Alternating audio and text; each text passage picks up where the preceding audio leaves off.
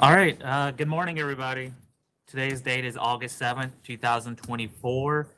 This is a regular meeting of the members of the State Liquor Authority being conducted in New York City with video conferencing to our offices in Albany and Buffalo. This meeting is also being live streamed on the Authority's YouTube channel, where you can also find the recordings of our past meetings. Present today are Chair Lily Fan, Commissioner Edgar De Leon, and Commissioner John Maya.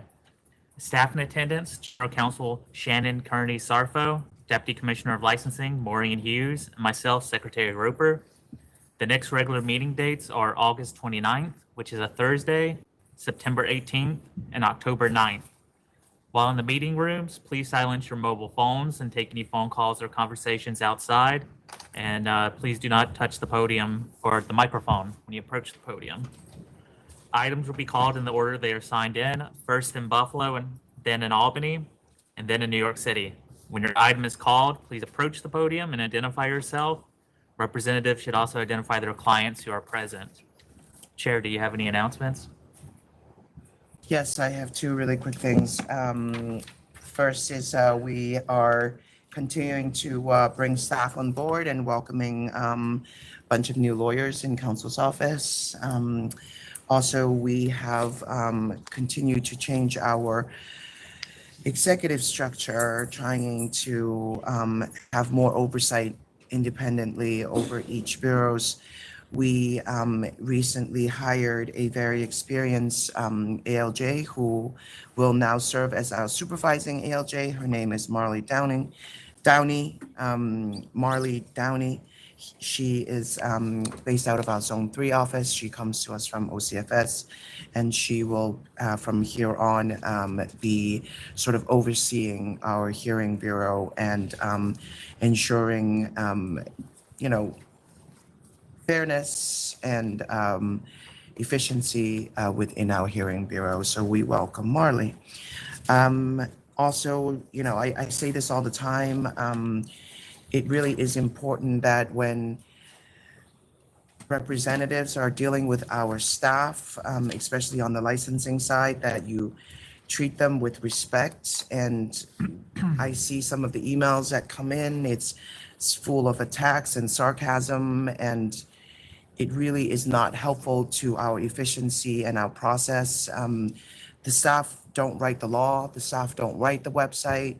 So really just please be thoughtful and respectful when you are dealing with our agency staff. Ultimately, we're all working for your clients together. It does not need to be adversarial and on the attack. If you have a policy related concern, do reach out to me or reach out to our executive staff or our general counsel, Shannon Kearney-Sarfo. And if you really have an issue with licensing staff, then do reach out to Maureen Hughes here, who is our Deputy Commissioner on Licensing. All right. Excuse me. First item is in Buffalo. It's going to be number 46, American Legion, Memorial Frederick.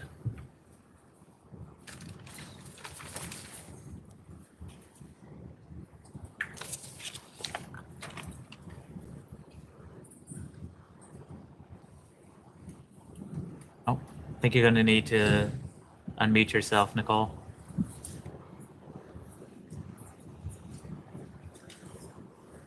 Yeah, sorry. Sorry about that. Good morning, members. My name is Jacob Pierkowski. I'm an attorney with the Tarantino Law Firm. I'm here on behalf of the American Legion Memorial Frederick CADILLE Post number 1664 in Niagara Falls, New York, and I'm joined by Principal and ABC Officer Ken Dillon. This is a holdover from the last meeting, and this is, in all my years of working with the authority, this is one of the more unusual cases. Why this renewal application was submitted in the manner it was, I can't figure it out. My client is unaware of what happened, but what we know at that time is that there was an issue with the prior principal who was ultimately the complainant in this matter. And given that, and given the fact that, look, the paperwork was filed incorrectly, we've offered a $4,000 conditional no contest that we ask would be accepted. These individuals have been open since 1970, have had no violations since 1998.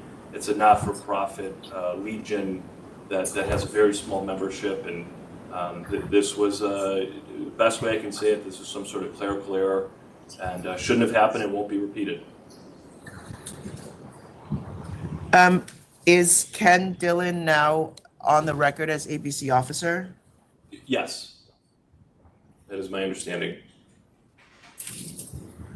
Do we have that, Maureen?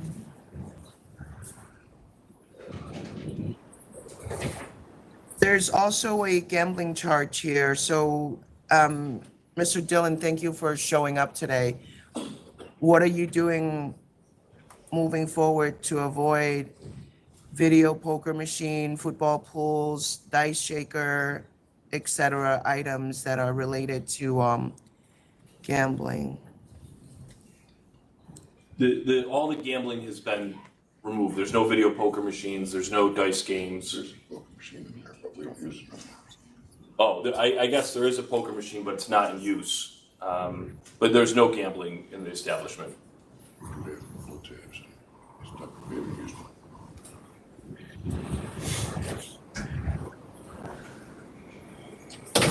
Is the ABC officer on record? Okay, but they still have a video poker machine. What? Have to get rid of it, right? Can we get rid of the machine? Yeah. We'll get rid of the machine, no problem. It's just there, we'll take it out.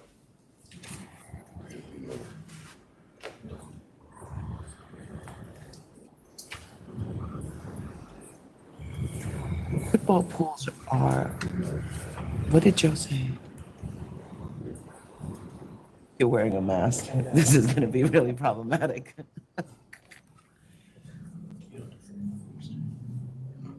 Right. Chair, there are no football pools that they're running. And they won't be, the season's not in now, but they won't be during the season. Okay, and no dice game for free drink. It's just, you know, that's the law. Yeah, understood. You know, game of skill is fine, game of chance is not. Okay? All right, thank you, Mr. Dillon. I'm going to reduce this to 2,000 if the commissioners will agree. Agreed, yes. Mr. Dillon. I'll accept 2,000. Okay. All right, thank you, sir. Thank you for coming. Thank you, members. Thank you. Next in Buffalo is number 44, Josephine A. Graves, DBA BARDOS.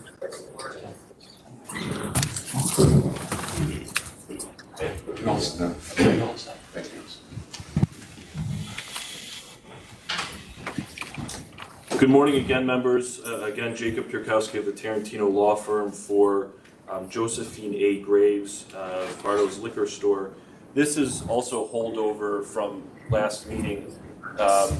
If the members recall, I'll be very brief here, but Miss Graves was struck tragically walking out of her liquor store. She owned it individually. She was a vehicle that jumped the curb and hit her.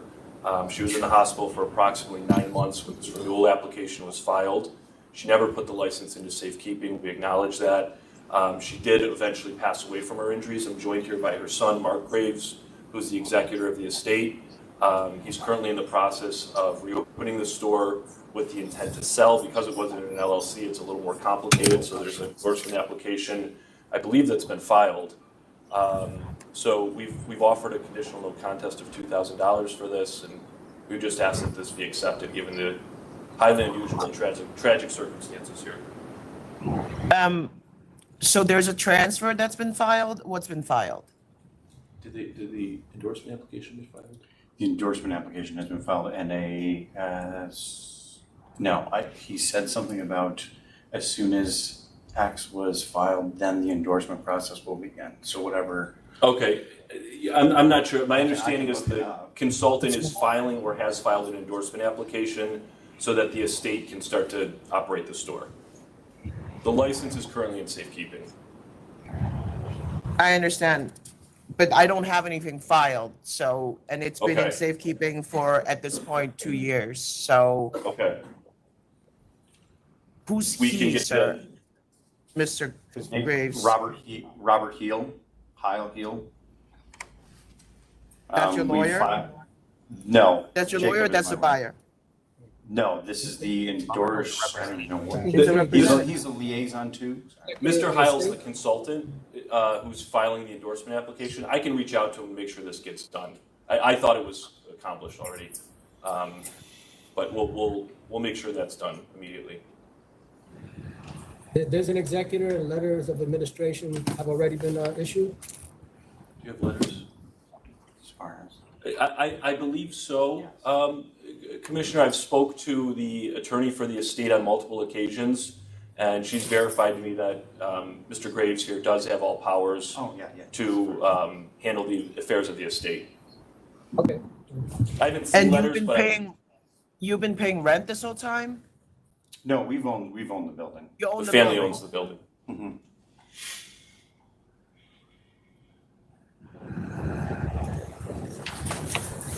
And I believe, Chair, this was a store that was started by Miss Graves's grandfather, possibly.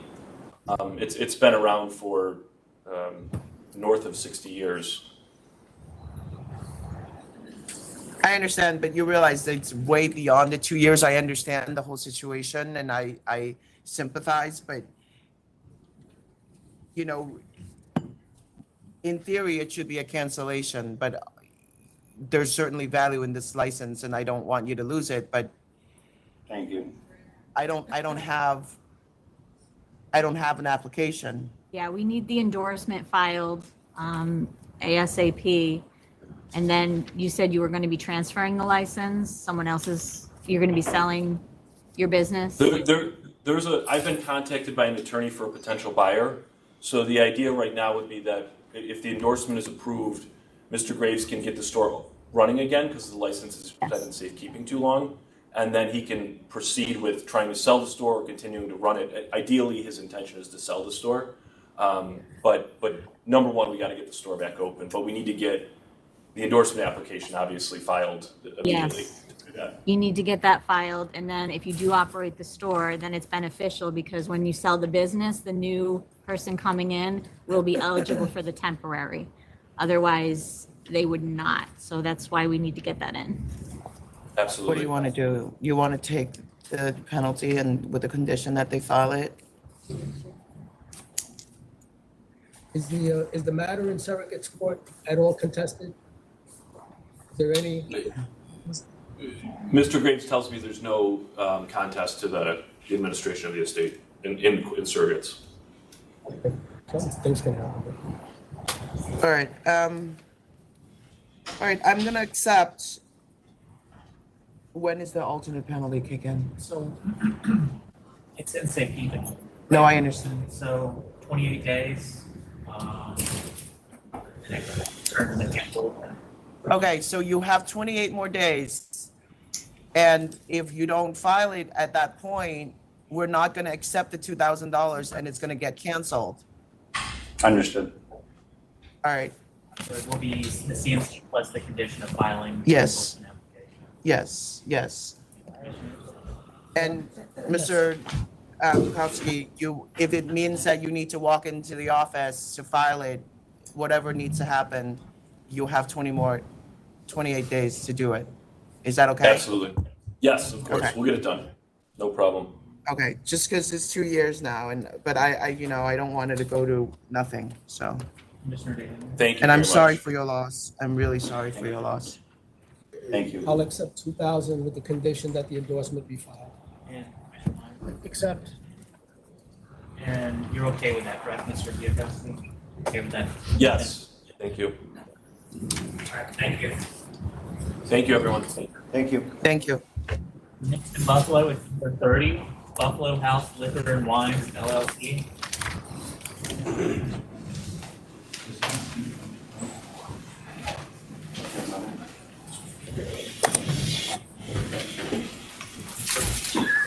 Okay. Yes. Yes. We're there. You have opposition. You have opposition. Buffalo. Yes. But go ahead and put your name and your client's name on the record. Yeah. Good morning, members. Manuel Bardazzi Law PLC, representing Buffalo House Liquor and Wines LLC, and also from Buffalo are attending Ms. Israt Arjumat, the owner, and Mr. Vadan Patel, the manager of the store.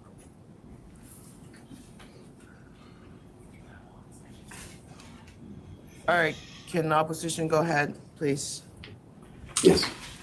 Put your name on the record. Yes, good morning, members. Attorney Sean McGavin Grimm. I'm here today with representing 3 liquor stores which are opposing. M. Butler Wine and Spirits, DBA Sheridan Plaza Liquors, Sunny Liquors, DBA Midnight Liquors, and Straight Up Liquors. These are 3 of the closest stores to the proposed location, and each of their principals is here with me today. I did Sorry, submit, it's M Butler Straight Up and Star Wine and Liquor? no, Sunny Liquors with DBA Midnight Sunny Liquors. Liquors. Okay, I don't have that as one of the closest stores, sir. It may not be one of the 4 closest. It is within a few miles of the proposed location. Okay, sorry, I thought you said And they're they were the 3 of the asked- closest. Fine. Yes, it's 1.68 miles, and they did submit a gross sales report. So weird, why is it not on my list? Okay, all right, go ahead. Is that a new store, sir? So Midnight Liquors is not, well, it's new, relatively new, 2021, and it was only about 2 or 3 months ago that an alteration application for Sunny was approved, by which they expanded by about 2,000 square feet to add, it was straight storage, but it was about a 40% expansion of the existing store, and that was about 3 months ago. Okay, and it's 1.6 miles? 1.6 miles, correct. It went from what, and sorry, what's the current size of it? Current size is, I believe, 4,400 square feet. I represented Sunny Liquors in that application too, which was approved. What's It the went from retail? 2,400 to 4,400 square feet, but the additional 2,000 square feet was storage only. So what's the retail? Retail is 2,400. Okay, I mean, originally you usually have some storage already, but fine. Okay. Well, yes, now the retail is 2,400. Prior to the, Okay. They really had no storage, to be honest with you. I understand. Which is why. All right. Okay. Got it. All Thank right. you. So, thank you. I'll proceed. I did put in a written submission on behalf of M. Butler Wine and Spirits, and I have since been retained by the other stores to also oppose this license. And I go through in my letter the specifics regarding the demographics of the area, the decreasing population, the fact that it's in a not what would be considered a booming economic area. But going past those statistics, which I'm sure the members are familiar with, I'd like to talk just a little bit about the gross sales. And when we're looking at sales, I'll start with M. Butler. M. Butler's sales have decreased by nearly $600,000 over the past 3 years. And in fact, their sales in 2023 were less than they were in 2019. Straight Up Liquors, their gross sales have decreased from about 2.5 million. I don't have the report in front of me, so I'm going to approximate here. About 2.5 million in 2019 down to 1.9 million last year. So there's a decrease of over 20% when compared to the pre-pandemic years. As we all know, 20 and 21 are really accurate barometers of the success or the level of business. And I would add on top What of that. about Midnight? What about Midnight? Midnight's sales, the principal I spoke with before, I didn't have their gross sales report either. I was just retained, but their sales are slightly up. That's correct. However, we And think that's when you were comparing I guess the storage only, so 21 to 23 is up? 23 was up over 22. 21 was, I don't believe it's up over 21.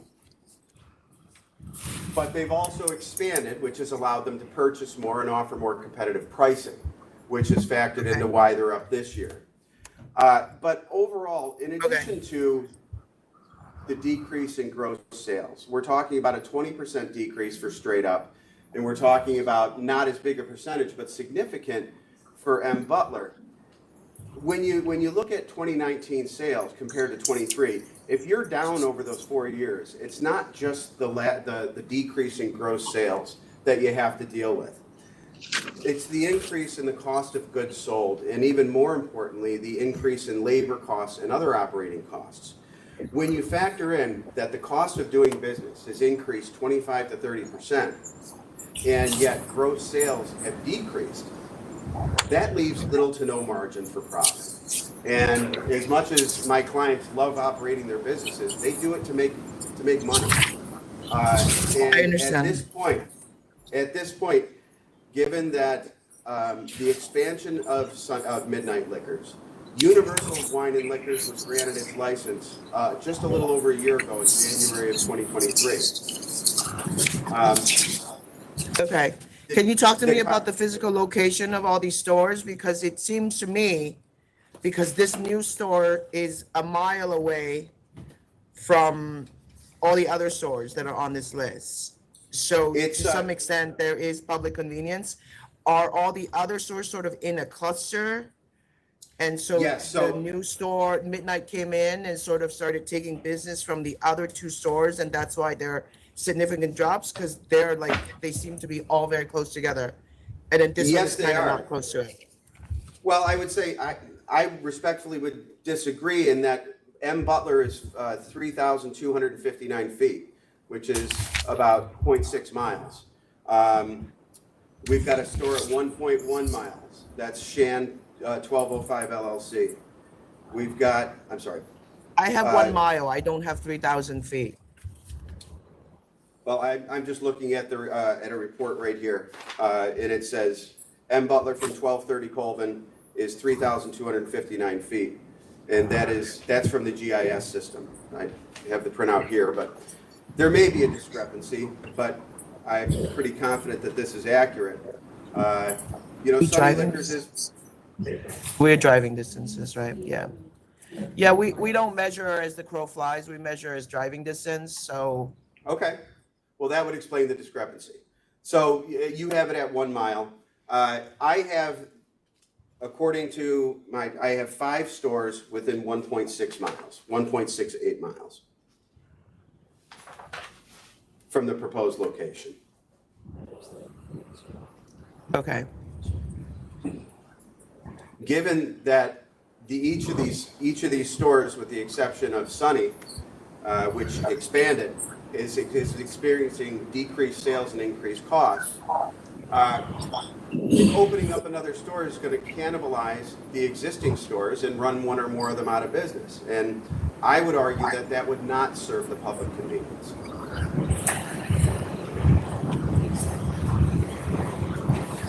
I understand.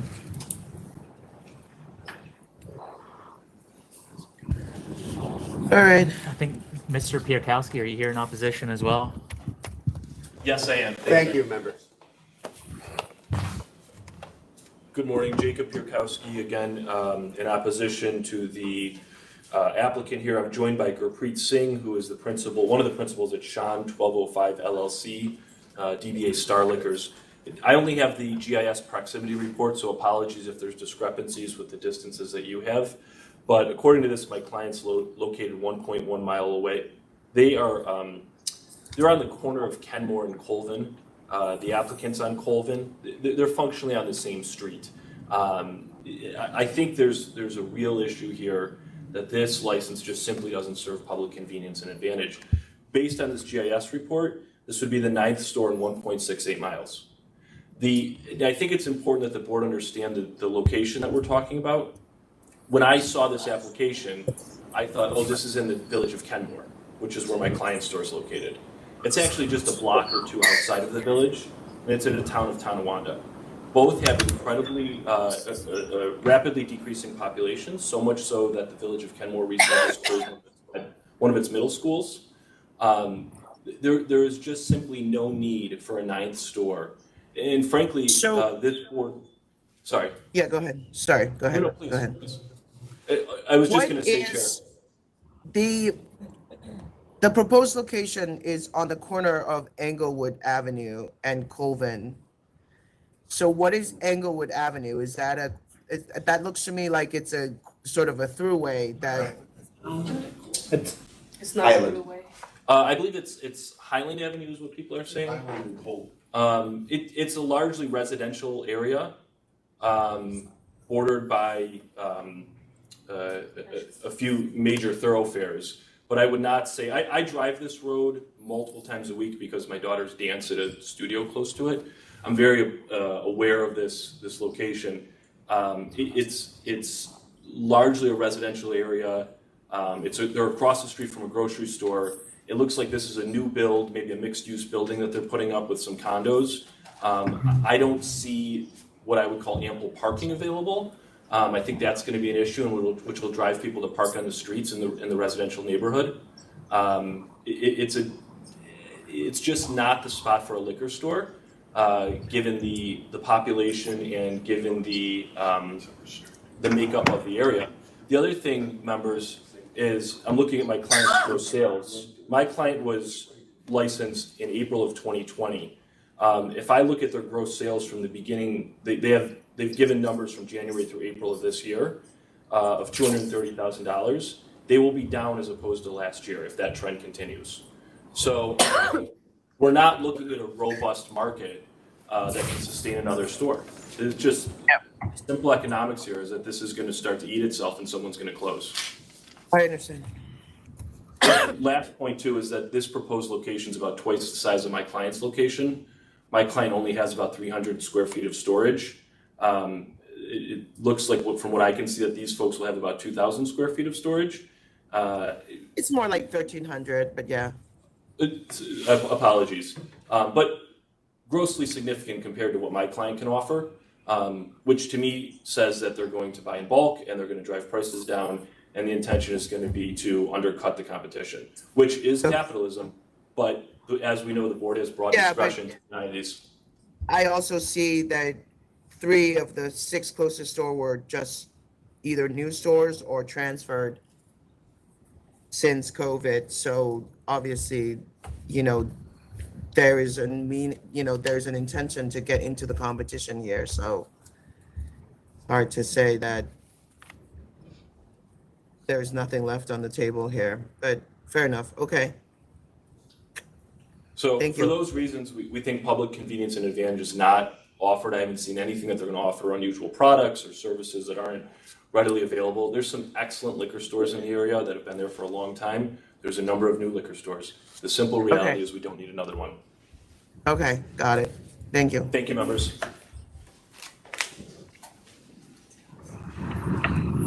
All right. Board, I believe there is one other gentleman that's in opposition who wasn't represented. Is there anyone else wishes to speak? Okay.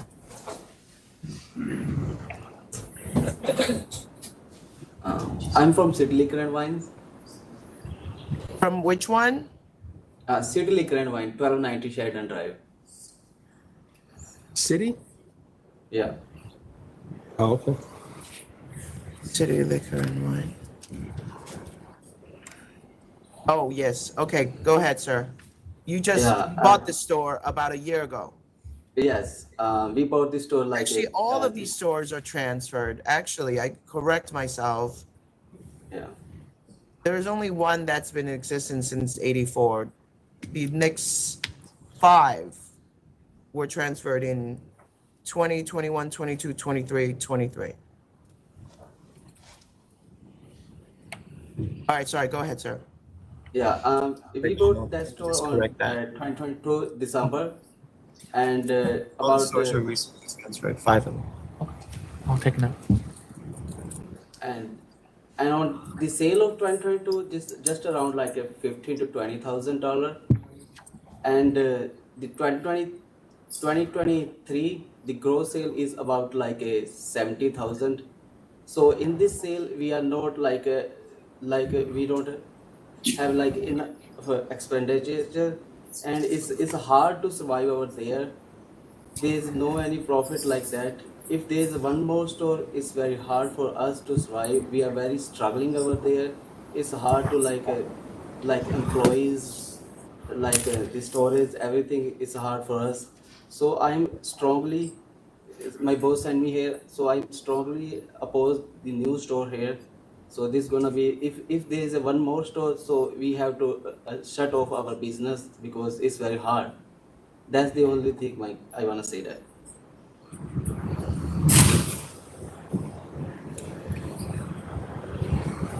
Okay, thank you, sir. Yeah, thank you. All right, go ahead. Members, we believe that the approval of this application will serve the public convenience and advantage. If you had a chance, as I believe you did, to take a look at the map, you can see that our store is located at the center of a square area where there's absolutely no liquor store whatsoever. And as was noted previously, the cluster of liquor stores is located somewhere else, not in our area. Our store is inside a square area without any other liquor store. And that is probably reasonably the reason why some of these stores, not all of them, are not doing well, so to speak. But in any case, we go over each one of them. So of the 5 closest liquor stores in the area, 2 are located 1 and 1.1 miles away from the proposed premises, and 3 of them almost 2 miles away. So the distance from other store is significant and should not impact their operation. The closest liquor store is Sheridan Plaza Liquor. Their sales have been almost $5 million a year for the past few years. The second closest is Star Wine and Liquor, which is 1.1 miles away, and which revenues have been increasing steadily every year since 2020 and up to $760K approximately for 2023. The figure reported for 2024 is partial, is $230K up until April, and it does not keep into consideration that the peak of the sales happens at the end of the year. Straight Up Wine and Liquors is 1.5 miles away. The distance is even more significant, and their sales have been around $2 million for the past few years. And for 2024, we have only partial data, which again does not consider the peak at the end of the year. The distance of the liquor store is significant, and we cannot anticipate that. Do you make the argument that you're replacing a closed store? Can you tell me more about that? Yes, Vedant, you know more about that. We believe that there was like an existing store, right, probably a few steps away, but Mr. Patel knows better on this point. Yes, so there was a store since 1960s, I believe so. It was Highland Liquor and Wines. And since when? I believe so. It's in 1960s, but there is no data available on SLA website. I believe Emmanuel tried sending an email to get information about that license. It closed in 2012? Yes, and that's only 200 feet from where our proposed liquor store is. I believe it was closed in 2012 or somewhere around 10 to 15 years ago. And how long was it in existence? 1947? Okay.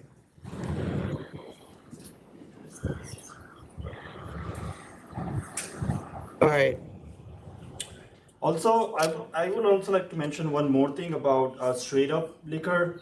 As straight up, I believe so. There is a current application pending of sale, and it's operating under a temporary license. If I'm correct. Okay.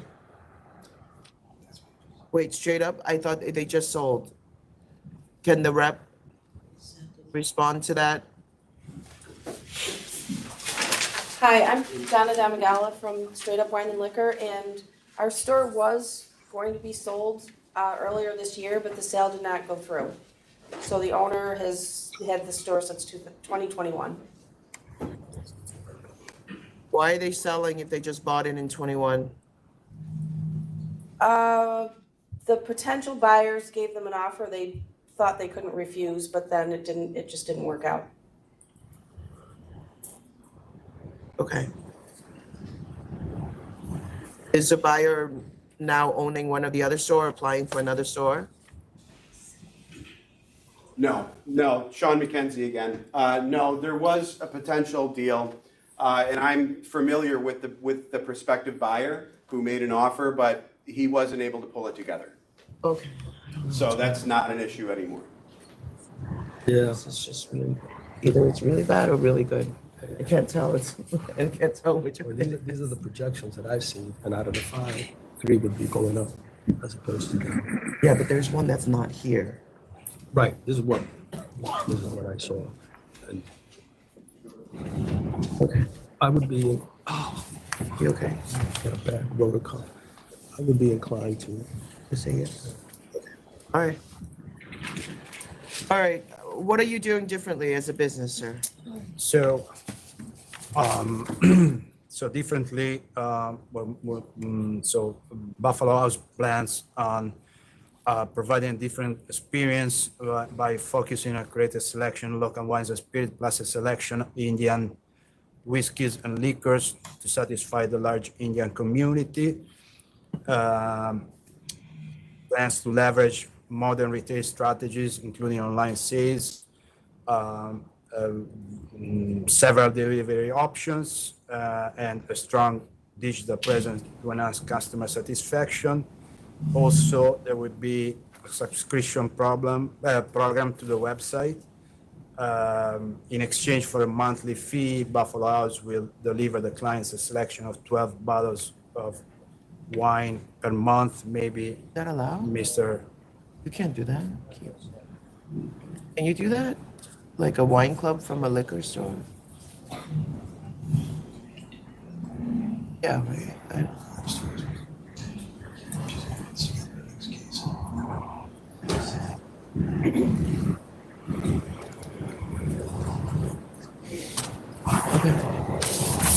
All right. You guys have liquor stores in your family? No. You guys are related to each other? Yes. How are you related to each other? We are girlfriend and boyfriend. Oh, okay. So one person is on the license and one person is the manager? Correct. Yes. Okay. Mr. Patel also is the manager, as experience as an associate in another liquor store, and they also are taking courses, the Wine Academy of Las Vegas, and they're planning on getting the Cornell wine certification shortly. All right. Also, I will quickly. So you're both going to be there full time? Yes. One more thing I would like to add to what different we are going to do is we will be bringing more international products into the market than what is available right now, because other liquor stores in the area are all focused about what's out there available through the distribution and the nationwide products, the common wines and whiskeys or the bourbons. But our intention is to bring international products through partnerships. Currently, we are talking with 2 brands. They reached out to us and potentially they want to launch in USA through a retail network through us. and that's Rogue Baron Tequila from Mexico and Shinzu whiskey from Japan. So there is also demand of international products in the area, which no other liquor store is kind of providing. Okay. It would be helpful if you focus on, you know, New York products, especially there are all these manufacturers in the Buffalo area that may be worth your time exploring, learning, because you are called the Buffalo House Liquor and Wine. Yes, I was going to mention that as well. In the letter we submitted, we also say that we've been visiting the local wineries, not just in Buffalo, but around the Niagara Falls area. There's so many wineries. We are learning how the wines are made and all that kind of stuff, getting ourselves as much as knowledge. And that's another focus, that local wines is something that we would like to bring, and international. All right. Members ready to vote? Yes, indeed. All right, Commissioner De Leon. Okay, well, I appreciate all the presentations on both sides. Out of the 5 stores that gave us figures, 2 that are represented here in protest do show a decrease. But there's still sales of over $4 million for one, 4.4 projected for 2024. And let me say again, I've said this a number of times. For me, I discount the COVID years. When you're making comparisons to the COVID years, which are an anomaly, I apologize, are off for a lot of reasons. I discount those. Where I can go back to 2019, that's where I go. Where I can go to 2023, that's where I go. And here I have 2023 figures and figures for 2024, which I can extrapolate into whether or not they're going to show a profit. And when I do that, I see that 3 out of the 5 are going to show a profit, one of about $500,000. The financing here comes from an SBA loan. I understand that you are going to leave your current employment and devote yourselves to this business. There is support from the Chamber of Commerce. We had a letter from them and also from Senator Ryan. And I can see from the location why they would support this project, because that looks like a building that needs an area that could use the upgrade. You also made a good point about the store that had closed, which is not far away. And your location, I think, is distinguishable from the other stores. So for all those reasons, I will vote to approve. Commissioner Meyer? I vote to approve. And Chair. I'm looking at the map. I see this is sort of on a big corner, a mile from everybody else, sort of in the center, as council argued. So just judging from the map, I'm going to find public convenience advantage and vote to approve. However, I just want to mention that council's office is going to look into this subscription method of operation, and we will. If it cannot be done, we will not do it. Yeah. Oh, you should consult with your lawyer whether you can. I thought I was supposed to consult with my lawyer, but no, it's for you to consult with your lawyer about that and make sure that is operable.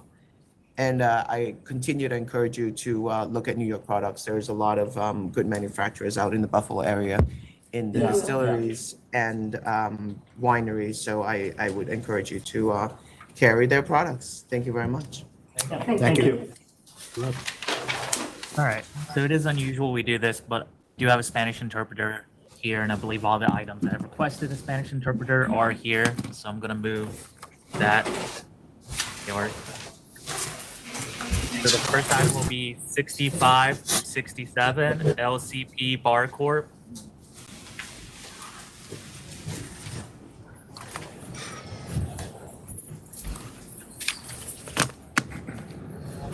Good morning. Is the interpreter? Please come up. Attorney Lucy Chivarria. Good morning, Chair Fan. Good morning, Commissioner De Leon. Today I'm here with my client, Lázaro Cisneros, who's the principal of LCP Bar Corp, doing business as Acapulco Bar Restaurant. Before you go forward, I'm sorry, can the interpreter put her name on the record? Aurelia Garcia. Thank you. Thank you. And also Commissioner Maya. My apologies. I'm also here with Aurelia Tavares, who's been instrumental in helping the licensee address these serious issues that are before the board today. On May 28th, on behalf of LCP Bar, doing business as Acapulco Bar Restaurant, I submitted a conditional offer of $15,000 in a global settlement for the matter before the board. At this moment, the on-premises liquor license for Acapulco, which is located in Queens at 4320 31st Avenue in Astoria, with serial number 1273358, has been renewed, but has yet to be reissued to the licensee, pending the present matter before the board. We respectfully request that there be a reissuance of the license and offer a fine of $15,000 as a penalty. For the reason that the licensee has, with the help of Mr. Tavares and the community board, has established remedial measures, including the removal of a co-owner, as well as voluntarily putting the license in safekeeping. And he has suspended operations of the business. The license expired. How is it in safekeeping? Well, we were asked, my client did submit the license for safekeeping. So are you not operating right now? No, we're closed. And then. How long have you been closed for? Since the day we surrendered the license, which was February.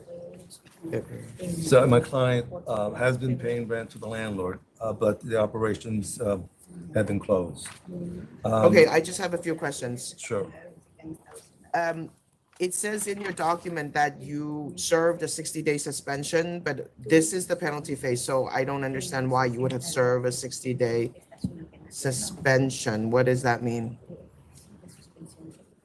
Let me just, we voluntarily surrendered the license and put it in safekeeping before the license expired so that he could take care of the remedial measures. We wanted the 60 days. It's a suspension. I mean, No, that's your choice to not operate. Correct. We just added it in as if they were to suspend the licensee, we have voluntarily put in addition to the penalty, we've already put in the license in safekeeping to address the remedial measures. All right. In addition, he's implemented new security detail at the establishment, worked with the liaison company to upgrade the surveillance systems, put stricter entry controls. All right, so in 2023, in March, there's a serious slashing that happened within the premises. Nothing gets fixed. Within 6 weeks, there is another visit and unregistered security guards, failure to display license, really basic stuff. And then in May, there's a focal point charge for more violence. In January of 24, there is yet another shooting inside the premises.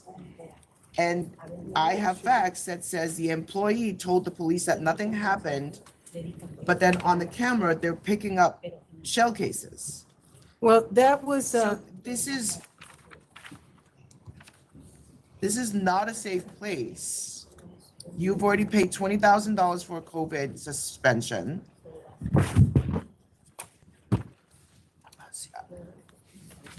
the shooting did not happen inside the premises. It was outside, and I don't know if you've seen a map of the area, Chair Fan. There's another club right there, and they came from that club outside this club. And the reason So this is a club now? no, that club outside of the, no, The restaurant, there's a You just club, said this that- is a I'm club. sorry, there's So a this is club. supposed to be a restaurant. It is, there's a club right next door to it, about a block and a half away. That violence came from there. That's not the crowd that frequents this. And frequently, most of those issues, and that happened outside, most of these issues are external as focal point because they come from that area and they come up because I don't know if you've noticed, the main street is, they have to pass Acapulco to go there. We have taken out the licensee will be on premise at all time. He's removed his partner, who is not participating in this business any further because of his lack of supervision. And the applicant has closed over 60 days to be able to address these issues one by one, in addition to changing the security detail, changing the protocol, and taking remedial measures that I believe would be more satisfactory to the members of the authority. We understand that if this license is reinstated or granted, that he probably has one more lifeline, but we are not taking any chances here. So you're a nightclub, right? It says that you're a nightclub. You're a nightclub, right? He has music in the establishment. He has DJ, he has When you have a guest karaoke. list, you're doing table reservations. Yeah. That's a nightclub, ma'am. We have guest lists, restaurants have guest lists, and you can do reservations in restaurants. This is a restaurant with DJ, karaoke, and live music. They're advertising as a nightclub. That's all been removed. He's not doing any of that. That has not been, it has not. That's on the, Where are you in? I just have a question. Go ahead. I just have a question, and it may be in the record, and either commissioners or council could help. You said you surrendered the license? he put the license in safekeeping. Safekeeping, I'm sorry. And it was renewed, correct? No, it's not renewed. Okay. No, When there's it's, a pending- It's pending. When there is a pending disciplinary, we generally do not allow them to renew. And they have, what they were saying about the suspension. Yes. They call it a 60-day suspension. What they did was they said, we will stop operating All right, because we would not give them the renewal. okay. They No, renewed it and it's still in safekeeping. Yeah. Okay, okay. All right. we stopped operating before a renewal was up for consideration. We didn't do it because you didn't give us a renewal. We stopped operating way in February, almost 3 months before this even came before full board and before the license expires. That wasn't the reason. We saw some of the things that were happening here. We came in and said, listen, get rid of this partner that you have and start changing things over here. Yeah, they are. And their method of operation says live recorded music permitted. Right, but I don't even see any tables. It's a nightclub.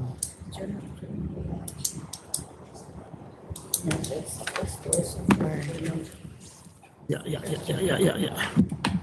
Are the members ready to vote? Can we hear from the licensee or the pre-licensee? I think it's, because we gotta look at that. No quieren renovar, porque yo le diga por qué ha hecho los cambios que ha hecho. No se le mismo por favor, y ella le va a reducir.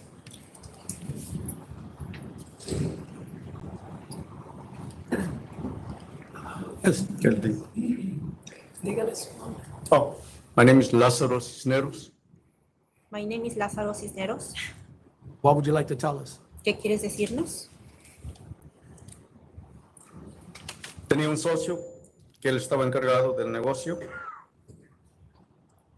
I have another person in my business that was in charge of.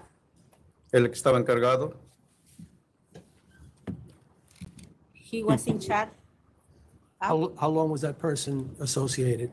¿Por cuánto tiempo estaba asociado contigo? Como 3 años. Around 3 years. And tiene más tiempo en el negocio que yo. Él se encargó del negocio.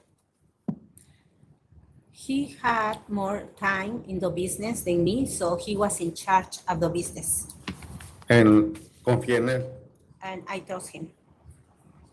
So ahora todo esto que pasó ya lo retiré porque solo me hizo daño. So now that all this happened, so I put him away because he just hurt me. Y yo voy a empezar con todo nuevo, And I'm going to start with everything new. Seguridad, Security, personal, person, employees, un nuevo sistema de cámaras. new system of cameras. Sir, do you Y- have tables and chairs in your restaurant? ¿Tienes mesas y sillas en tu restaurante? Sí, sí. You're licensed as a restaurant. Are you willing to run a restaurant until midnight?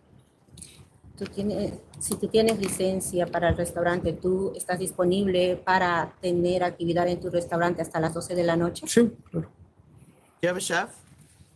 Sí. ¿Tienes cocinero? Who is your chef? ¿Quién es ¿Mm? tu cocinero? ¿Quién es tu cocinero? Bueno, ahora voy a contratar nuevo cocinero, que también es bien nuevo todo. I'm going to hire a new chef because everything is going to be new. En plus, yo también soy cocinero. And I am a chef too. All right. Is there anything else you'd like to tell us? ¿Quieres decirnos alguna otra cosa? Pues voy a cooperar con todo, con la ley, todo lo que, cualquier pregunta que me hagan o yo a cooperar en lo máximo para que todo esté bien. I'm going to cooperate with the law. If you going to tell me any question, so I will cooperate.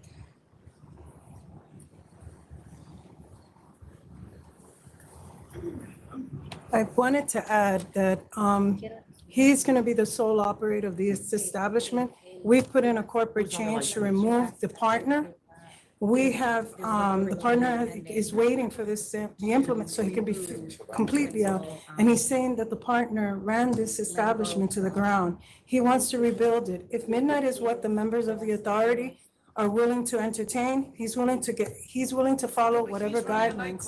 And it needs a restaurant. He doesn't even have a chef. Like, I mean, it's. He's starting over, Chair Fan. He's starting over. He's getting a new chef. Then he has to just apply again. Community board and the police are asking for revocation. Okay, all right, go ahead. Commissioner Yeah. De Leon? Are we voting? Yeah. Okay. I understand what you say about having an associate and that you aren't in charge, but of day-to-day operations. You can always relinquish your authority. You can never relinquish your responsibility. The violations here, you said this gentleman was around for 3 years. They go back to 2019. There was a summary suspension in 2019. Then that was in December of 2019. We had February 20th, 2021, January 1st, 2022, March 29th, 2023, February 10th, 2023, April 6th, 2023, May 23rd, 2023, November 4th, 2023, January 20th, 2024, January 18th, 2024. That's a significant amount of complaints. The community board and the police have asked for revocation of the license at this location. It is being advertised, it was being advertised, and apparently still is being advertised as a nightclub. The reports are of between February 1st, 2021 and February 10th, 2023, 31,311 noise complaints. Between January 21st, 2021 and February 13th, 2023, 256 directed patrols to the site. Numerous complaints of double parked cars, and then we had the slashings and the shootings that were referenced by the chair. What particularly strikes me is when you go on Google Maps and you see this location, it's surrounded by residences. And we want to support this industry, but we have to do it responsibly. And I feel for those people that have to deal with all this noise, all these double parked cars, violence coming out of this one location. With all that, and with the recommendations of the community board and the police, I just cannot support continuing this license. And respectfully, that is my vote. So cancellation Yeah. or cancellation? Yeah. Okay. Cancellation bond. Maya? Cancel. Cancel. Cancel and bond, correct? And bond, yes. And chair? I would have supported a restaurant till midnight, but it's cancel and bond. All right, so that is a counter offer. So that's a counter offer. So you'll get a letter. That's a counter offer of cancel and bond. Appreciate that. All right. All right. Thank you for your time. Next, that needs we got a couple more that needs an interpreter. 51, AYO Group Corp. Which one did you call? I'm sorry. Sorry, I need to adjourn 51 and 52. Both of them? One had to go out of the country in emergency, and the other one forgot it was today. I'm sorry, members. Ma'am, these have been held over Or I could for, handle, I don't know how many times now. So I can handle them if you want. I'll handle them today. AYO Group. I don't know. I mean, if it's a no, I wouldn't want anyone to say we didn't. Well, the last time it wasn't our fault. There was no interpreter present. So that you made us come again and, One, you know. 2, 3, all right. One that 829, please. 829 for For both of them? Is that They're okay, both Commissioners? interpreters. That's fine. For 51 Thank you, and members. 52. Yeah, 821, But 51. let me ask you, Chair Fan, on AYO Group, this one was one that that is the community darling, a great restaurant. We were just asking for ours, but there was no interpreter. Do you need the applicant here? On AYO Group, Ajo y Oregano? I don't know. You're the one requesting the interpreter, ma'am. Well, no, I don't know whether you need an interpreter. well, for Do they need AYO, to come? Yes. you want the applicant present? Okay. On 51, do you have anything from the community Yeah, board? if you request an interpreter and an interpreter comes, you know, it's sort of disrespectful to the interpreter and to the state and the expenses that are involved in that. Shoot, 51 wasn't But you're held not over for an come. interpreter. It was held over Because they requested it. they wanted to submit a letter of no rejection from the community. Community board. And we, Okay. 2 a.m. we don't have it yet. That's one. And then the other one is because they don't meet in the summer. The other one is the one that needs the interpreter. 52, which is room 100 Corp. That Yeah, one and that's needs a an 4 interpreter. a.m., so we need to have the Yeah. interpreter. All right, sorry. Okay. You gotta come again on the 29th. And Sorry. one more that needs an interpreter is 68 Lobster Steakhouse Restaurant, Inc. 68.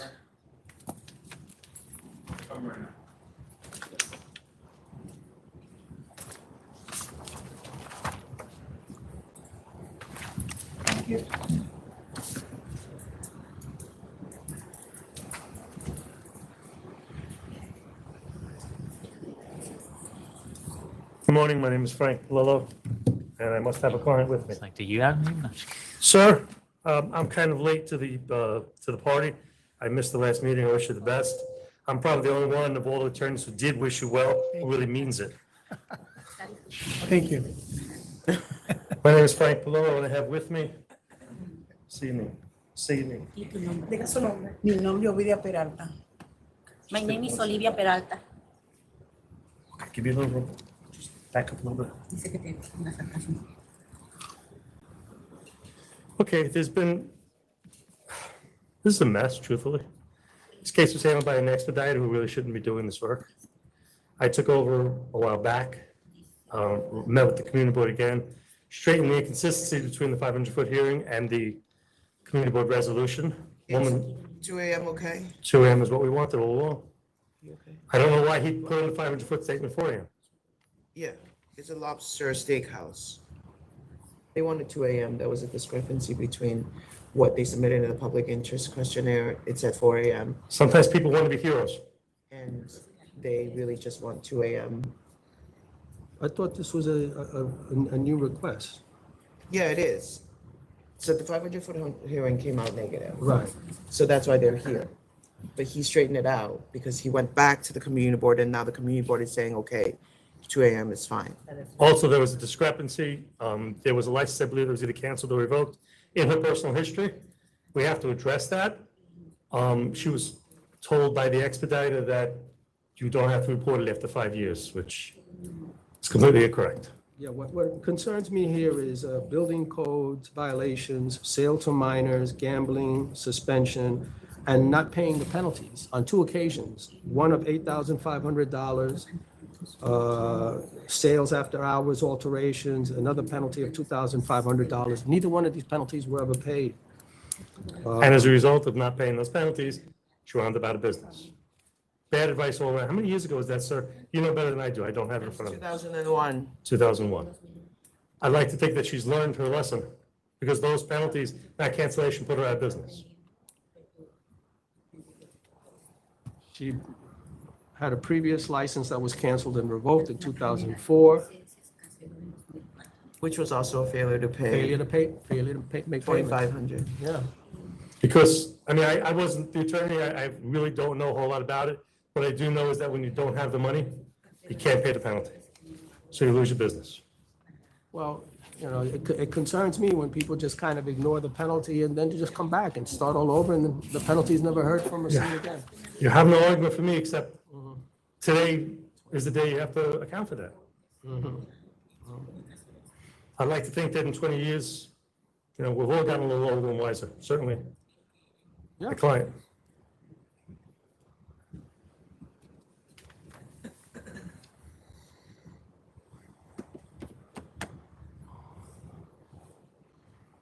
I would know, and I also don't know, because I think she has a temporary for nearly a year or over a year. Yeah, it looks like the temp was issued to an address 70 West 179th, but it should be, the entrance is actually at 4227 Broadway. That's the same address. It's the corner. Yeah. You know, an issue was made out of it, but it's the same address. The landlord actually was one who refused to, he fought with me to fight it, to change it. But I mean, it's not as though there was a school or a church or anything like that. There was no attempt to be less than truthful. She's been operating, I think, for over a year with temporary, with no issues. She's well liked in the neighborhood, the community board approves. And we're asking for hours that are actually early for that neighborhood. Commissioner, I understand your point, but it's 20 years ago and I can't change it. I agree with you. No, you know, it is what it is, okay? But I think it would be unfair really to penalize her at this point. No, I wouldn't say it's unfair, and I wouldn't take the position that she wasn't aware that these payments had to be made and just refused to make them over on 3 occasions, going back to 2004. 3 occasions or 2? It's 2. It's 2. But the point is that it's not that you refuse. If you don't have it, you can't pay it.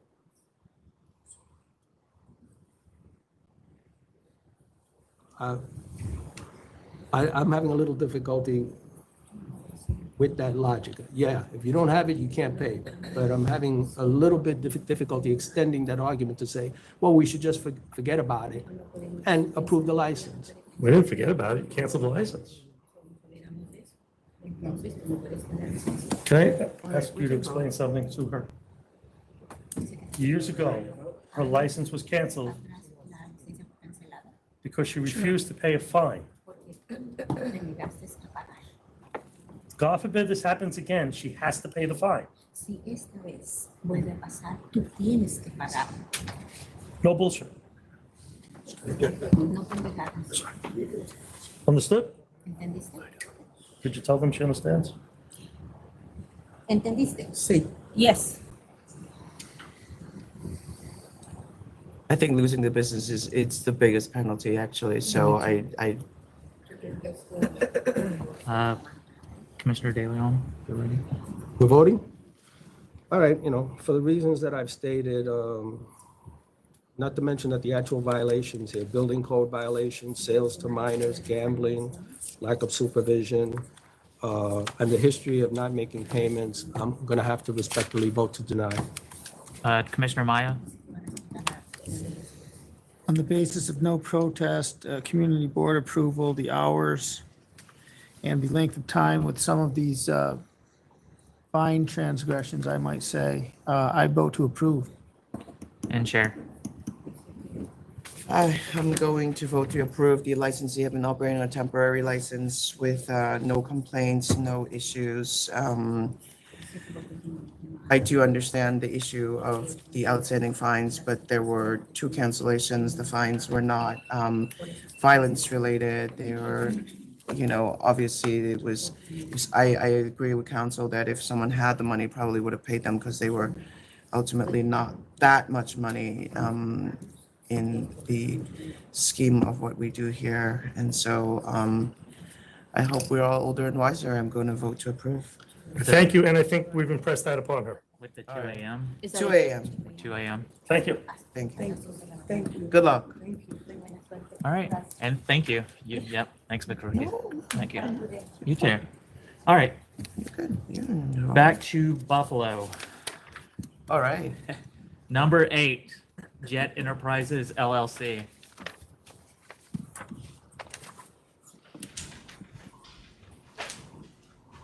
Hello, Board. Tim Woodward. I own Jett Enterprises, which is DBA West Main Wine and Spirits. Are you okay? So what's the request? You're just... I just want to move my store 18 inches around the corner. The building, I own the building, but there's 2 separate addresses, 341, 343. I just want to put it in 343, which is where the warehouse is. Well, the application said you wanted to increase space, and you're going from 716 square feet to 5,038 square feet. You had Total? 500, yeah, that's what I see. You had 537 square feet for retail. Now you're going to 2,352. That is an increase we have of like 88%. That's significant. The only reason given was to increase space. Right, he's trying to include the storage into the store. Right now, he has a warehouse permit. Is that right, sir? That's correct. Yeah, so he already has. I just want it in line. Like, Right, yes, but obviously you're the still- space will increase. That's correct. Right, you're still making a significant increase in retail space, whether it's Correct. whether warehouse or not. There's going to be a lot more space for selling alcohol. That's correct. All right. Do the members have any further questions? I don't. I had a question about the lease, but obviously he owns both spaces, so I'm good. How many employees do you have? 5. Are you going to increase with this move, or does it actually make it easier? I don't intend to. It makes it easier. Yeah, okay. All right, if the members are ready to vote, Commissioner De Leon. Yeah, I'm looking at the gross sales here for the 5 stores that we got. 2 show a projected decrease for 2024. 3 show a minor increase in sales. All right, I'm going to vote to approve, and I hope it works out. Thank you. Commissioner Maya I vote to approve. and Chair. All right, I'm going to vote to approve. Thank you. Thank you very much. All right, so the next item is number 1, CLEARSKY Ventures, Inc., DBA Liquor and Wine Store. We have opposition in Buffalo, but the applicant is in Albany. Okay. So if the applicant in Albany can come up and introduce themselves. All right, can I just take 2 minutes? I'm sorry. Yep, actually, we're going to go off the record Sorry, for a, sorry. brief moment, brief recess. We'll be back shortly.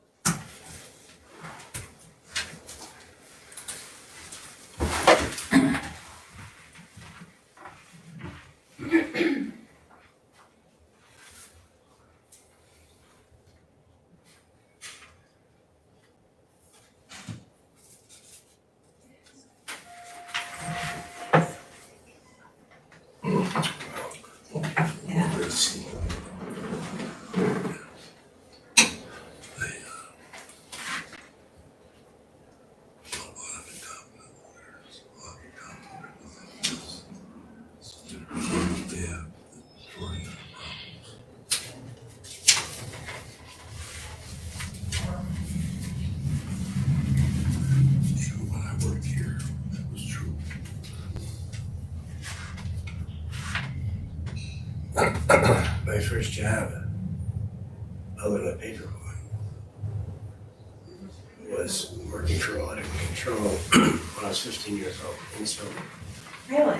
yeah, Wow. they used to, Oh, I don't know how long it's been. Why do you have to stand? get a working basis. Boring job, Yeah, you'll just be right up, standing right up here. Cool, should we just wait here for now? If you would like.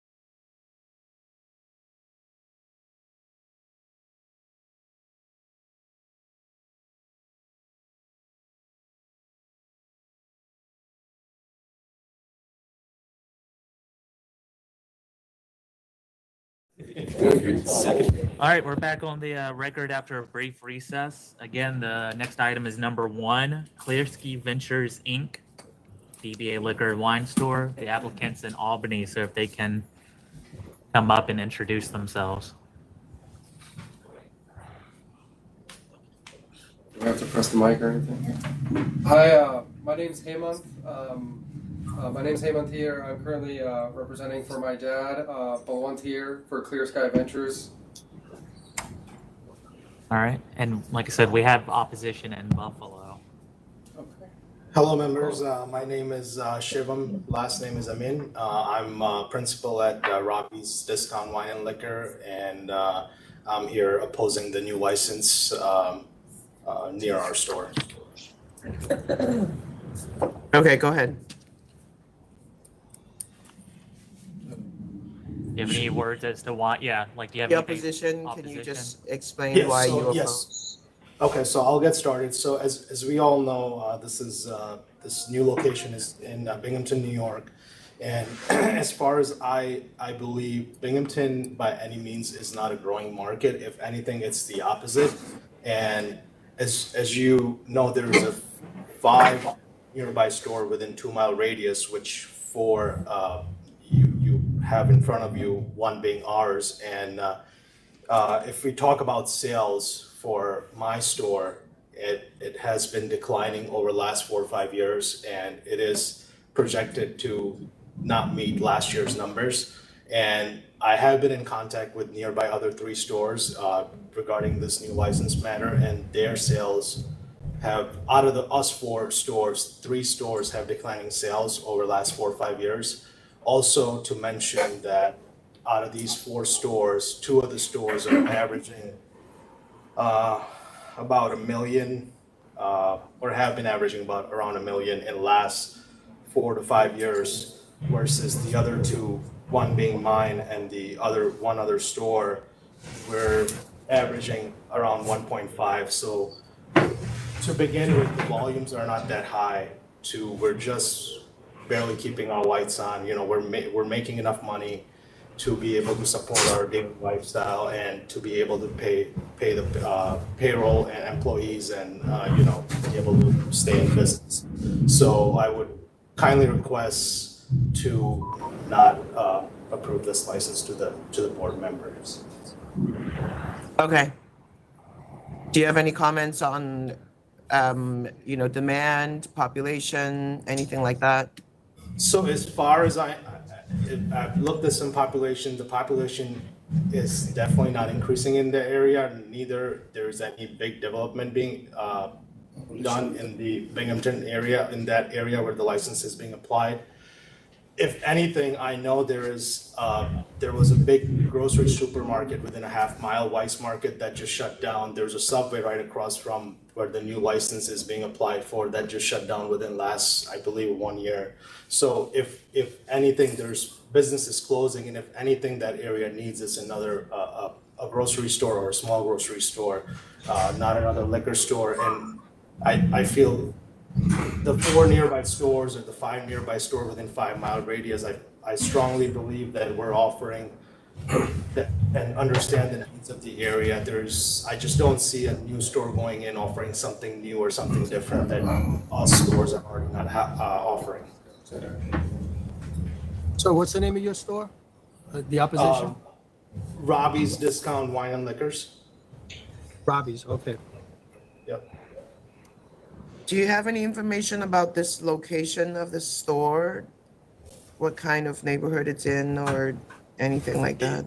It's mostly a residential neighborhood. If I talk about there is a main road that has a couple of gas stations, but it is an older neighborhood with a lot of old homes. There's nothing, as far as I can recall, any new construction or apartment buildings or anything like that. They're mostly all single-family homes. Okay. All right, thank you. Yeah. All right, is there any other protests anywhere? No? Okay. No. The applicant can speak. Go ahead. Sure. First of all, thank you for making those statements. I want to say. I'm sorry, you are representing your father, who's the applicant, is that right? Yes, yes, ma'am. Yes. Okay, but the money is coming from your mother? No, I have my No. own money. May I ask where the statement is regarding the money is coming from my mother? Sorry. I mean, it's in the application, I think. But the mother is the manager, right? Yes, she is. Oh. That's correct. Right. And the spouse, I guess, is coming from a joint account. Yes, that's correct. Yeah. Okay, so why is she not on the license? She's here too. Okay, license group. Hi, everyone. Oh, why is she not on the license? Okay, license group. License So at the time of the license application, when my father was working with the agent, it looks like at the time he only listed his name. money के कारण. Yeah. Because of money, because both name. But बता दें. You can speak up, sir. That's not really an answer. So it's their money, but it's only his license and she's working there. मतलब we have joint account, with my wife, so that's the reason we didn't put her name. That's one, just put my name on it. That's all, Okay. Doesn't look good. Well, it's her money too. Exactly what I'm saying. It's her money also. Anything in that joint account belongs to the two of you. Anything that was. Is there a possibility to sort of make changes to that? Do we? I mean, it looks like Yeah, we you can can make certainly that add her as a principal. I don't know. Who owns the building? He owns the building. I own the buildings, When did you buy the building? Before or after the marriage? After the marriage. Oh, your wife owns that building too.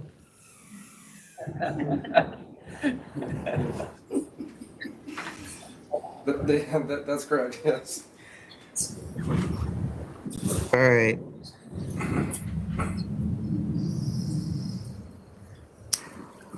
So given that information, is that something we can, again, like add to the application? It looks like it's something that we can correct. Let him come back.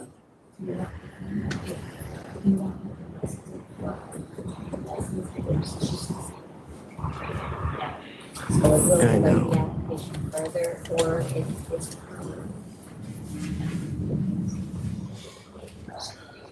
Added. Subsequently. Did I can speak to the? Mhm. I don't think she has to.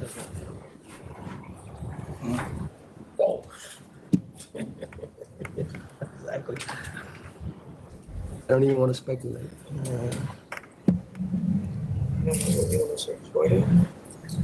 Yeah, I mean, the city supported. They were going to support it. Who's going to support it? But All right. Yeah, Are the members ready to vote? we're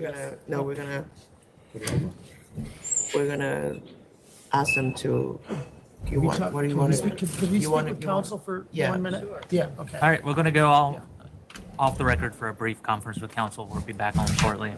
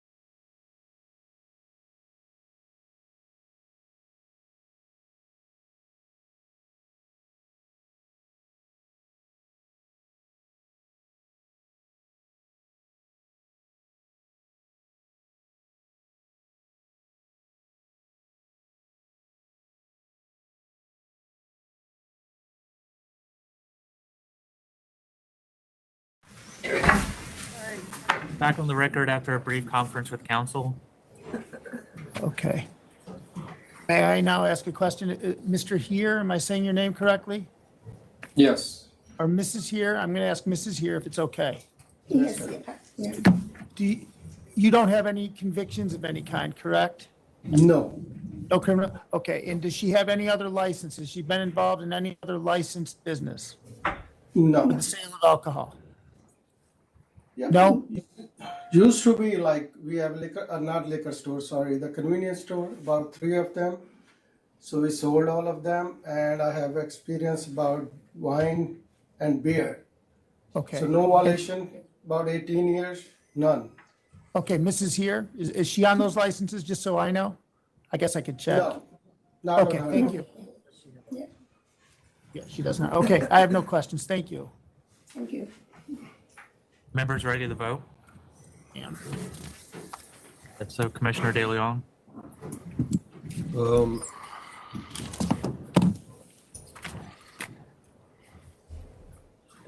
Hold on one second.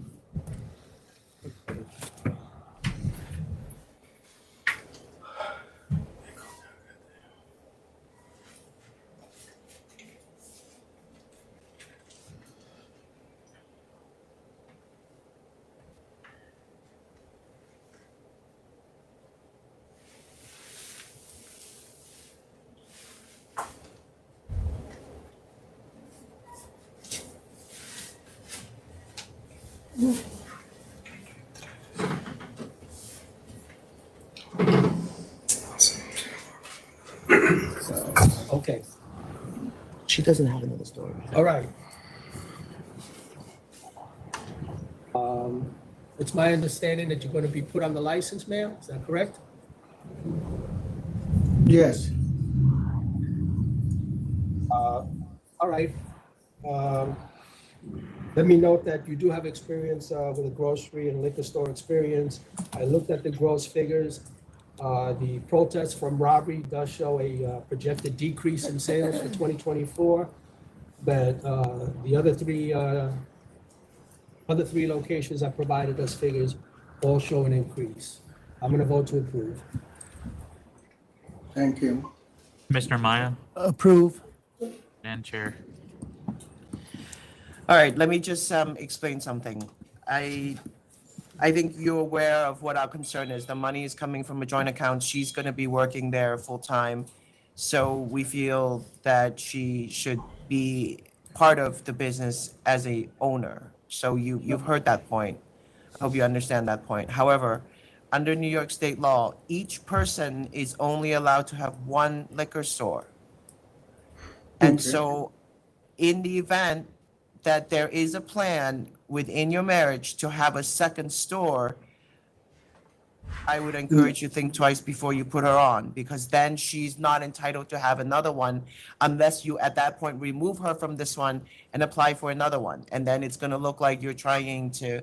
So, I'm just saying, think about what your business plan is. We're looking at the facts and we see where the money is coming from and what her input is going to be. So, but ultimately it's your decision. You understand what I'm saying? Yes. Yes, they understand. That's correct. Okay. While you're at it, I would add her to the building as well, but I'm going to vote to approve. Thank you. Thank you. Alrighty, yep, thank you so much. Thank you for your time. Thank you. Next is 33, J. Kumar Deli and Grocery, Inc.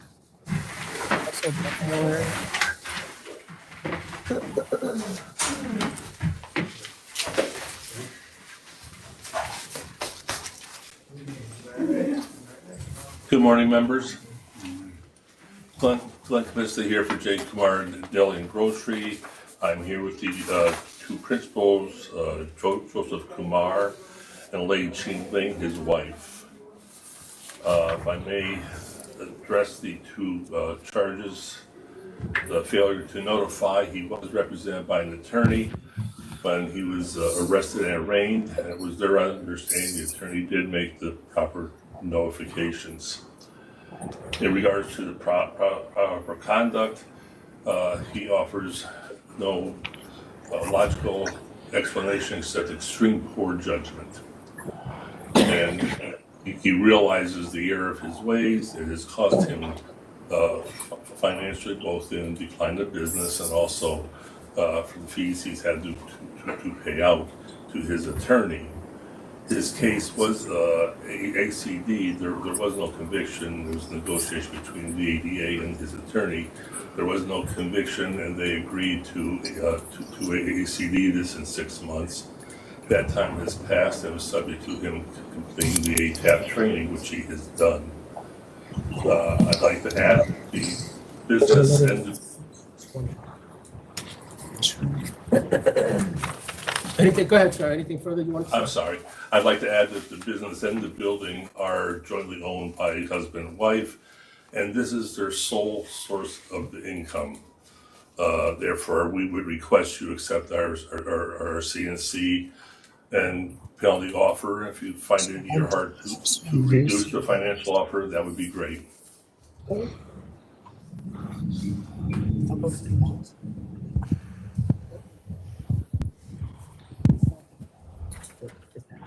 No, I misplaced it. I thought I put it over here.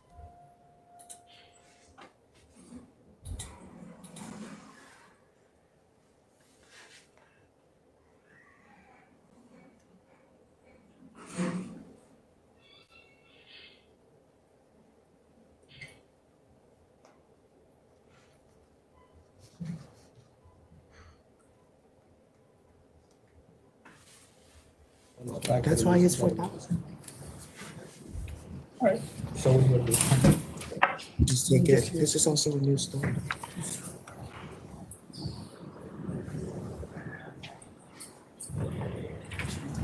Yeah. I agree with you. The Lucy idea is really bad. The Lucy is a bad idea. The Lucy joint is a really bad idea.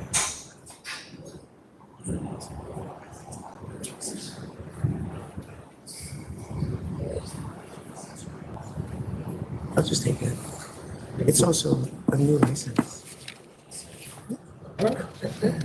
Are the members ready to vote? So Commissioner De Leon? Okay, brand new licensee, this is a criminal sale of cannabis. Real concern here is that it's to a minor, and I believe that it was one marijuana cigarette to a minor. One marijuana cigarette sounds like a very, very minor offense, but the fact that it was to a minor is not anything that we want to encourage, the sale of loose joints, as the term goes. So that's concerning. I will note that you completed the training program, received an ACD on this, and also there was a mitigation letter from the district attorney's office. So with all that said, I will accept the offer of $4,000. Commissioner Maya? Yes, to the $4,000, I'll accept that. And Chair? Yes, I'll accept. Thank you, members. Next is 63 and 64, Save More Wines and Liquors, Inc.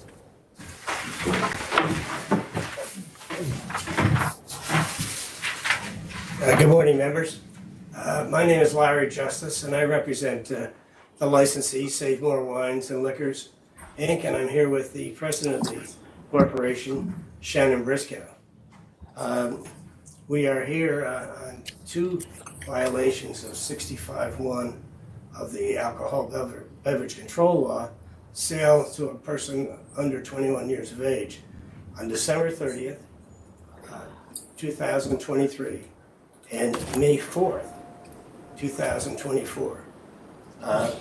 My client, Shannon, was not on the premises when these transactions took place. The clerk who sold the beverages to the minor on December 30th, 2023, was this very same clerk who sold an alcoholic beverage to a minor on May 4th, 2024. After the December violation, December 2023, I actually interviewed the clerk. She indicated to me that she asked of the purchaser a number of times to reduce identification. The purchaser indicated that he did not have it with him. She indicated to me that she thought she recognized him as a friend of two of her children who are over 21. But at any rate, she went forward.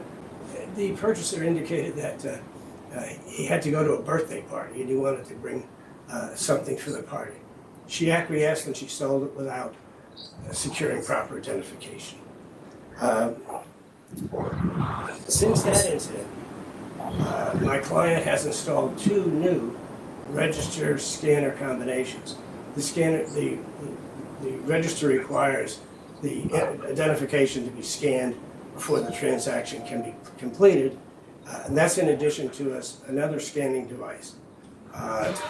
The individual who sold on December 30th, 2023, we believe that she received an adjournment of contemplation of dismissal, and that she was required as part of that plea bargain to take the ACAP course, which I believe that she did.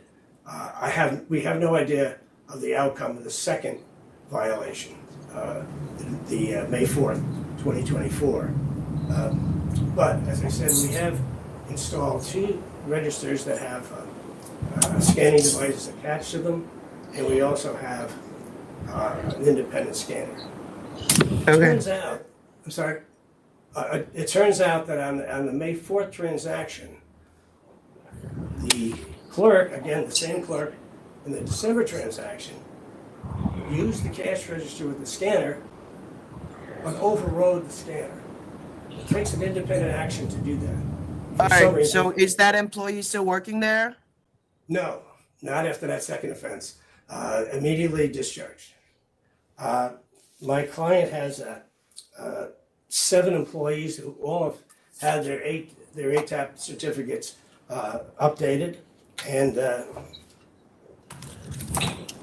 All right. So look, 3 is really the max, ma'am. Thank you for coming today, and thank you for installing the scanner. I would really encourage you to have all your staff ATAP trained and make sure that it does not happen a 4th time, because you're now on a list, and the operations will stop at your location.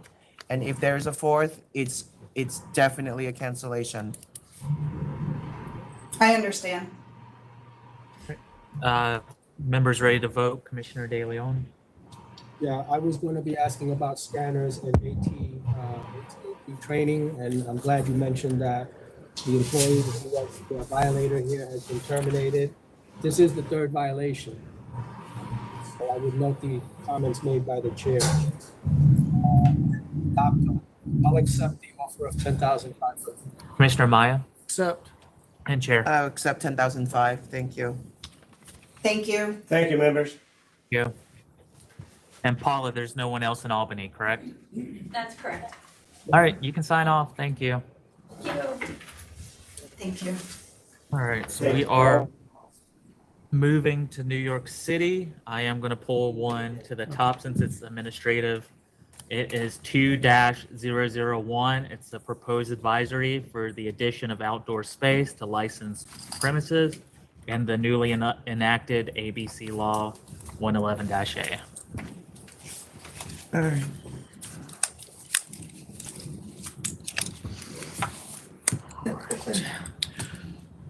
Good morning, members. Max Bookman, Pazetsky and Bookman PC, representing the New York City Hospitality Alliance. Commissioner Maya, welcome. I was not Let me here. just start for 1 second. Sorry, go ahead. Well, I wasn't here last board meeting. We had just had a baby, so I didn't get to lend my voice to the chorus of people welcoming you and wishing you luck in your role. It's good to have the board back at full strength. I did have some remarks, Chair, that I was hoping to All share. right, so I just want to note on the record that this is an advisory regarding our agency's future policy surrounding outdoor dining, and the process that we will follow, the forms that we will use to add outdoor service areas that are essentially municipal space that will be added to existing licensed premises. And also, obviously, if it's a new application now, this outdoor areas will be included in any initial application as well. This advisory, a draft of such, was posted on our website since June 26. The public comment period went on for 6 weeks and was initially extended for 3 weeks after the request from Public Community Board. We received 8 different written comments, and such comments have been incorporated in a subsequent draft that was posted earlier this week.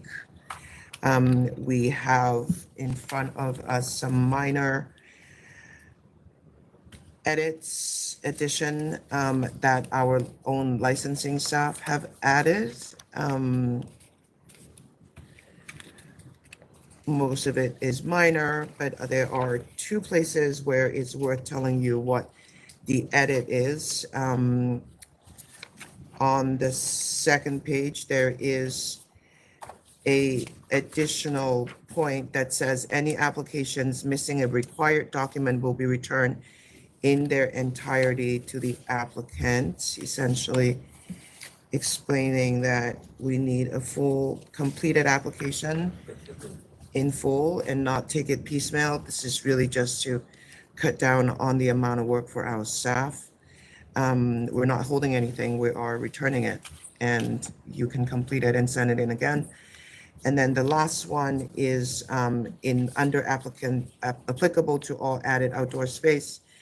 There is an additional sentence that says the application for change in method of operation can be filed simultaneous with the application to add outdoor space. Meaning that if you're changing your method of operation, adding hours, music, etc., you can file that while you file something that deals with outdoor space. So having said that, we are open for further public comments, and then we move on. Thank you, Chair Fan. As I said, Max Bookman, Pizetsky and Bookman PC, representing the New York City Hospitality Alliance. The Alliance has several thousand dues-paying members. It's the largest industry trade association representing bars and restaurants in New York City. To my right is Andrew Ridgey, the Executive Director of the Hospitality Alliance. He'll have some additional comments after I provide our principal comments. We have submitted written testimony, and thank you for this opportunity to provide some additional oral testimony today. Our members have a compelling interest in the success of the DOT Dining Out New York City program. It's an incredibly popular program, building on the heels of the COVID era program. It's supported by vast majorities of New York City elected officials and the New York City public. Our members also have an equally compelling interest in a user-friendly state liquor authority that has simple and straightforward processes and is not burdened by a backlog of applications.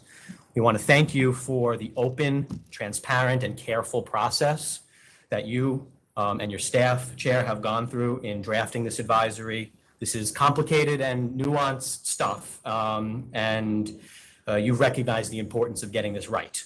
And we think, by and large, you do with this advisory. With that said, and in that spirit, we do, with the utmost respect and in the spirit of cooperation, respectfully urge you not to vote on this advisory today, and instead go back to iron out what are only 3 key remaining issues, which I'll now summarize. First is the effective date of this advisory. The City of New York has provided a transition period for bars and restaurants from the COVID era program to the new one. There are roughly 2,600 bars and restaurants that applied to DOT for outdoor dining under the new program by the August 3rd deadline. And under the terms of that New York City program, they are allowed to continue to have their outdoor dining while NYC DOT processes their applications. So the city created this transition period from old program to new. So 2,600 have applied. How many of them are your members, you know? We don't know. We hope to have data on that. How many are actual licensees that you think are serving outdoors? What's the rough number? We think the vast majority of them, I mean, I would hazard upwards of 99% of businesses that apply are also licensees of the authority. Yes, I understand, but how many restaurants are serving outdoors? How many outdoor dining facilities are there, do you think? currently operating under, because August 3rd was the deadline, so. Yeah. Prior As of to, August 2nd, how many were operating, you think? I mean, they estimated maybe 8,000, 6,000 to 8,000 was what. So 8,000 were operating, only 2,600 applied. 26 applied by the deadline. And then that deadline is, to have continued operations. It's a rolling application. People could still apply, and we expect more will. Okay, so the scope of what we're talking about really is limited to the 2,600 that have applied, right? For this point, for this first point that we're putting forth, yes, that's right, Chair. And what we're asking is that you provide a similar transition period for those licensees. Okay, what would be a good framework for that? We think April 1st, 2025 makes the most sense, and there's two reasons for that. First is that that's the date in which the roadway cafes will be permitted to start operating for the 2025 season under the new program. The roadway cafes are seasonal, and the season begins April 1st. So we think it's sensible to tie the effective date of this advisory to that. In addition, that's the date by which the city of New York safely expects to be done processing all of the applications that have been submitted by the August 3rd deadline. And so, we have to play it safe, because what we really can't have is, if you do an effective date sooner than that, we can't have a situation where whatever unlucky businesses haven't been approved by DOT by that date are suddenly not able to have alcohol in their otherwise legal outdoor dining spaces under the transition program. So we need a safe date, and that's the date that we ask. And that's our first point. So your argument is that those spaces are legal until the city would say otherwise? That's right. They're legal until DOT acts upon their application, so long as they were submitted by the August. Why is their grandfather date November 1/24 then? Well, so what that date refers to is you are allowed to continue having your non-compliant setup. So a lot of these setups under the COVID era program are not compliant with the more restrictive rules of the new program.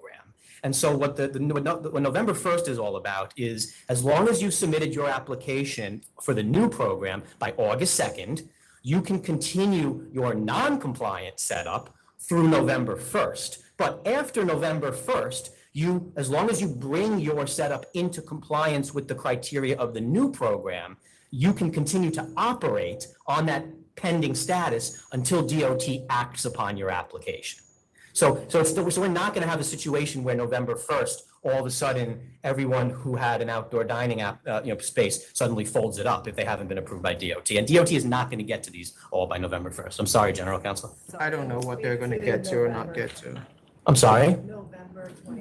November 29th is the date that the roadway becomes. Roadway, that's the end of the season for the roadway cafes. So that's yet another date, and I don't wish to confuse the situation, but what November 29th means is that if you had a roadway cafe under the COVID era program and continue to operate your roadway cafe until November 29th when the season ends. Meaning it doesn't go all the way until April 1st. Roadway cafes will shut, in your language, the non-contiguous municipal, the roadway cafes in New York City's language, are not gonna be on the streets from November 29th until April 1st. But the sidewalk cafes, which, as we've heard from what we have from DOT, is really what's been the more popular aspect of the program, they're gonna be out all winter long and well into the spring. You actually have members that are really looking to serve on the sidewalk in the middle of winter with no sheds, because these are on the sidewalk. Absolutely, Chair Fan. The climate is changing. The winter is not as cold as it used to be, and there are warm days in the winter where sidewalk dining is completely viable. It's been done before the COVID era program, and it's going to continue since. Okay. I'm sorry. Okay. Wouldn't making this effective day April 1st, that's the first day that they can use that space, correct? Pardon me? April 1st the first day that they can use the non-contiguous? April 1st is the beginning of the 2025 season for the If we're non-contiguous. randomly picking a date, it doesn't even make sense that we would do it until then. That makes no sense. I mean, it's not random because, April 1st is what the DOT regs states as the beginning of the season for the roadway cafes. That would create a rush for us if we made our effective date April 1st. That would create a rush. to like file their application? Well, when I get to my third point, I'm going to ask you, I have an idea that won't make it a rush for you. All right, go ahead. So that's the first point. We can't have a situation where there's a gray area where all of a sudden businesses are having, legal sidewalk cafes that cannot legally serve alcoholic beverages. Point number two. Businesses that had licensed sidewalk cafes pre-COVID as part of their SLA-approved licensed premises really must be exempt from the requirement that they file an alteration application under this advisory. The new section 111A of the ABC law talks about adding municipal outdoor space. That's the text of the statute, adding. Why should a business that's had a sidewalk cafe approved by your agency for 10, 20, 30 years as part of their SLA licensed premises now have to add that sidewalk cafe back into their licensed premises again? They're not adding anything, it's already there. Nothing in 111A deleted those sidewalk cafes from the SLA licensed premises. And again, with utmost respect, we don't believe anything in 111A gives you the power to simply do that by advisory. What we're seeing, again, the sidewalk cafes are more popular than the roadway cafes under the new program. There's a lot of businesses that, have been around well before COVID. They had a sidewalk cafe for 10, 20 years. They maybe did the roadway stuff during COVID. They're not interested in the roadway moving forward, and they just want to have their sidewalk cafe again, and it's approved by your agency.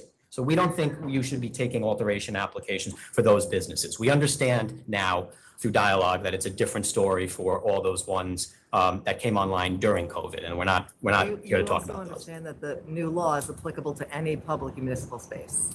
We understand that, but the applicability of the law is limited by its text, and it talks about adding, and that's our whole point, is that we're not, those businesses that I'm referring to are not adding anything.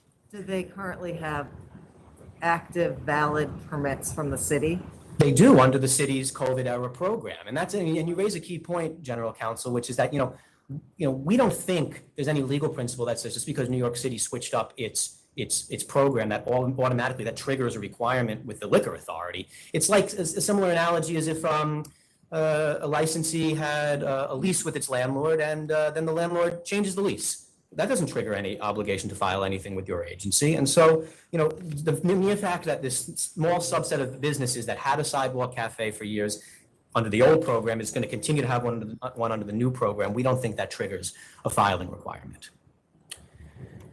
The final point, Commissioner De Leon, were you going to ask something? I just was wondering if the structures that you're referring to that were already there and licensed by the SLA, you're making the assumption that they are not going to change at all? Well, I would have two responses to that. None of them are getting larger because the new program has a more restrictive set of rules than the old program. They're either staying the same size or maybe getting a little bit smaller.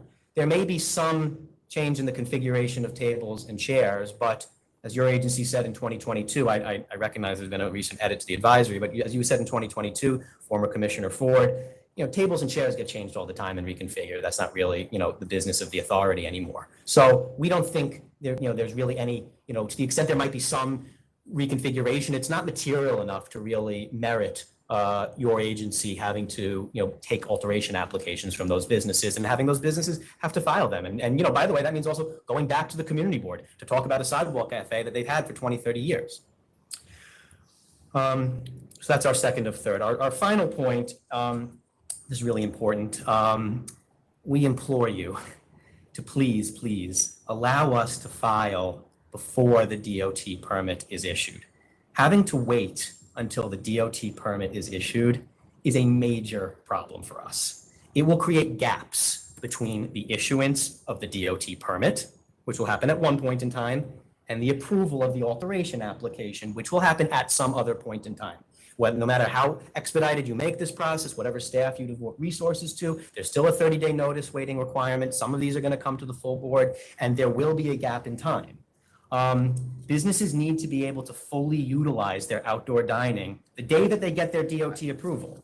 Now, these gaps between the issuance of the DOT permit and the ability to serve alcohol will be confounding for bar and restaurant owners. They're not going to understand this. Despite our efforts at getting the word out, which we will do if this is what you wind up deciding, there will be widespread confusion, non-compliance. This is already hard to advise people on. It's also, a few other points on this, it's also out of step with prior agency practice for sidewalk cafes, where you could apply either with a new application or an alteration application before the outdoor dining permit was issued. It was a condition of approval. It's also out of step with current agency practice for alteration applications and new applications for all other types of government approvals. This would be, if you enact the advisory as drafted, this would be the only government license or approval that you must have in place issued to you before you file something with the liquor authority. Everything else is a condition of approval. And finally, on that point, most importantly, it's not required by the new 111A.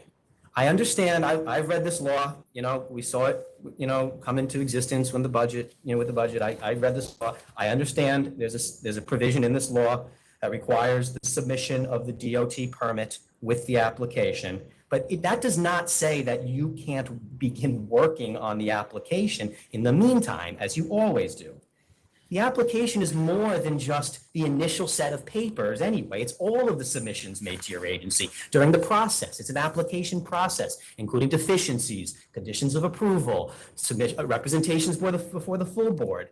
This language just means that you can't approve the application without the DOT permit. It doesn't mean we have to create this burdensome lack of seamlessness gap in the process. That's especially so in light of 111A5, part of the new law, which expressly authorizes the authority to adopt simplified procedures, notwithstanding anything else. The legislature is telling you to be flexible here. Come up with flexible, seamless procedures. This is so important to us. So with that, I just want to thank you again. I know a lot of time has gone into this. We are incredibly grateful. We thank you for your leadership on this, but we please beg you that we can have an opportunity to hash out these last three issues. We've got to get it right. There's no rush. And with that, if there's no further questions for me, I'll just have Mr. Ridgey share a few additional comments. Sure, go ahead. Thank you, Max.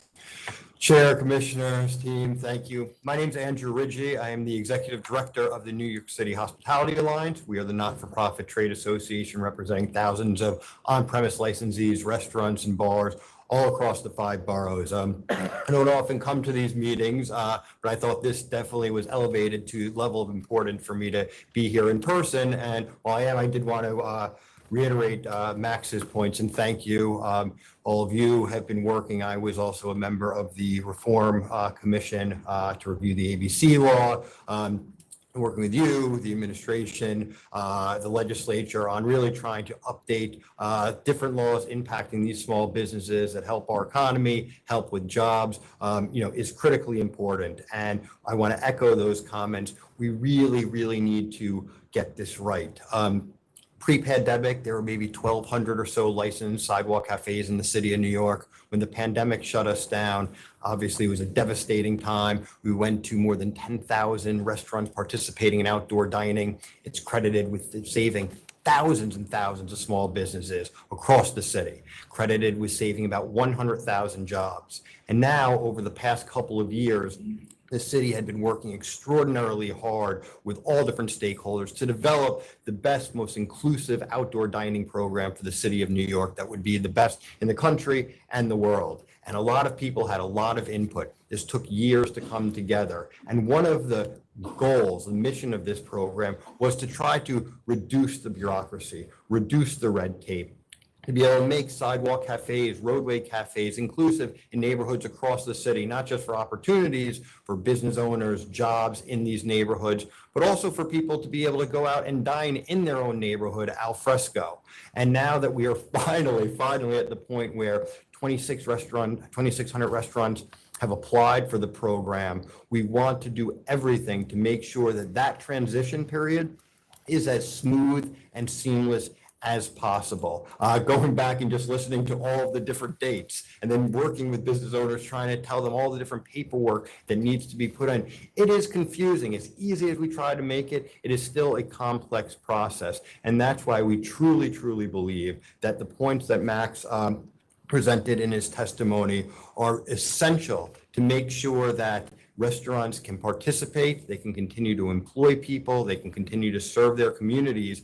And all in all, when they go through this process, it is straightforward to them. The last thing we want is a thing to happen where a majority of those applicants end up getting approved before the new year. But then there's a whole chunk that for one reason or another, who knows, this is a huge program, they're delayed and it's put into 2025 to come out and say, you know, I can legally under city law operate my outdoor dining, but I can't legally serve alcohol there, is hugely problematic. There's going to be errors and it would be discriminatory. If some restaurants that just because they were unfortunate to be placed in the city's Department of Transportation queue at the wrong time means that they can't effectively operate their restaurant, it's a problem. So I do hope that everything gets done before the new year, gets processed, and we don't have this issue. But it would seem to me, if you have the authority and the ability, which it appears you do, to give yourself and give the city and give everybody additional roadway to do it now and avoid future problems, it makes sense than giving ourselves too short of a timeline, resulting in some restaurants not being able to serve alcohol, and then everybody scrambling and panicking to figure out what to do. So on that point, it's very important, as are the other appointments that Max raised. So we would strongly encourage you to defer this, look at this, how we can make simple modifications that would help not only the members that we represent, but we believe the integrity of the city and state's ability to roll this out in a way that's effective and successful. And we thank you, for your conversations and your support on all of these issues, and really wanted to just be here to, communicate and elevate the importance, to us and to our industry and really to the city and state of New York. Thank you. I'm happy to answer any questions. Do you want to have a Do we want to do a discussion? meeting? We're gonna consult with council. Go off the record for a brief conference with council. We'll be back on shortly.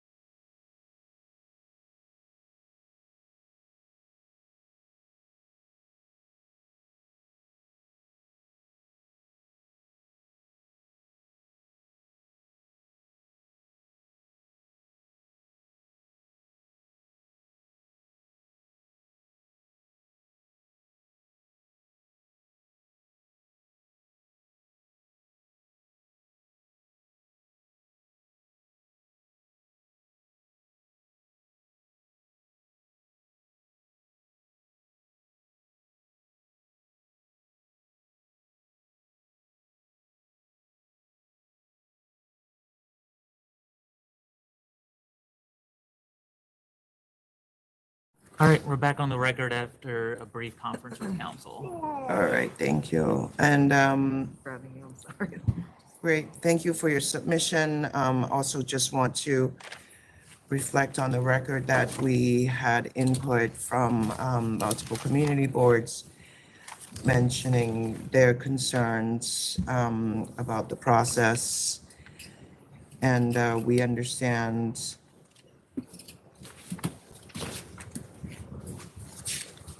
both sides' concerns about how this is going to go, and everybody just wants clarity. So at this point, since the August, I had actually really wanted to do this at our last meeting, so that because our licensing staff it's flooded with questions about what the form is, what the process is. There are a bunch of people that are mindful of the process that have applied. As you mentioned, 2,800 applications have come in. I don't know how many restaurants that actually represent. However, I do want to note that that is actually a small fraction of outdoor spaces that are being used. So I don't know where the rest of how the balance is going to make their business decision. But having said that, you know, we can only support the people who have their game plan together. So I think today needs to be the day when we actually approve this advisory that have been in the works for months at our agency. We've had a lot of conversation with DOT. We've had a lot of conversation with community board and some conversation with the advocates that represent the restaurants. And we certainly want to support their businesses. As for the grandfathering, I think we want to not go too far off of what DOT is using as their grandfathering date. Presumably, they set that date because they plan to actually issue permits by November 1. No, they don't. No. So we It's all right. will put our date as probably January 1, 25. And if there is a need to extend the grandfathering, we can address it at the December 8th board meeting. And we'll keep an eye on it, because at that time we will have two board meetings between those two, November 20 and December 8th. So we will be very mindful that if the grandfathering needs extended. However, I want to mention that the grandfathering, I assume you are on the same page, that it really extends to the people that have applied. Of course. Because everyone else, you know,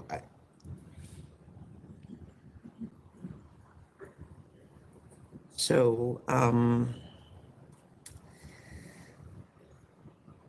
yes. All right, and with that, Are we The streamlined application. Are we issuing the advisory with an effect? So are we issuing the it's not an advisory after? effective date. I think that's Or are not we what they're waiting- asking. Are we waiting to issue it until January? No, it's not either one of those. It's more like we are saying that it's the grandfathering. It's basically a non-enforcement. It's basically us saying that you can continue to serve in the ones that are based on what the city have said about grandfathering. You need to That's comply right. by January 1st. So are we going to issue the advisory? And Yeah, no, people we're gonna need know? to issue the advisory so And that just let people can read know, it. But we're not changing the language to say that this is effective We're gonna put on it on January banner. 1st. We'll be notified on That's it. just what I was wanting Yeah. to clarify. So it's effective January 1st. So you're gonna put something on it? That's Something will be on the Okay. website related Okay. to it. Yeah. Thank you. Commissioner De Basically Leon. compliant by January 1st. Okay. Yes. Commissioner De Leon. Okay, well, I have read the public comments. I appreciate your presentation, Mr. Bookman. Congratulations on the birth of your child and comments by the director. And I'm going to approve the advisory as stated by the chair.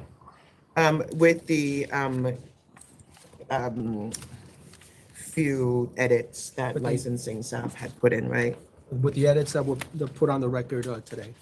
You're not gonna do anything about the other two things we asked about, the filing before the DOT permit and the licensees who were licensed before COVID. Look, so at this point with, you know, if they change anything of it, they need a new alteration. So you're telling me that there were 1,200 that were pre-pandemic. Yeah. You know, at some point you have to then prove to us that they're still in existence and they haven't changed anything. So for us, because what we're trying to create is a new agency, a new process that is workable for our staff, where we're not just constantly conditionally doing something and then doing it again and doing it again. Like we have 2,800 coming.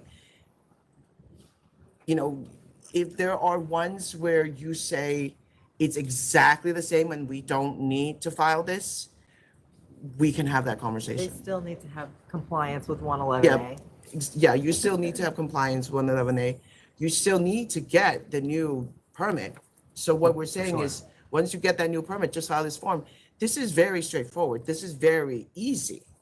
Like it shouldn't, Well, it's the 30-day notice, you know, that's the issue, you know, for, you know, I mean, that's, you know. the fact that you don't want to deal with the community No, board, it's the that's. delay, it's the delay. Okay, the 30-day notice is a notice. It's not a hard thing. You do this day in, day out, right? Yeah. How many applications are you doing a year? Yeah, I mean, so I heard about It's the not- pre-COVID sidewalk. It's a very cafes. small If you- number ultimately that falls into that pre-pandemic in existent category. The majority are in the COVID time. I mean, Chair Fan, The what you majority. just said is all we were asking for on that, which is that if we have a way that we can show you that, you know, a licensed I know, but I'm premises. saying that by the time you show me and prove that this does not need to be filed, it would have been easier to just have filed it. That's what we're taking the position. It really is easier to just submit the permit and submit the form that licensing is now putting I mean, forward. no filing is better than some filing. What about being able to file before we get the actual DOT permit, so we don't have the gap, the That's in the terrible gap? statute. Look, And those places There's- are already in existence, so they're gonna fall into the grandfather. Well, those ones that are existence, but the I new highly ones. respect our DOT, our partner sister agency DOT, who has spent so much effort and time getting the word out. There are postings everywhere. It's been discussed nonstop in the press in New York City. That's not what it's about. It's about one. People's lack of planning cannot become our agency's No, it's not about lack emergency. of planning. It's people who plan, they get approved by DOT, and the day they get approved by DOT, they can't serve alcohol because. I know, there's- but it wouldn't have happened anyway, because Mm-hmm. one of the conditions is that you have to give us the permit. And then you will send us the permit, and then we still have to match it. It may be another 30 days. It ends up being the same thing, but it's double the amount of work for us. It's not reinventing the wheel. It's how it's always been, and it's never, you know, the It's, concept. I am trying to change our agency so that our licensing staff can just process the 28 that are 100 that are coming in a timely manner. This situation, conditional approval and then submitting the permit after you get it, and then matching it so that you actually get it, because conditional approval is not service. I mean, You understand? I recognize that consideration, and I do not mean to minimize it at all, and we're grateful for your efforts to streamline things. The point I just want to get across is that in this case, this particular method of streamlining for you is going to be on the backs of restaurants that will have a gap. They will have this gap. Okay, then to have them apply throughout the winter. The program doesn't Well, start. again, you won't until accept the April. application I mean, because- I don't know why there was a deadline to apply even. No, you won't accept the application without the DOT permit. It's not about lack of planning. The people who planned can't submit the alteration application to you right now. Yeah. So for example, so if a restaurant, you know, they may be trying to open up in May or in June. You know, they want to open up, beautiful weather. They're trying to book parties out. They're hiring people based on the number of seats that they have. So what ultimately is going to happen, they're going to plan their business to get their outdoor dining permit issued by the city's Department of Transportation in, say, June or July, just in time for outdoor dining season. They hire people for that. But then that means that only then, when they receive it and can begin operating, can they then file with All right, State then Liquor encourage Authority. your members We- to apply I'm sorry, the before 30 End days. of year, and then Yeah, we will get it done. We have a process. We have a Unfortunately, that's- system. yeah. Can we apply before the end of the year to you? I don't know. It depends whether they get their permits or And not. also an evaluation will happen as we're approaching the expiration of this grandfathering period about what's happening, right? The chair has said that. So I think that's the point at which we revisit. Okay, is the evaluation going to be in the advisory? That will, You've seen the advisory, you know what's in the. well, no, I know, we're just discussing changes, I was just asking. No, it's not. All right. All right. I've already voted. You voted to approve what the chair said. Exactly. Commissioner Maya. I also vote to approve as stated by the chair with the, I think the edits that she subsequently stated. Thank you. All right, and I'm going to vote to approve as well. All right, thank you. We appreciate everything you've done. We don't, not always going to see eye to eye on everything, but we know everyone's heart's in the right place, including on your side of the podium, and we thank you. Thank you. All right, next is number 21, ASUJE LLC, DBAL Waterfront Deli.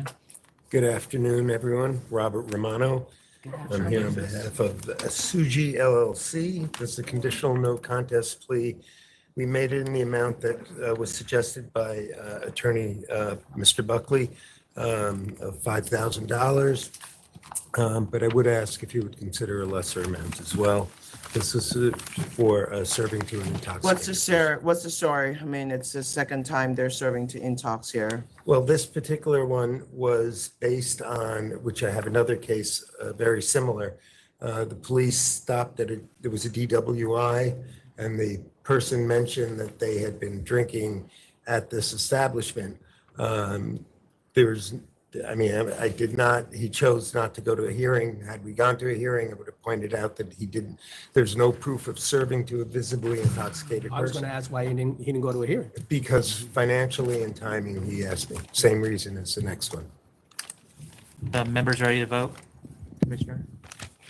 Yeah, I'll accept the 5,000. Commissioner Maya? Accept 5,000. Chair. Set 5,000. Thank you. Thank you. Next is 36 and 37, ASA Group LLC. Okay, Robert Romano, I'm here on behalf of ASA Group LLC. Unfortunately, neither of the principals could make it today.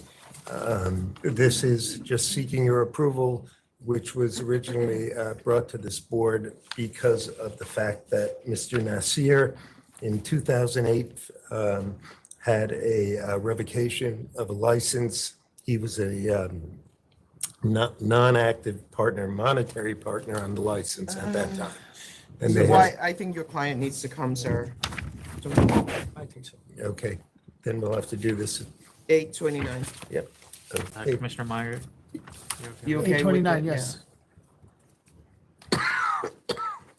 There are two principals and neither one of them could come? No, one's away on vacation, but I have statements from them if you'd like. One's away on vacation with his family, and the other is a Delta Airlines pilot and could not change his.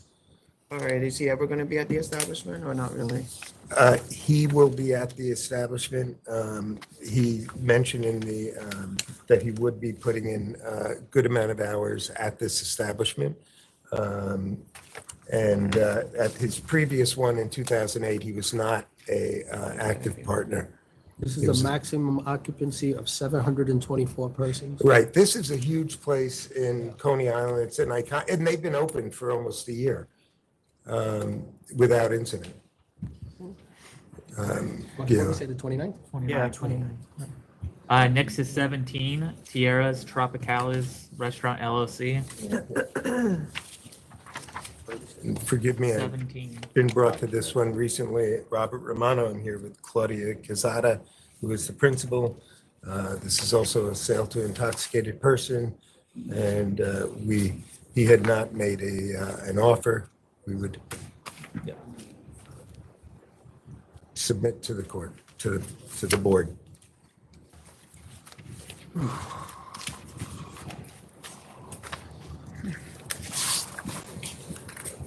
And this was similar circumstance.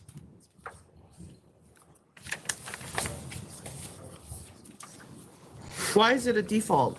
Should we go back to council's office? This needs to go back to council's office. He had not right? made a, he had not It's no. responded. He what? I didn't hear you, I'm He sorry. didn't respond. He had not responded. I had been asked by You him wanna to take it represent back him and very send it to recently. CNC? 'Cause, or you wanna, If you do a- make him an offer that's, He would probably prefer to not. have to go. $3,500. but don't you wanna withdraw the default? Cause the default is not gonna Oh, go you off. do. But he did default, but, sure. What is it? So it's a- 35? It's a, What, I know, what's the delegation, 35, 25? 25 with nothing in 5 years. Yeah, but he's got a whole bunch of things in the record. This is mainly a restaurant. Yeah, that doesn't mean anything. Mainly a restaurant means it's a club. And he doesn't want to go to a hearing? He didn't last And discussion. don't you want the default removed though? Yes. So then it needs to go back to council's office and you Okay. submit a CNC. Because otherwise, Right. I know he showed up, which Right. I appreciate, but that's So why if we I'm do that- trusting that I should remove the default, but I you would need to appreciate remove the default and submit a CNC. Okay. Commissioner De Leon. And let it be more than 3,000. Okay, back to council. Thank you. And Commissioner Maya. Back to council. Okay, thank you very much. Thank you. Next is 54 Platinum and White Wine and Liquor Inc. It's being held over, right? 54 All is held over. Good morning again, members. Max Bookman and Eleanor Schotten, attorneys at Pazetsky and Bookman PC. With me is Daliana Sloan. This is Platinum and White. I understand there's opposition. I know there was some discussion over the last several adjournments with your counsel's office. Before the opposition speaks, if I could just make a brief statement, which is I know that there was concern amongst the chair and the members about the appearance of the operation of a chain liquor store. We worked with your counsel's office very diligently on that. I've spoken with the individual family members who own each of the stores at issue. And what we conveyed to your counsel's office, and I convey to you here, is that each individual family member is willing to remove all Morton Williams branding, trade dress, public association with the Morton Williams name from each of their liquor stores, including this liquor store. The only exception that we ask for is the very first Morton Williams branded liquor store, which is on 23rd or 28th, 23rd, and between 1st and 2nd, that they be able to keep that name. After all, it's not uncommon for grocery store chains to have at least one liquor store. Whole Foods has it. Trader Joe's had it in Union Square before they closed. BJ's has it up in All right. Albany. All right, thank you. I feel like the opposition has shown up a few times now, so we are continuing to do some work, Mr. Lin, so we're not going to vote on this today, but you are welcome to go now if you want, or you can wait. I can wait because I'll be coming back, but Okay, does the store Can owner, I- does the stores want to say something? I'm sorry. no, I'm sorry. You're not going to hear this case today? No, Can I ask why not? I understand. There's additional, we appreciate the concessions, and there has been a great deal of dialogue between you and counsel's office, including myself. There's some additional information that we are kind of evaluating. I'm sorry. I respect that. I must respectfully insist that this case be heard today. Would be the third time this case had been put over. This was filed in May of 2023.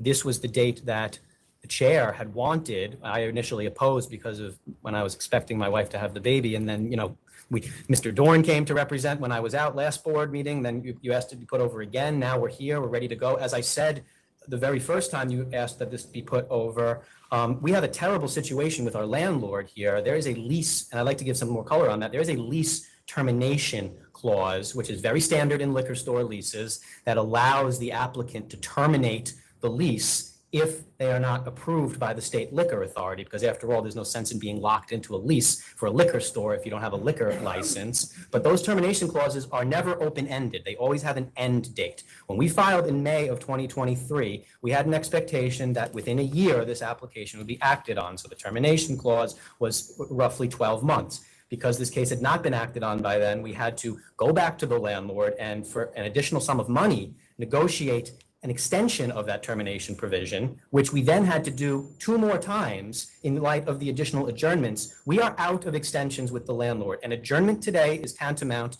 to a disapproval of this application by inaction.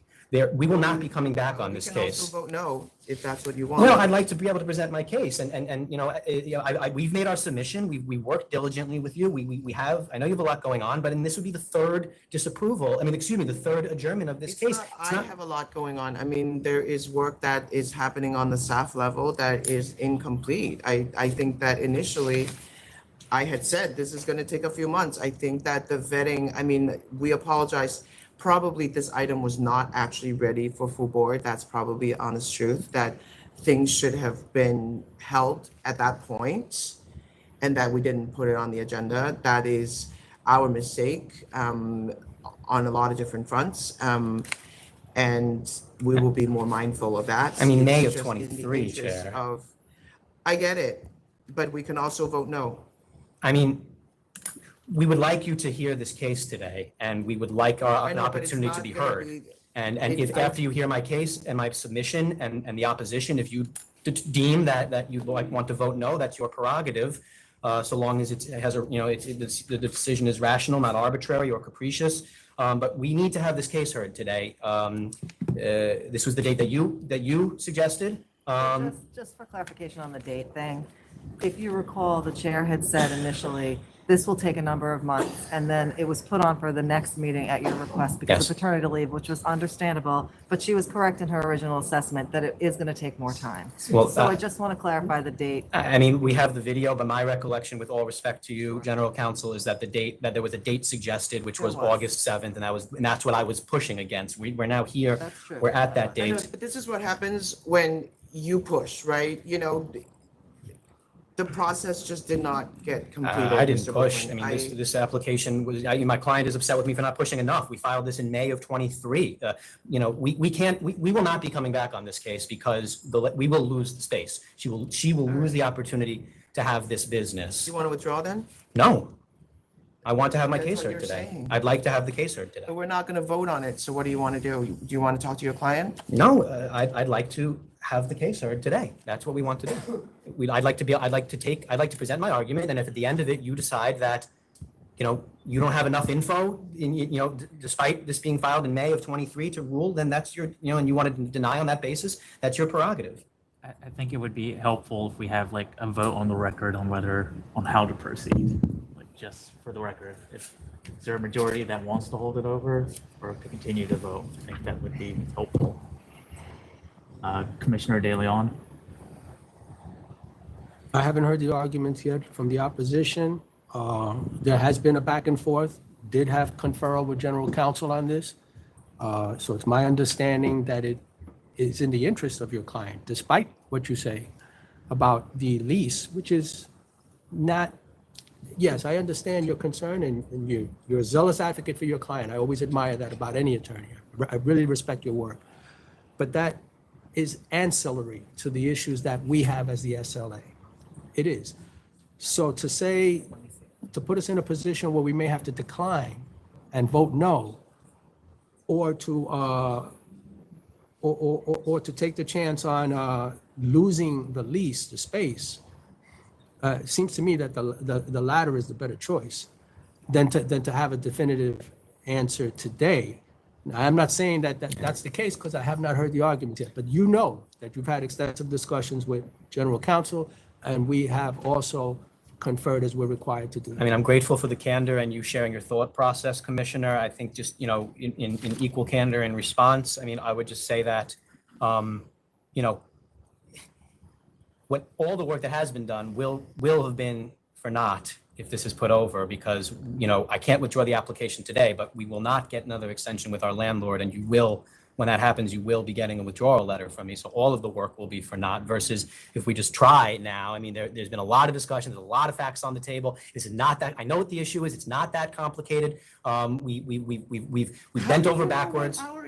You're concerned about them running a chain liquor store, and we've been very transparent and cooperative this entire process. That's not what's going on. We've made concessions to further assuage you of that concern, and there's enough to deal with that here today. Is there anything, ma'am, you would like to say on the issue of whether we should go ahead or not, which is, We have just one more week for the landlord to have this opportunity to have this business for me. It's 8/15, August 15th is the deadline on the latest extension. Deadline. Please hear How us. many- It's my how many- opportunity to have my own business. I understand, ma'am. How many extensions have you gotten already? Two or three, because there was, the first was, I'm not the least attorney, but the first was before the case was sent to the full board. That was one. And then they had to get extended 2 more times based on the adjournments. And we have been here trying every time. We You know, just with want to the- be here. Again, with the commercial, the state of commercial real estate in this city and the vacancies, it's very possible that the landlord is very interested in working with you and seeing you through this. And they did. I don't know how much of an incentive the landlord has to vacate this. Well, they lease. do. Well, here, the reason why, Commissioner, is because they get a $30,000 termination penalty if we terminate. And if we don't have a ruling today, we're going to have to terminate because we're not going to get the deadline extended. And so this landlord has gotten basically nothing on this space. They'll be happy to take $30,000 and have the space still be vacant and look for a new tenant. Can we hear Mr. Lynn's position on this? And on the issue of whether or not we should take a vote? I believe we should hear the case today, and the reason being is that I just had a similar situation on Flatbush Avenue that the board just approved 2 weeks ago or 3 weeks ago. 14 months we were waiting, and I was in the same situation that council is in. Demand from the landlord. It cost the client $36,000 to be able to proceed on each adjournment, and I was lucky to get 2 adjournments, and they were somewhat cooperative.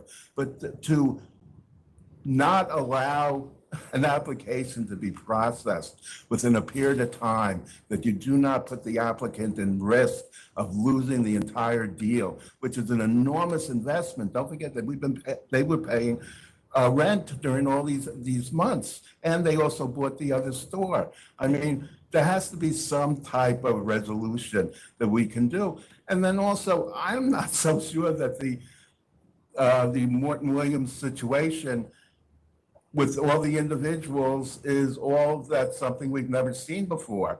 I mean, none of them are on more than one, have an interest in more than one license. And if the matter should go forward, they would be crazy to go forward if they had any intent whatsoever to do chain stores. Because you know what would happen? All 3 of you would say, when you came before us, you said there was no co-op buying, no chain, no nothing. And you know what you would decide? You probably would decide that all 4 stores should be Were canceled. you here when we took $1.5 million fine for a chain store that was found to be I in probably missed that violation? one. So, you know. No, it's a very serious situation, but it's not that the authority doesn't have an alternative. They have the alternative through enforcement. And the thing that just, they would risk all 4 stores. We started the work is incomplete. There is no memo for the board. We are just stuck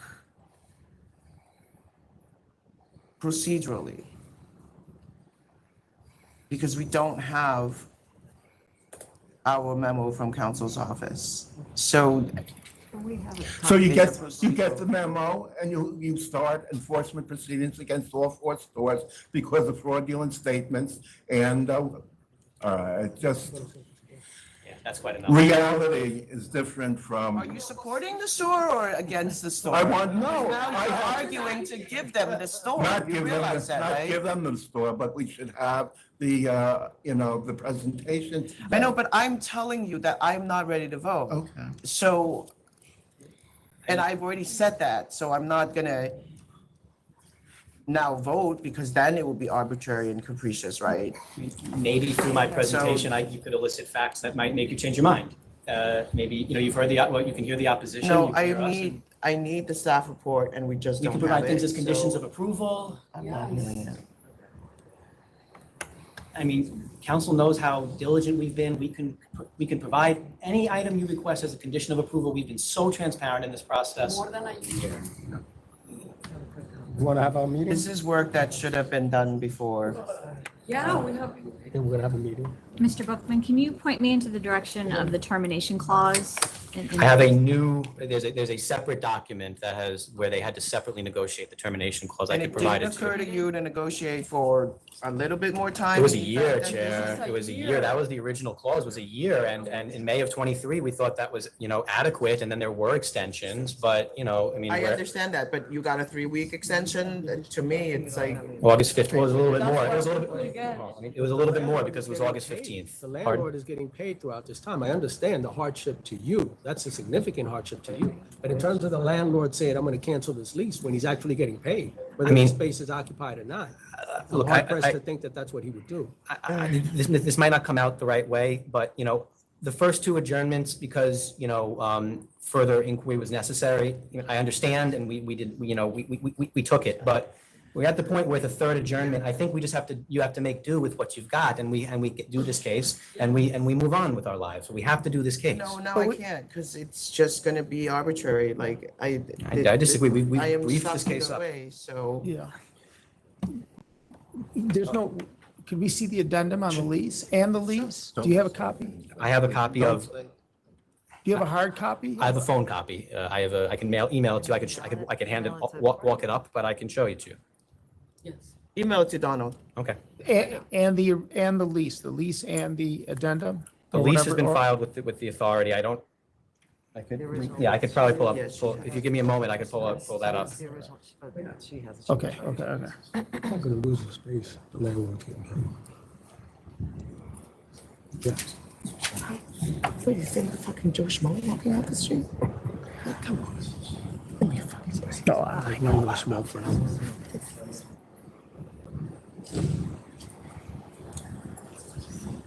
Yeah. Do you have the same landlord on any other property? I don't believe so. I'm not in the position to fully Do represent. your clients know? Well, this is only her store, so she doesn't know what her family members have for the other stores. I would have to speak to each individual family member. Okay, because that to would get be something else. information. That would be another thing that we'd need to know, I think. I think if it was the same landlord on multiple properties, I think that's a fair point, Commissioner. You would need to know. I don't think it is. It's not, you say? It's Okay. September 18, good for council's office, or should we put October 10, October 9? I think September 18th should be fine. September 18. Because I'm a lawyer. September 18. Well, okay, fine. I mean, you made your decision, fine. One. I can't. Okay. You know. Is there some Mr. sort of, Bookman, I understand your argument. I Yeah. just. I know, I heard, look, You I- have to see it from my point of view too. Now that I've said I can't vote. Okay, and look, you made your decision, Then okay. it doesn't. I mean, is there some sort of letter that we can get that we could show our landlord that like this is like final, like, in court, it's like, final call? Like, could we have some sort of letter or It's something? Morton Williams, right? Pardon? Morton Williams, right? Don't you guys have, I mean, don't they respect the brand, or there's gotta be I something mean, that all you of can that do goodwill, all without that goodwill has been run us out. being part of it. Is there a way you could say on the record that this is, sort of final adjournment, so we could at least show that to the landlord and say, this will not be adjourned any further, I would negotiate till the end of the year if you, Oh I my. were you. You gotta make your business decisions. This, we have a backlog, so we're trying to clean it up, and it is what it is. There are a lot of people that want liquor stores. You're not the only people that we serve. This is the first time I've ever had 3 adjournments in a row on a full board matter. That's unheard of. That part's unheard of. Write a letter. I concur, September 18th. Thank you, Commissioner Meyer. September 18th. Thank you. Sorry. Thank you, Chair. Thank you.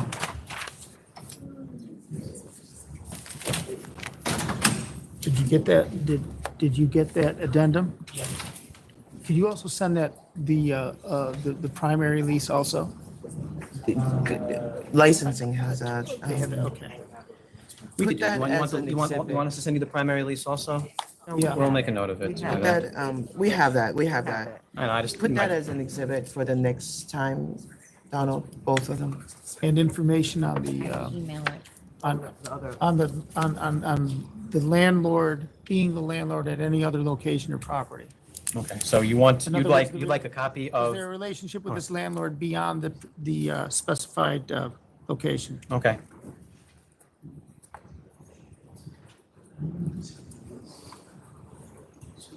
And you would just like a representation to that fact? Yeah, that's, Pardon me? That's- What kind of representation do you want? yeah, what would I it be? mean, you want a letter from me, an affidavit, an email? Letter's fine. I'll take a letter, that's Okay. fine. Copy your officer of the court. Okay. Noted. I'm standing up here because I believe my next case is the next one up.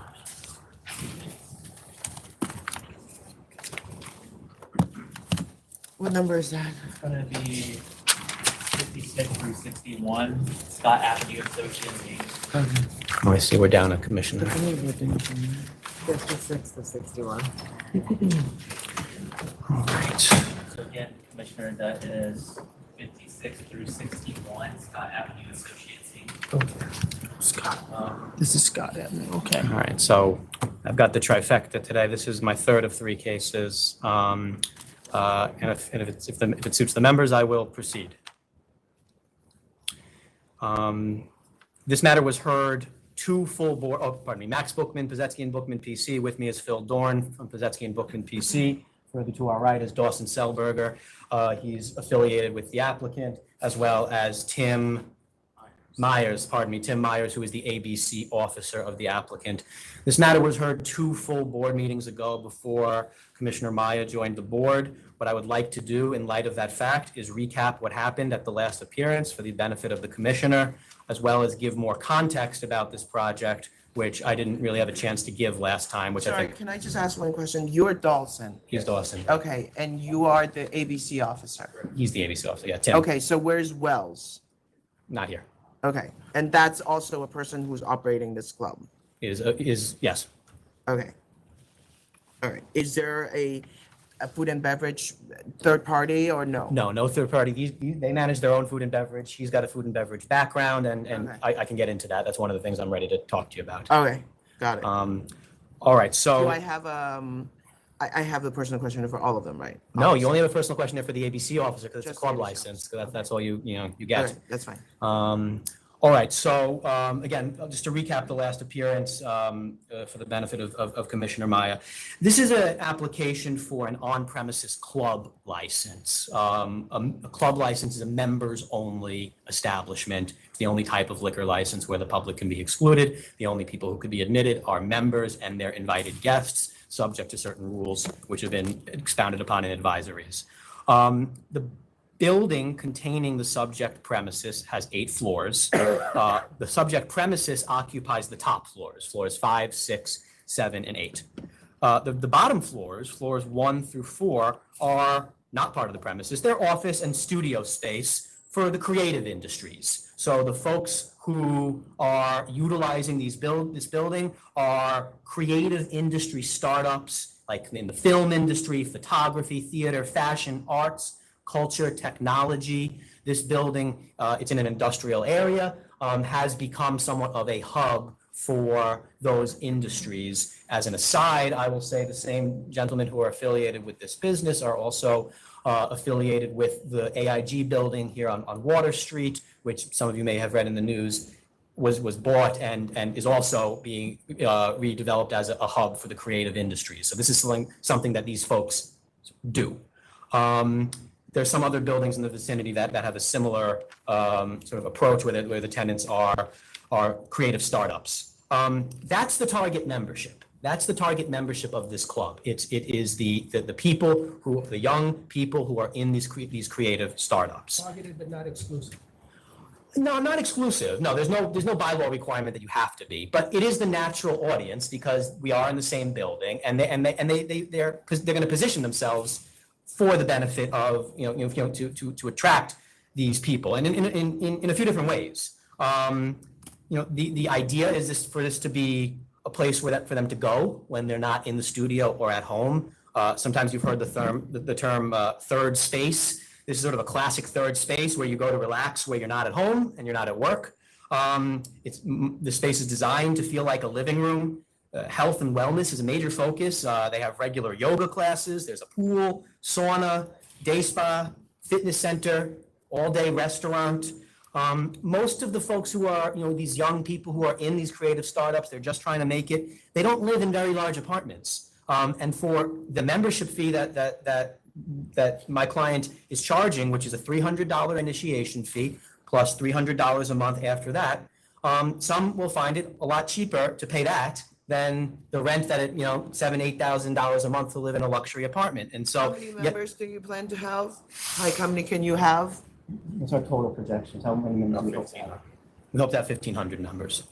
So for that much lesser fee, than a luxury apartment, you get all these things. A great, nice place to hang out, health and wellness programming, connect with like-minded people in similar age industries, incubate ideas. I mean, this is a great mission and one that we should be encouraging. These are not exactly morning people. They are night owls. And we need later hours to accommodate these folks and meet them where they are at. And this premises is perfect for that. It's in an industrial area of East Williamsburg with no residents for blocks and blocks and blocks and 0 on-premises licenses within 500 feet. And that's an important legal aspect of this case, the lack of on-premises licenses within 500 feet. It means, and I know you would know this, again, I'm just saying this for the benefit of the new commissioner, it means that the application is not subject to the 500-foot law. The 500-foot law being the oversaturation law that was enacted in 1993 after the Court of Appeals case, Circus Disco. Circus Disco said that the SLA cannot take into account quality of life factors like noise, traffic, proximity to other venues, community opposition into account when denying an application. The 500-foot law was the legislature's effort to overrule that determination, and it allows the SLA to consider those factors, but only in cases, consider those factors when determining whether to approve or deny an application, but only in cases where the 500-foot law applies. And the 500-foot law only applies when there's 3 or more on-premises licenses within 500 feet. Most of Manhattan and Brooklyn these days is subject to the 500-foot law because of the concentration of businesses that serve alcohol. But this premises is not. So instead of considering those factors, which altogether form what we call the heightened public interest standard, and that's the standard when it's a 500-foot case, this application is subject to a far more applicant favorable standard called the good cause standard.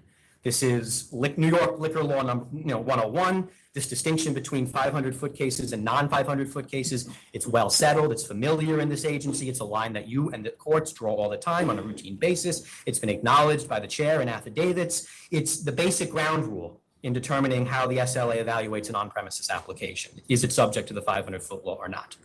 In this particular case, even though it's not a 500-foot case, even though the heightened public interest standard does not apply, the community board still didn't bring to the authority's attention any quality of life factors, and that's key. Sometimes when we have a non-500-foot case, when there's community board opposition, they still are not shy about telling you all their quality of life concerns. It's gonna be too noisy, too much traffic, there's problems, et cetera, and you hear them and you listen to that, subject to the good cause standard.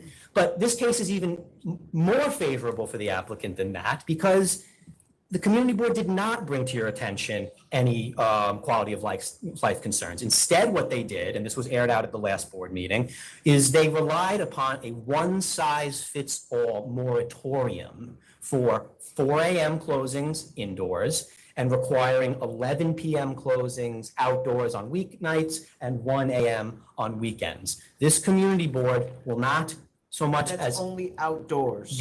what I just said about the 1 and 11 is outdoors.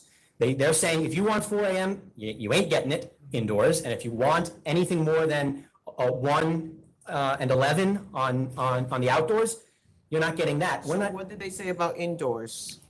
They were willing to do 3 a.m. on indoors. Really, our issue was outdoors. Because they have a pre-printed set of stipulations where they won't even hear your case if you sign, and that's that pre-printed, at the bottom of that pre-printed set of stipulations, it says, I agree to incorporate these limitations in my application to the authority, And in this case, we were not willing to agree to that because of the unique circumstances of this case. And so instead of engaging with us on that, trying to evaluate the case on an application specific basis, they just applied their one-size-fits-all moratorium and recommended disapproval. What I have here is that the community board agreed to outdoor closing at 11 p.m. Sunday through Thursday, 1 a.m. on Friday and Saturday. And I recall the last time you were here, we had the discussion about the neighborhood and the character of the neighborhood and the interest that the tenants and the community board may have in preserving that character of the neighborhood. Yeah. I think your argument, correct me if I'm wrong, essentially is that doesn't apply to an SRA analysis or something like that. And we talked about the example of the meatpacking industry and how it changed. Yeah. There are few and fewer enclaves like this one in Williamsburg that this particular community board has decided to protect for whatever, I assume, to keep the character of the neighborhood. And it's not like they're blanketly not saying we don't want restaurants and bars, because they are allowing them, right? You do have them, and I believe the letter that I saw had a number of approvals and disapproved this one. So it's not like they're saying we don't want anybody. We just don't want a club, perhaps, that's going to be open till 4 a.m. that changes the character of the neighborhood, that brings in a younger crowd, that brings in traffic, those kinds of things. Could you address that? Yes, thank you, Commissioner. And yes, I could address the sort of, I think I took 3 different notes on what you just said. So first of all, yes, my argument is that you can't take those quality of life considerations into account if you're going to disapprove this application. And that's not my argument. That's settled law. That's settled in this agency. It's settled in the courts. You cannot deny an application based on community quality of life related concerns when it's not a 500-foot law case. So it is my argument, but it's not just one that I concocted. Number 2 is, I think, with respect, I think you're giving this community board a little too much credit when you say that they are, where you're surmising, or I think speculating, that they're trying to protect this enclave. And first of all, if they were invited to come, that was one of the reasons this was adjourned. They're not here. If this was so important to them. I did look back through my email, and we had reached out to the community board. They said basically they have nothing else to add. All right, so there you go. I mean, so you've been on this board long enough. When a community board really cares about something, they're animated enough. They're here. They bring residents here. I mean, this is not one of these controversial cases. But my point in saying that, though, was that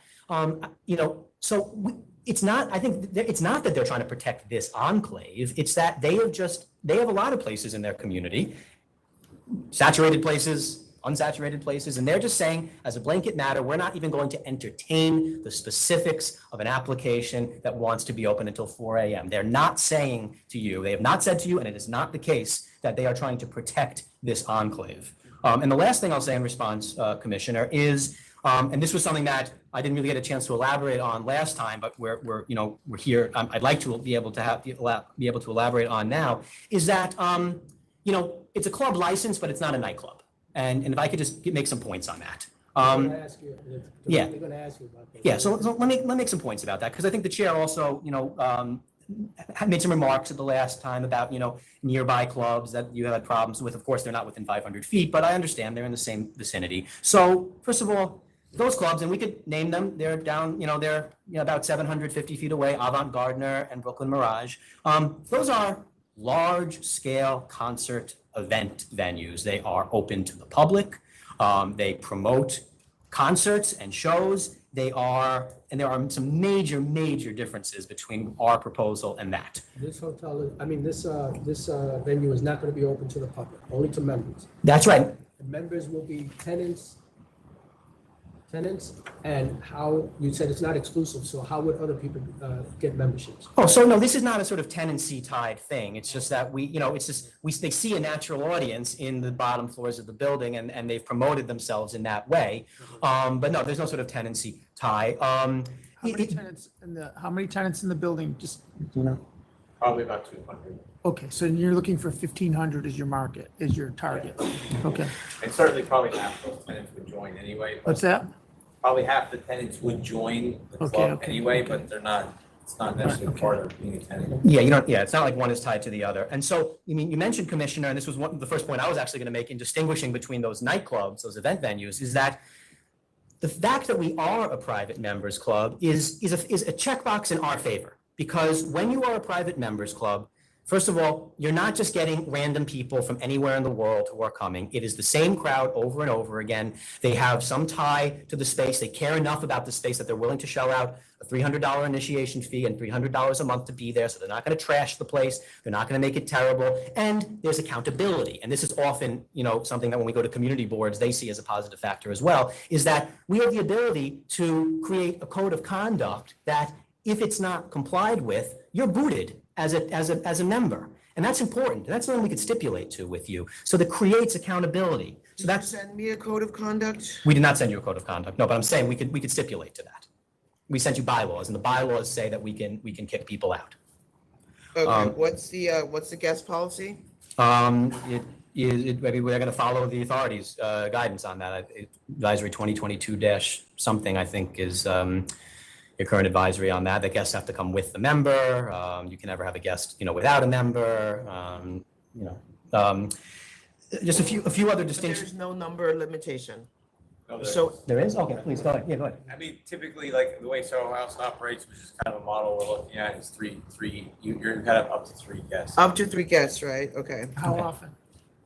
Anytime a member comes, they're allowed to bring 3 guests. How many seats are in the restaurant? I have that. Sorry, I had a lot of papers today. While I'm pulling that up, Chair, if I could just get out the other points on the differences between the other venues. Our premises is also smaller, much smaller. The total How many seats are occupancy. in the restaurant? Yeah. Off the top of my head, 68. Yeah, you can estimate. Go ahead. 68 in the top of the restaurant. And then is there like a dance nightclub area? No. No. So what's the 4 a.m. for? They want to be able to have a place where these people can stay late. They're going to drink and they're going to eat. So it's like and a bar, saloon? Bar lounge. I mean, something You that's not the same as going to Brooklyn Mirage. A cozier late night bar lounge. Outdoors music? Is there music outdoors? Yes, they have a rooftop where there's no residents in sight, and we'd like to be able to operate that rooftop and yes, have music there as well. This is the type of thing that, you know, if we had a community board that was willing to negotiate with us, we could have come to you with something negotiated, but they Right, wouldn't even. so I see like this beautiful pool. This is actually there? Yeah, the pool's there. You built all of this or this was already there? We built it. Beautiful space. Yeah, and I just think the other point, Chair, that you know, at the last meeting, you expressed concern about, and I want to be able to address is, you know, we told you that there's 200 staff, and you were like, 200 staff. But I mean, I think that's a positive thing. First of all, we have a breakdown, which I could hand up if you want to see it, of how we're staffing, what the breakdown. I mean, how do the economics work? I know you're a nonprofit, but are you a paid employee of this nonprofit? Like, how do you? I mean, he is, but they do the usual economic things that all the clubs do, you know, within the Attorney General's rules and what the ABC law allows. There's rent that goes up. There's he's an employee. You know, it's the same you know, rubric that this board sees time and again. My only point on the 200 was that's 200 total employed staff that they're hoping to have. It's not 200 at any given moment. But, you know, we have the breakdown if you'd like to see it, and it, you know, and it if I may, and you got to put your glasses on to read it, but it, you know, I mean, that's. I mean, it's a lot of F&B employees. I mean, you know, a significant number of their employees are devoted to F&B. 18 F&B coordinators, 18 captains, 18 captain assistants, 24 servers, 20 bartenders. Plus they're having security as needed. So I mean, I think, you know, and I didn't even get to this point yet, but I mean, but Tim. Yeah, F&B 2%. I didn't get to this point yet, but Tim, the ABC officer, I mean, he has a background in good F&B. He worked for, he's been doing F&B for over 10 years. He used to be with Major Food Group. What did you tell me today that you were with? Keith McNally before that. He's their director of food services. I mean, he is an accountable, responsible F&B operator. And I'm just trying to figure out how this may work. Like, you're talking about $300 admission fee, $300 per month, so that's $3,600. 1,500 members, that's $5.4 million. 200 staff, 50,000 per person is $10 million. So how are you doing this? Because when the guests come, do they buy a pass? They have F&B revenue. You see the food. I understand Well, that. It's for a 68-seat restaurant, you're gonna have to make $5 million. It's an all-day F&B, and one of the rules is that no outside food allowed. So you have to. No outside food. So you have are to the buy at the people, restaurant. when the guests come, are they buying a pass or are they coming in for free? They're coming in with a member. Right, so they can use the gym Yeah. for free? Yes. They can do everything for free, they just have to pay for the food and the drinks? And the goal is, as is often the case, the goal is to, to sell those guests on their own membership. I mean, I guess just what I wanted to sum up on But is, there's DJ live music, right? yes. I mean, what I just wanted to sum up on is,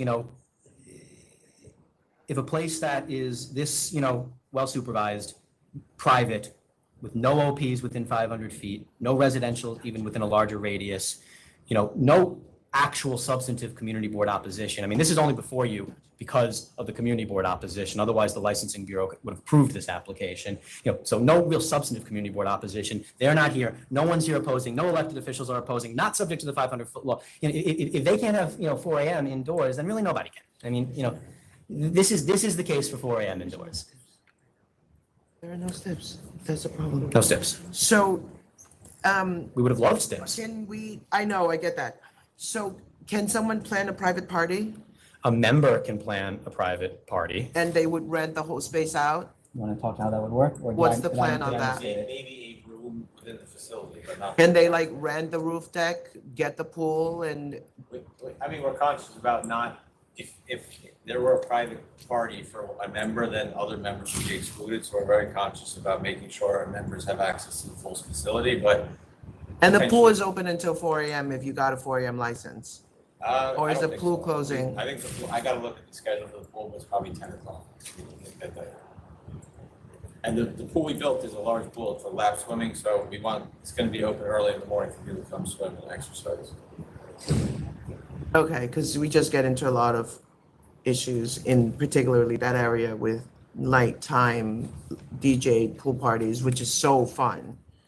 And I would love that. We could have no 4 a.m. pool party. I mean, if there's a limitation on pool I usage want to that. do what he wants Yeah. and to the Well, thank some, you. to some reasonableness, right? Like it has to do with what his plan is, because they certainly didn't build this to have a 11 p.m. license. Exactly. So we just on the pool point, we just wanted to show that that's the type of flexibility that we, You gentlemen there in 2021, are there lifeguards? In 2021, were you working? It's a good point. And the ABC? Where? 2021. Were you where in 2021? At the location. No, they hadn't even opened yet. Oh, yeah? Are there lifeguards? There was. Yes. I'm sorry, I interrupted. Yes. There are, okay. Yes. And can members swim only when there's lifeguards on duty? Yes. So that means if the lifeguards have to leave at 11 o'clock, the pool looks beautiful and you can have your drink, but you can't jump in? Correct. Okay. So you were there when you had a catering license? They'd applied for a catering license under prior council. They got all the way to being conditionally approved. Right. They changed their plan and decided that. It was disapproved for failing to comply with the. Yeah, exactly. It was conditionally approved, and then they ran out the clock on the conditional approval because they had decided by that point that they don't want to do a catering license, they want to do a private club. So which then led to it be just. All right, so let me tell you what my concerns are. Are you okay with no third-party promoter? Like no ticketed events, like where you give the club to someone else and they're running something? We've got to be okay with that. Yes, occasionally we'll have events for the members, so. Yes, that's different. Yeah. But third-party promoter means they're taking over, they're running it, it's, they're advertising it, they're DJ, they're ticketed, it's. That's not part of our business. Okay. The other thing I have concerns about, which is, I know that Mr. Bogan, you want to go into about the comparable businesses in the area. There is a real big problem with cell phone reception in that area. You must know this, because you're, We have a big cell phone tower on the building, so. okay, so you don't have a cell phone reception problem. I've You, never had, I can't speak to that. You go ahead. Tell I've it. never had a problem. Okay, that's good. Would you consider, and there's a lot of problems with people leaving at 4 a.m. and not being able to have transportation. So one thing we're doing now is we are in the process of leasing a bus that will actually good. take guests and employees To the subway. from the building over to the L stop at White. Would you tell the other people to also do that? Because that's what I want them to do. All right, That is good. the bus. The bus. He scored on that one. That's what I want. That's good. That's a good one. All right. Are you okay with it? What are you thinking? Me? Yeah. I want them to do it. Yeah. Okay. Yeah, I'm okay. I'm All okay right. with the condition that we get the code of conduct and the bus. Yep. I'm sorry, I was talking to my I client. said I will vote to approve with the condition that we get the code of conduct we referenced and the bus that was mentioned. Understood, Commissioner.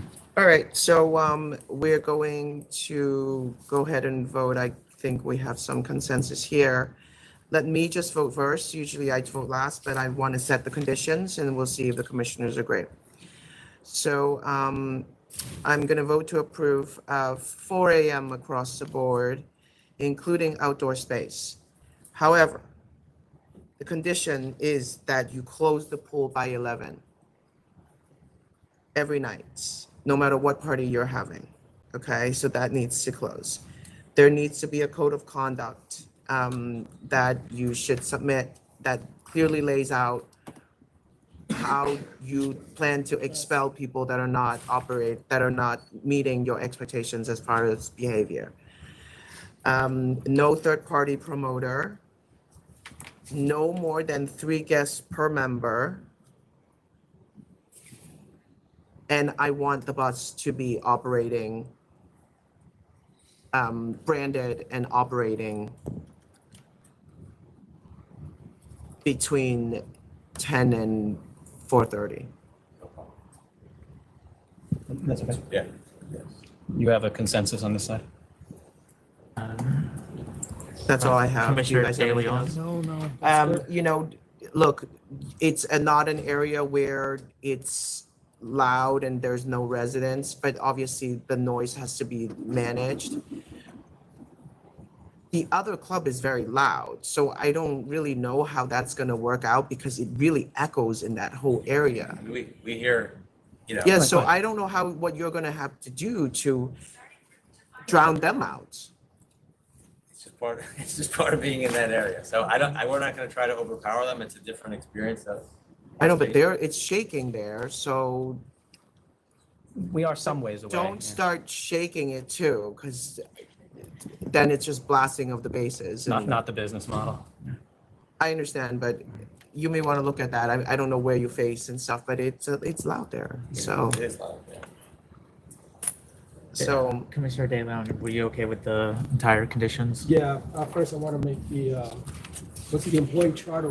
Employee schedule. Employee schedule, part of the record. I vote to approve with the conditions as specified by the chair. Good luck. And Commissioner Meyer? Yeah, approve with as specified. Okay. good luck. That's enough of me for today. Thank you very much. All right, Thank you. Thank you. Buck. Next is 38 Serena Harlem LLC.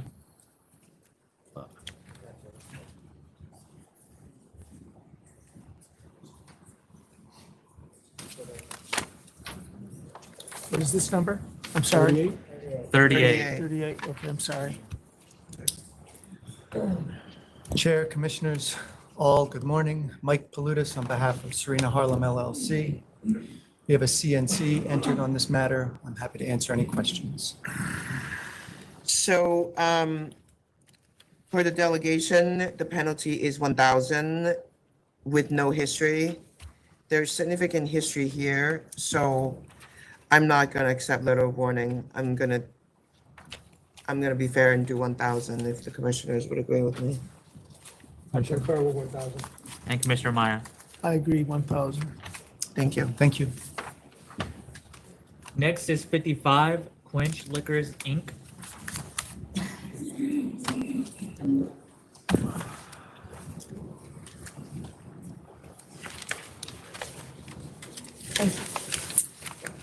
Good afternoon. June Connolly. I represent the applicant, the removal applicant, Quench Liquors, Inc. The principal, Maria Connolly, is here today as Are well. you guys related? Sister-in-law. Okay. All right. All right, and then the opposition's here. Go ahead. Did you get what you needed?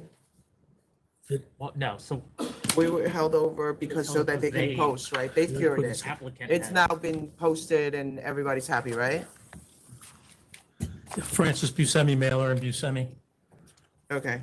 For the opposition, I represent Sunwave. With me today is Steve Conforti, the owner of Sunwave. My presentation will address a number of points. One, the size of the store, proximity to existing stores, the demographics of the area, and then I'd like to address the issues that the applicant cites as her reasons why the removal should be approved. The applicant is located in Patchogue, Suffolk County. The application is to move the store approximately, I think, 9/10 or a mile from its existing location. The current store is I looked at the application. The application indicates the store is 1,000 square feet in total. I noted I think in one of the Liquor Authority's You mean the papers. current story is it's- 1,000? It says 1,260. So I'm not sure which is correct. In either event, the applicant's moving to a store. I have 1,120. Well, again, I looked at the application itself. I foiled it. The application states the current store is 1,000 square feet. Okay. The applicant wants to move to a 4,920 square foot store, which is almost 5 times. 500% increase in the size of the store. That's more than just removing to a new location. That's as if you're adding an additional store to the mix. Yes. The proximity to the existing stores from where the applicant is currently located to where the applicant wants to remove. Sunwave Liquor is currently 1.2 miles from the current location. And if the removal is granted, Sunwave Liquors would be 0.3 of a mile from the proposed location. K&J Wine Company is 2.6 miles from the current location. If the removal is granted, it would then be 0.9 miles from the proposed location. Beckendorf Liquors is 3.1 miles from the current location. And with regard to the proposed location, it would be 1.8 miles. So 3 of the 5 closest stores which the Liquor Authority has on its list of the closest liquor stores, 3 of the 5 would be moving much closer. One is just about the same, or 1/10 of a mile difference, and then one would be moving further away. With regard, you had mentioned, Chair, the posting of the notice. As I think we're all aware, the notice was not posted. My client saw that, brought it to my attention, and many of the residents of the neighborhood weren't aware that this was going to be made into a liquor store. Since they've become aware, we filed a petition of the residents of the area.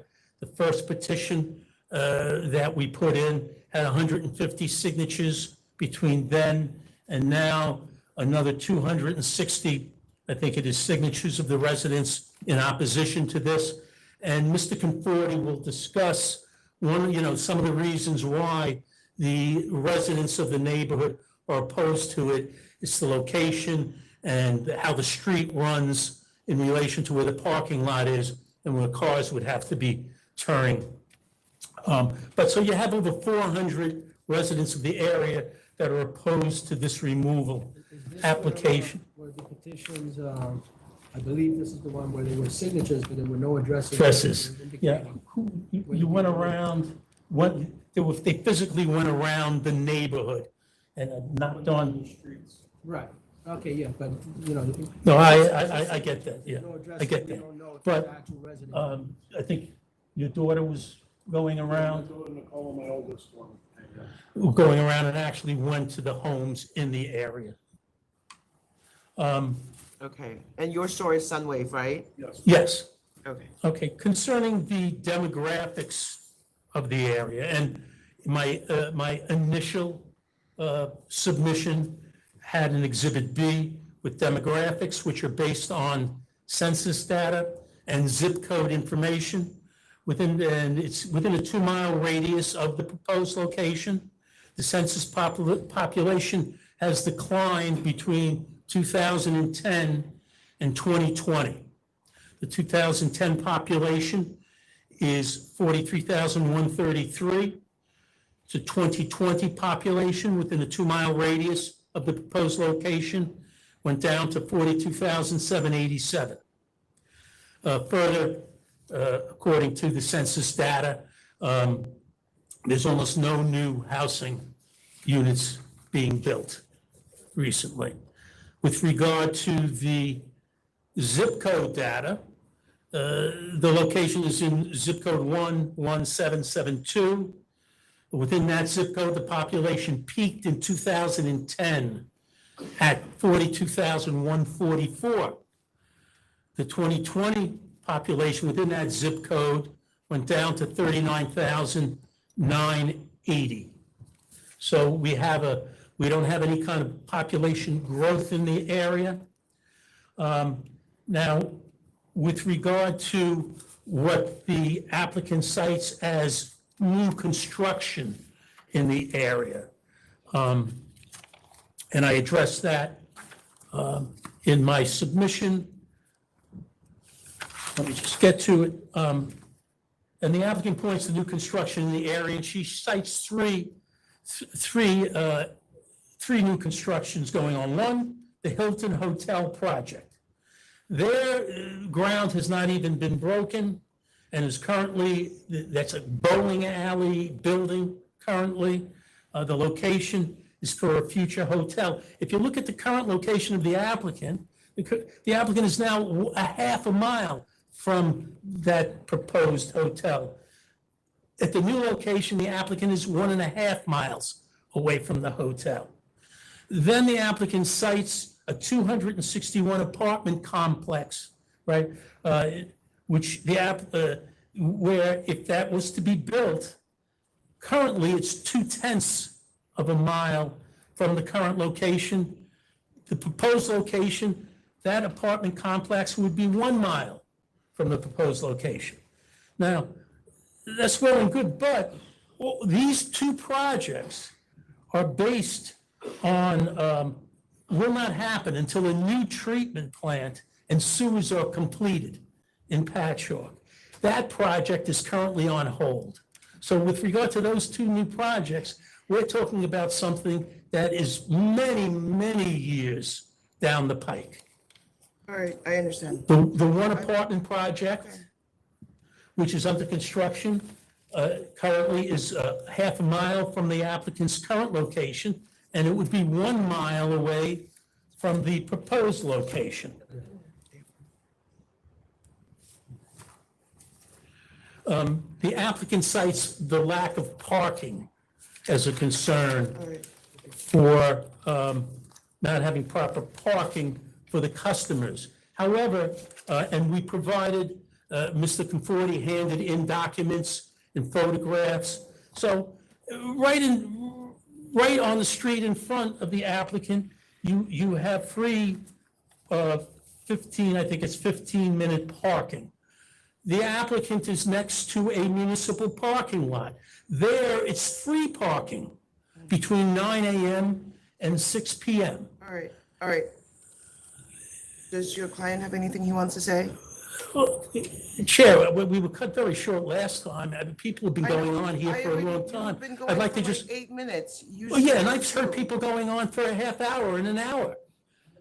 I mean, give me a few more, I'm asking for a few more minutes. Okay, okay. So I can complete my presentation, that's All all. right, wrap it up, wrap it up. Thank you, thank you. Also, the applicant has always had carry-out service for customers, for customers. Theft and safety, the applicant raises theft and safety.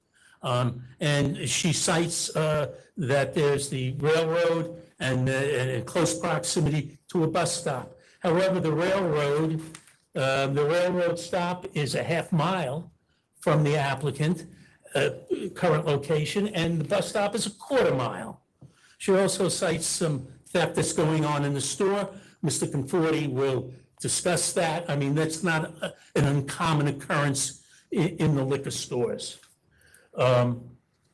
Services and products, Mr. Conforti carries the same services and products that the applicant cites. Mr. Conforti sells ice, all of these new canned beverages, ready-to-serve beverages. Mr. Conforti has those at his store. I want to address also, we had given you, we had extended out Mr. Conforti's Sunwave's sales figures, and there was a mistake made in the submission, which I want to point out. You have, I gave you a comparison for January, February, March, April, and May 2023 to 2024 to bring those sales figures more current. All right. The chart I gave you, there was a mistake made. Some of it was put in parentheses that shouldn't have been, showing that it was negative. Okay, so can I just ask you a quick question? Yeah. These stores used to be how far apart? 1.2. Yeah, it's okay. 1.2 miles. 1.3 miles. And now they're moving to a location that's essentially around the corner from you. Correct. From you, what about the others? And also closer to the other store. 3 out of the 5 stores on your list of closest stores, the proposed location is closer to. How close are the other stores to one another? I don't have that specific information. There's Commissioner? spread. I'm moving away from like 2 of them moving closer to him and one other one.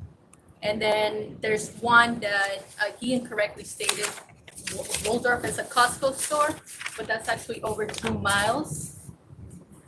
And we are moving closer to him, but we're on the opposite side of a very busy corridor, and we're accessible right off that corridor. He's in a busy I don't know what that shopping center. means because you're really right around the corner from him. Waverly, you It's see now Waverly Avenue? a 2-minute drive. If you're on the other side, I Yes, would we imagine you're on the other side of Sunrise Highway. No, we're But you're not. not. You're both on the south side. Right. We can shake it. Which is really not any different. There's nothing dividing you. You're not crossing West Main Street. No, You're we're right Waverly. around the corner from him. We're When on you the were other side closer to West Main Street, which is sort of a throughway.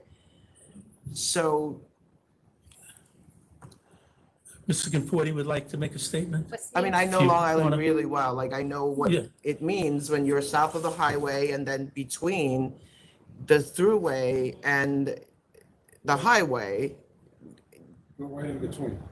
Yeah, and now there are going to be 4 stores in that little thing of inlet, whatever you call it. I don't know what you call that. It's like, you got Main Street and you got the highway. Yeah. And you got that little strip that's maybe not even a mile long. There'll be 2 stores now, not 4, Chair. And so we're Yeah, like but the right other here. J and J is also in He's- that piece of land. Yeah, but he's past just Like to hear from the Sunrise applicant Highway. now? Let's have the Yeah. gentleman, and then you're gonna, is that Yeah. What gentleman? the gentleman? Oh, he's the store owner. That he's speaking for him. Mr. Conforti, he's the Yeah. owner of Sunway. Yeah, no, I understand. No, Chairman Fan, I know exactly what you mean. So you got, say, if you went now, so anyway, Merrick Road and Sunrise Highway, you got Montauk Highway and Sunrise Highway. Then there's a little corridor in between. Well, she's gonna be here and I'm here on the same corridor. I know. And the problem is that there's no growth in that area for well over 10 years. There hasn't been a new house built. The biggest thing, the project that ever happened by me was St. Joe's College in 1976. We've been there since 73.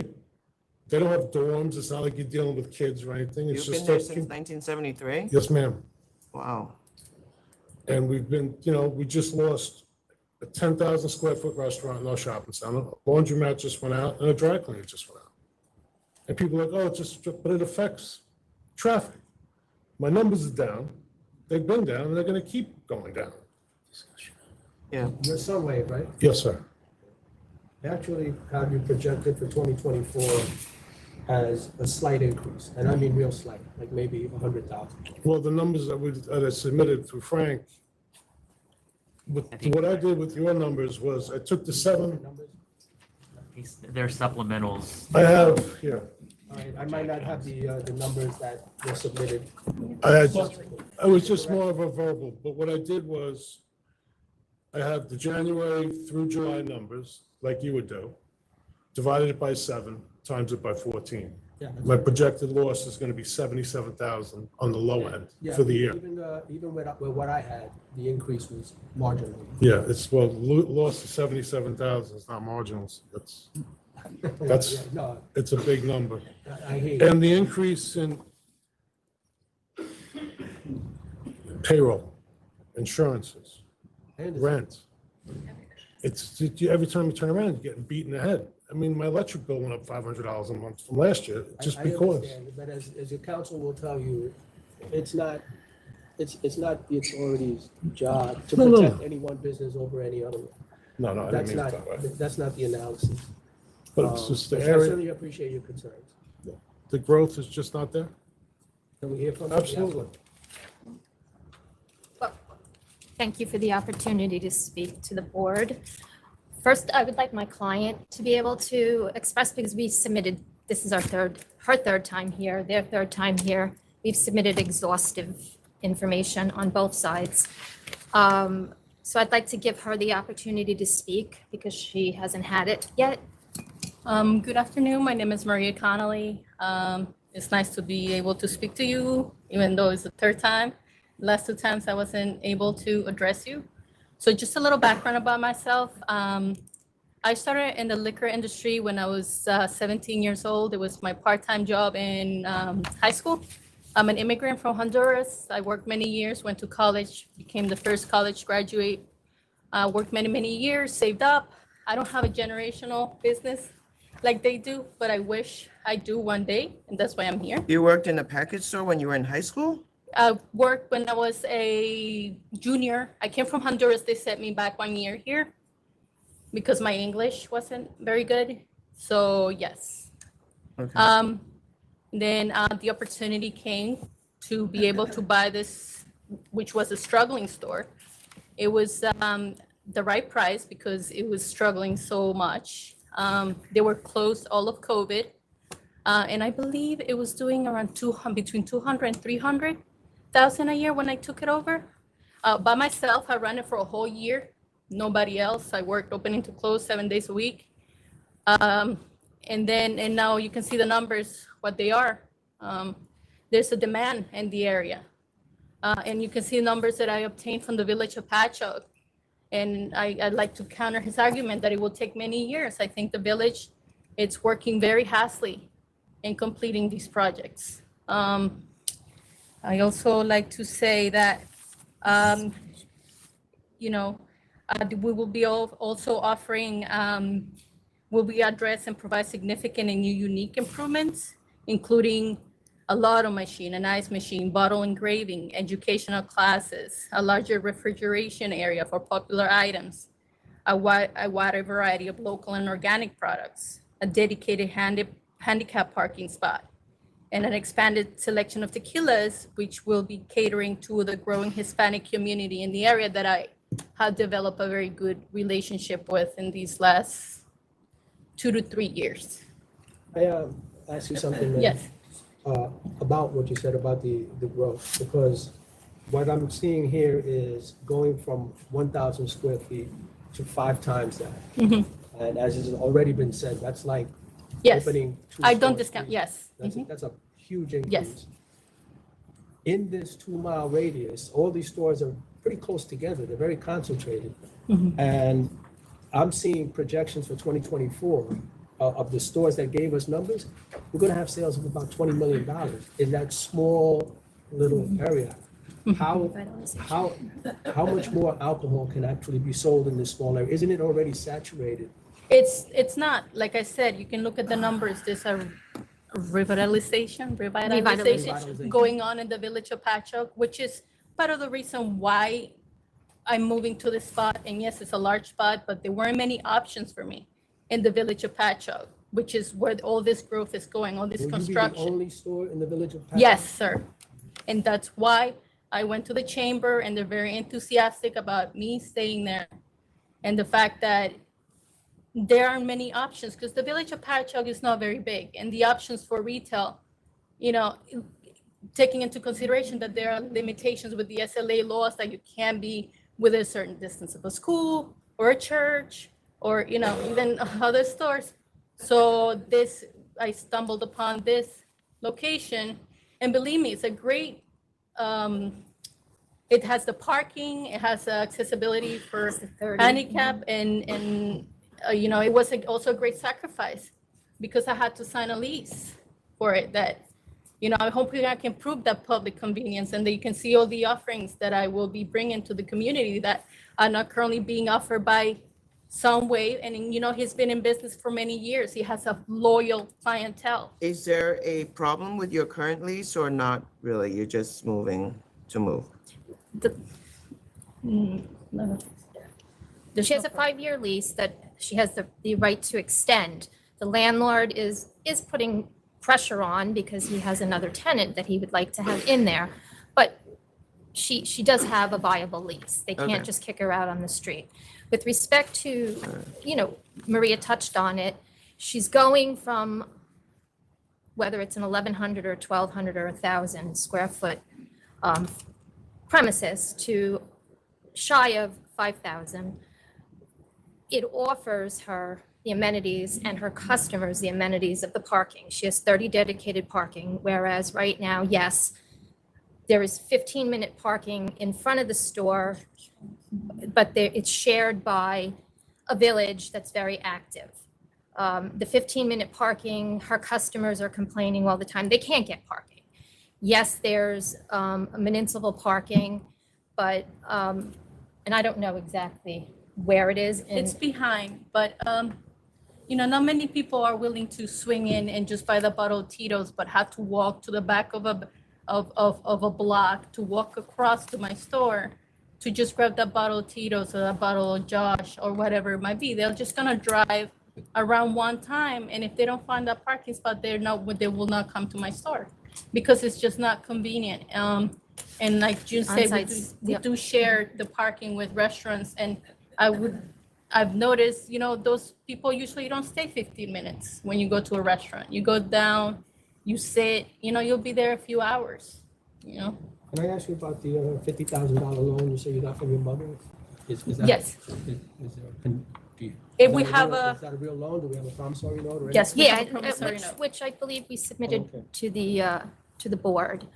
So I just want to follow up on something you said before, because last time you came and said that you were moving because of safety concerns at your current location. But now you're arguing this is a vibrant, developing area, and that is, but that doesn't discount. This is only half a mile away. So this doesn't discount the fact that, so like this, I can have a bag in my store that I can show you police reports, and every time I call, like they already know, like they come in and they just shake their hand. They said, you know, there's really the much we can do, unfortunately, for a bottle being stolen here and there.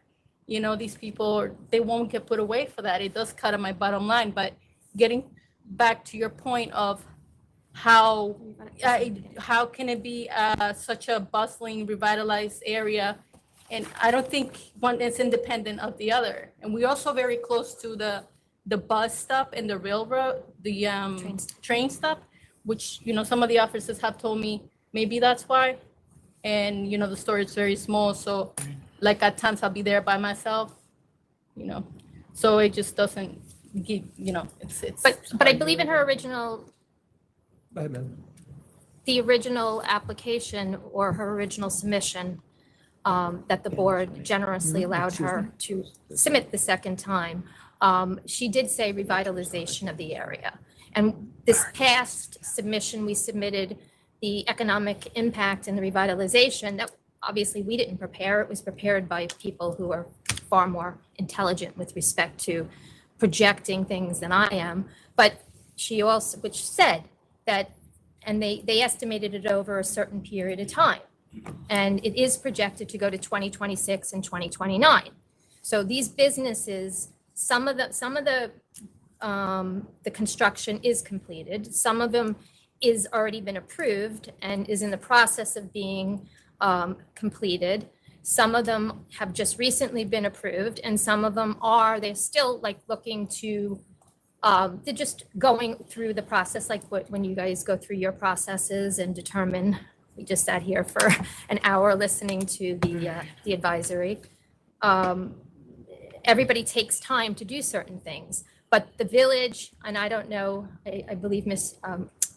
Chair Fan said that she's very familiar with the area. Well, I mean, I don't know if everybody else is, of the other board members, but Patchogue is on the map now. Patchogue is, between the bar scenes, the restaurant scenes, it's very trending. So people are going there. And Maria doesn't, Ms. Connolly doesn't have the storage at the facility. So it makes it a big inconvenience, not just for her, but for her customers. The parking is a major issue, especially from Thursday through the weekend. They have the Alive at 5. The revitalization talks about 25,000 people per night going to this thing. They put their tents right in front of her store. It makes it very difficult for her patrons. Well, the weekend, when it should be one of the busier times for liquor stores, for us, it actually isn't, because it's such a congested area right now with the parking. It just becomes more of a headache. And I just like to also mention that I'm not just moving to gain more real estate. I am offering all these things that, like Mr. Steve here, he doesn't have a functional website where people can shop from.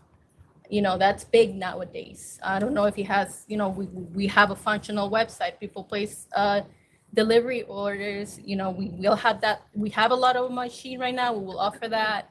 The bottle engraving, nobody offers that. That's something unique. You buy a nice bottle, you have a nice message, happy birthday, congratulations. It's just a little nice extra something.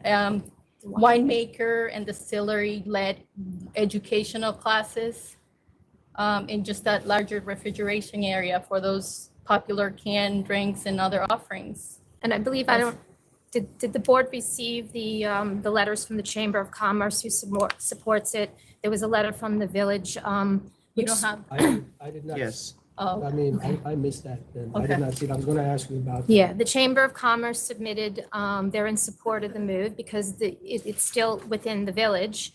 So they're excited about it. They understand because they see the growth that Maria has brought to the area, to the store, and they don't want to see her leave the village. But I have for Quench, right? Quench, yes. In 2023 was $1 billion. In 2024, I would project it to be over 3 million, 3.2. That's a huge growth. People love me in the area. I don't mean to be, but they know my story. I'm nice. I just have that customer service touch. My chamber loves me. My family, we sometimes volunteer for different events that the chamber organizes. My husband was out giving out T-shirts with my 10-year-old for the St. Patrick's Marathon. We were not just this business that comes in the morning, opens the doors, and at night they lock up and go home. And we're part of the community. And Maria's learned that there's a big Ecuadorian. She's And, I'm also a big Hispanic population. I'm able to talk to them in their language. I learned to know what they look for, what products they seek out. And I'm a smart buyer. I buy the products that I see that my customers want and need. I do my research. So in addition, I believe the village of Patchogue also sent the number of units that either have been built, will be built, or are approved to be built. With respect to the Hilton Hotel, they referred to that as well. The sewage treatment plant that was discussed is East Patchogue, which is She's moving west, that's east. There is the sewage, they're planning on increasing the sewage treatment facility in order to prepare for all these new housing for new businesses, for the hotels, for the stuff in the area. Some of it's part of the town of Brookhaven, some of it's part of the village, but this whole area is not the same patchogue. They talked about the census. From 2010 to 2020, the area was, sorry, did you? So the members are ready to vote. Okay. Commissioner De Leon? Well, I appreciate both the presentations. This is a very close call for me. This is a huge upgrade, but I can see the growth in your store. The numbers really show a significant growth. Out of the 1, 2, 3, 5 stores that we did get responses from, we didn't get one response from one. I'm showing a projected increase in sales for 2024 for 3. 2 are projected to make a little less money, but not much less than they made in 2023. I'll take note of the fact that you are going to be the only store in the village, the fact that you are already there and moving. I am concerned about the cluster and about $20 million worth of sales of alcohol in such a small area. Patrick can't handle that. It's a big drinking It town. obviously is. But with respect, With all that said, and also that you have the support of the village, which you've indicated. So I'm going to vote to approve. thank you. Commissioner Maya? Oh, I just want to say a few words. I don't see it as such a close call. Which one? There's still the same number of stores. So whether that's the numerator or the denominator, the population function has no doubt that there has no change. It's not 3 million. To the extent that there's an objection by Blue Point, you're actually moving Away from. probably farther away. Yes. In the same cluster, there's already a cluster, but then it's divided by highways and a cloverleaf. Yes. So I say yes. Thank you. Thank you. All right, Chair? We're looking at the same thing? Yeah, all right, it's approved. Thank you. All right. Next is 25, Wan Li Hua Inc. That can't be correct, Lil. I gotta tell you. It's not 3 million. Okay, what number did 25. you just dial? 25. 2545? 25. Thank you. Good afternoon, members of the board. Howard Levine for the licensee. Here today on a conditional no contest with a respectful request that the board issue a letter of warning. This matter involves a security guard who was licensed, but he did not have his license on him at the time of the inquiry because his wallet had been lost. We submitted an affidavit from the security guard. We also submitted proof that he was licensed at the time of the inquiry and respectfully request that a letter of warning be issued to this licensee. So I'm going to withdraw the default and make sure that it's withdrawn and vacated from his record. Oh, this is a request. I'm going to for accept letter of reconsideration. warning. Thank you. What number is it? So you vote to grant reconsideration. It's 25. Oh, yeah, sorry. Sorry, it's okay. I didn't realize until. So, Oh, we have to vote on recon first. yeah. Okay. Do we vote to reconsider? It's a default that it's our mistake from, Yeah, I'm fine with that. Yes. Okay. Did you get me? Yeah. And then on the letter of warning that they're offering. So I had been working with Ms. Marsico on this matter, and we had agreed that a letter of warning would be appropriate in this circumstance prior to the error of having it be submitted. And I stand by that to the extent that the licensee hired a reputable security guard agency who has licensed and insured security guards that all have their, post-training. In this one isolated incident, the security guard who was licensed just didn't have the physical license on him, having lost his wallet. We submitted an affidavit to that extent, but he was licensed at the time. And they obviously take this very seriously. So Chair, you've said to rescind the default and Yes. accept letter of warning. Yes. Commissioner De Leon I'm fine with that also. and Commissioner Maya. Yes, sir. Okay. Thank you so much. Yep. Thank you for coming in. Sorry for the trouble. Next is 42, Freeport Meat Market Corp.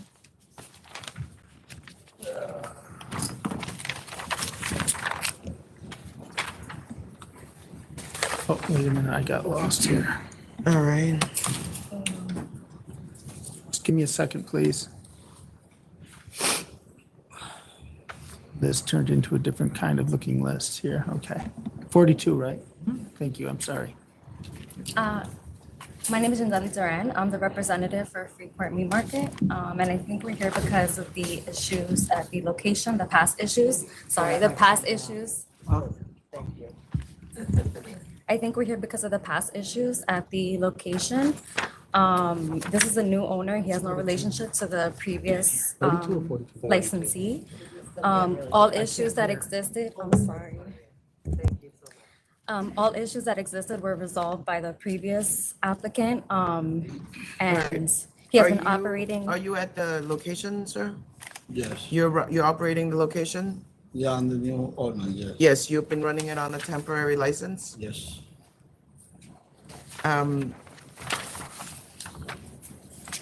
Who is Olga Fernandez? Olga Fernandez? Yeah.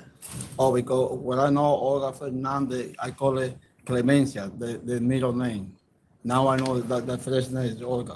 ¿Quién es ella? La que te prestó el dinero. ¿Quién es ella? That's my friend of mine. That's a friend of yours? Yes. And she's lending you the money to run this business? Yes. Okay, so what's the arrangement with her? ¿Cómo? ¿Cuál es el arreglo con ella? Solo 9,000 que tú le pagas a ella. Oh, I pay every month for 3 months. I got contracts. How do you pay? I pay C86. No, do you pay cash? Do you pay by check? Cash. Cash. Yes. And you purchased it for $40,000, right? Excuse me? You bought it for $40,000? Yes. And you got a $31,000 promissory note from Mr. Julio Reyes? Is that Yes. And Julio Reyes was the previous owner? Yes. Okay, and he was previously disapproved? I don't entend. Yes, he was previously disapproved, but he has nothing to do with that. He was not in the store when that happened. Right. But, you know, we have someone who didn't put up any money, got money from the previous owner, a promissory note to buy the property, and $9,000 from another person that we have no record of that person actually being paid back. We have his testimony saying that he's paying in cash. We could get an affidavit from her or something from her saying that, because Get he an pretty much paid her already. I think he has like maybe 1 month left. Yep. So. And who is Felix Batista?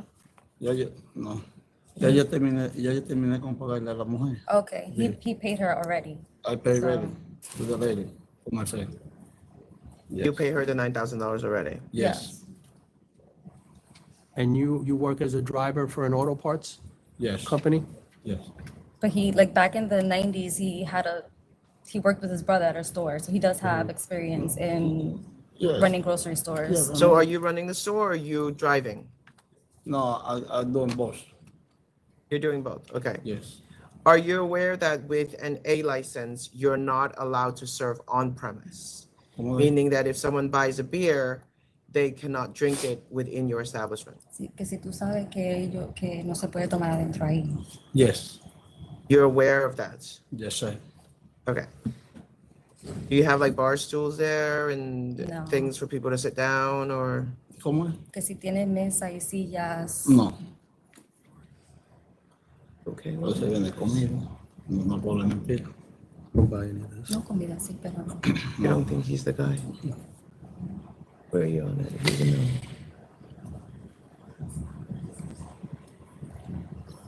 $31 is more disturbing. Do you guys want to try to get some affidavits showing that he's paid the money back? Sure. 100%. Are you guys okay with that? Are you Can I- at that? Is you happy? No, You're I not know, happy I know with he's it? got a temporary, but it doesn't add up. He's been operating for a year there with no issues. Yeah, and He's again, I can't account for that, but. Yeah, he has a 10. No. Is there a promissory note for the 31,000? Yes, It's written? yes. And when was that executed? When was that delivered by? That was back in July of last year. So you could provide a copy? I don't know Yes. what anyone else is going to be thinking. I'm thinking that. Yes, Okay. it's submitted with the application. Yeah, it's in here. Okay, I didn't see that. I'm sorry. It is there? Yeah, July 19. Yeah, it's Last in year, here. July 19 last year. Was there a promissory note for the 9,000? Yes, there's the loan agreement. There's also a loan agreement for Yes. that? Is that included? Yes, that's included also. Where is it? But that was also last year and it was for a year, so it's okay. pretty much Okay. paid I off don't have already. It's in here. It is? Mm-hmm. No. It's ready Oh, paid- I see. I'm sorry, I missed that. It's ready paid last month on the 29th. I gotcha. Thank you, sir.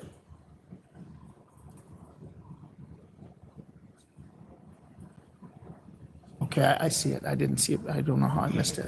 Check that out. No, yo tengo a todo el mundo limpio por ahí. Por ahí no hay bono, está limpio. Pues nadie hace eso.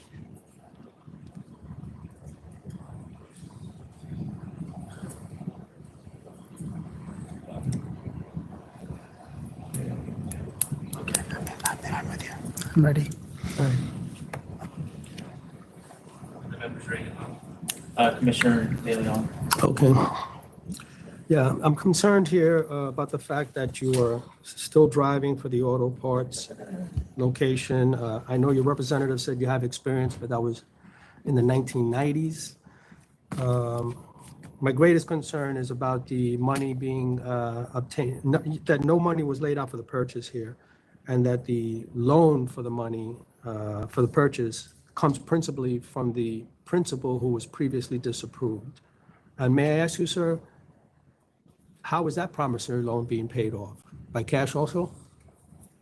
Yes. Yeah. Okay. Contract. Right, yeah. Contract. The manager at the location before Felix Batista was previously arrested. But he's not I a think it manager of was- this application. Right. No, He's pero not no sé quién es. at the store anymore. No, pero yo no sé quién es. Yeah, the place has a bit of a history. I'm sorry, respectfully, I'm going to have to deny the application. ¿Eh? ¿Eh? Él votó por desaprobar la aplicación. I'm just looking at something. Give me about 5 seconds here.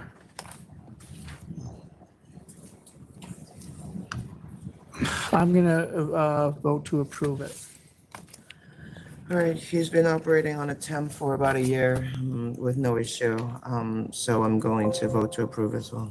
Okay, thank you. Okay. Thank you very much. And God bless you. Next is 29, FMW LLC. 29. 29.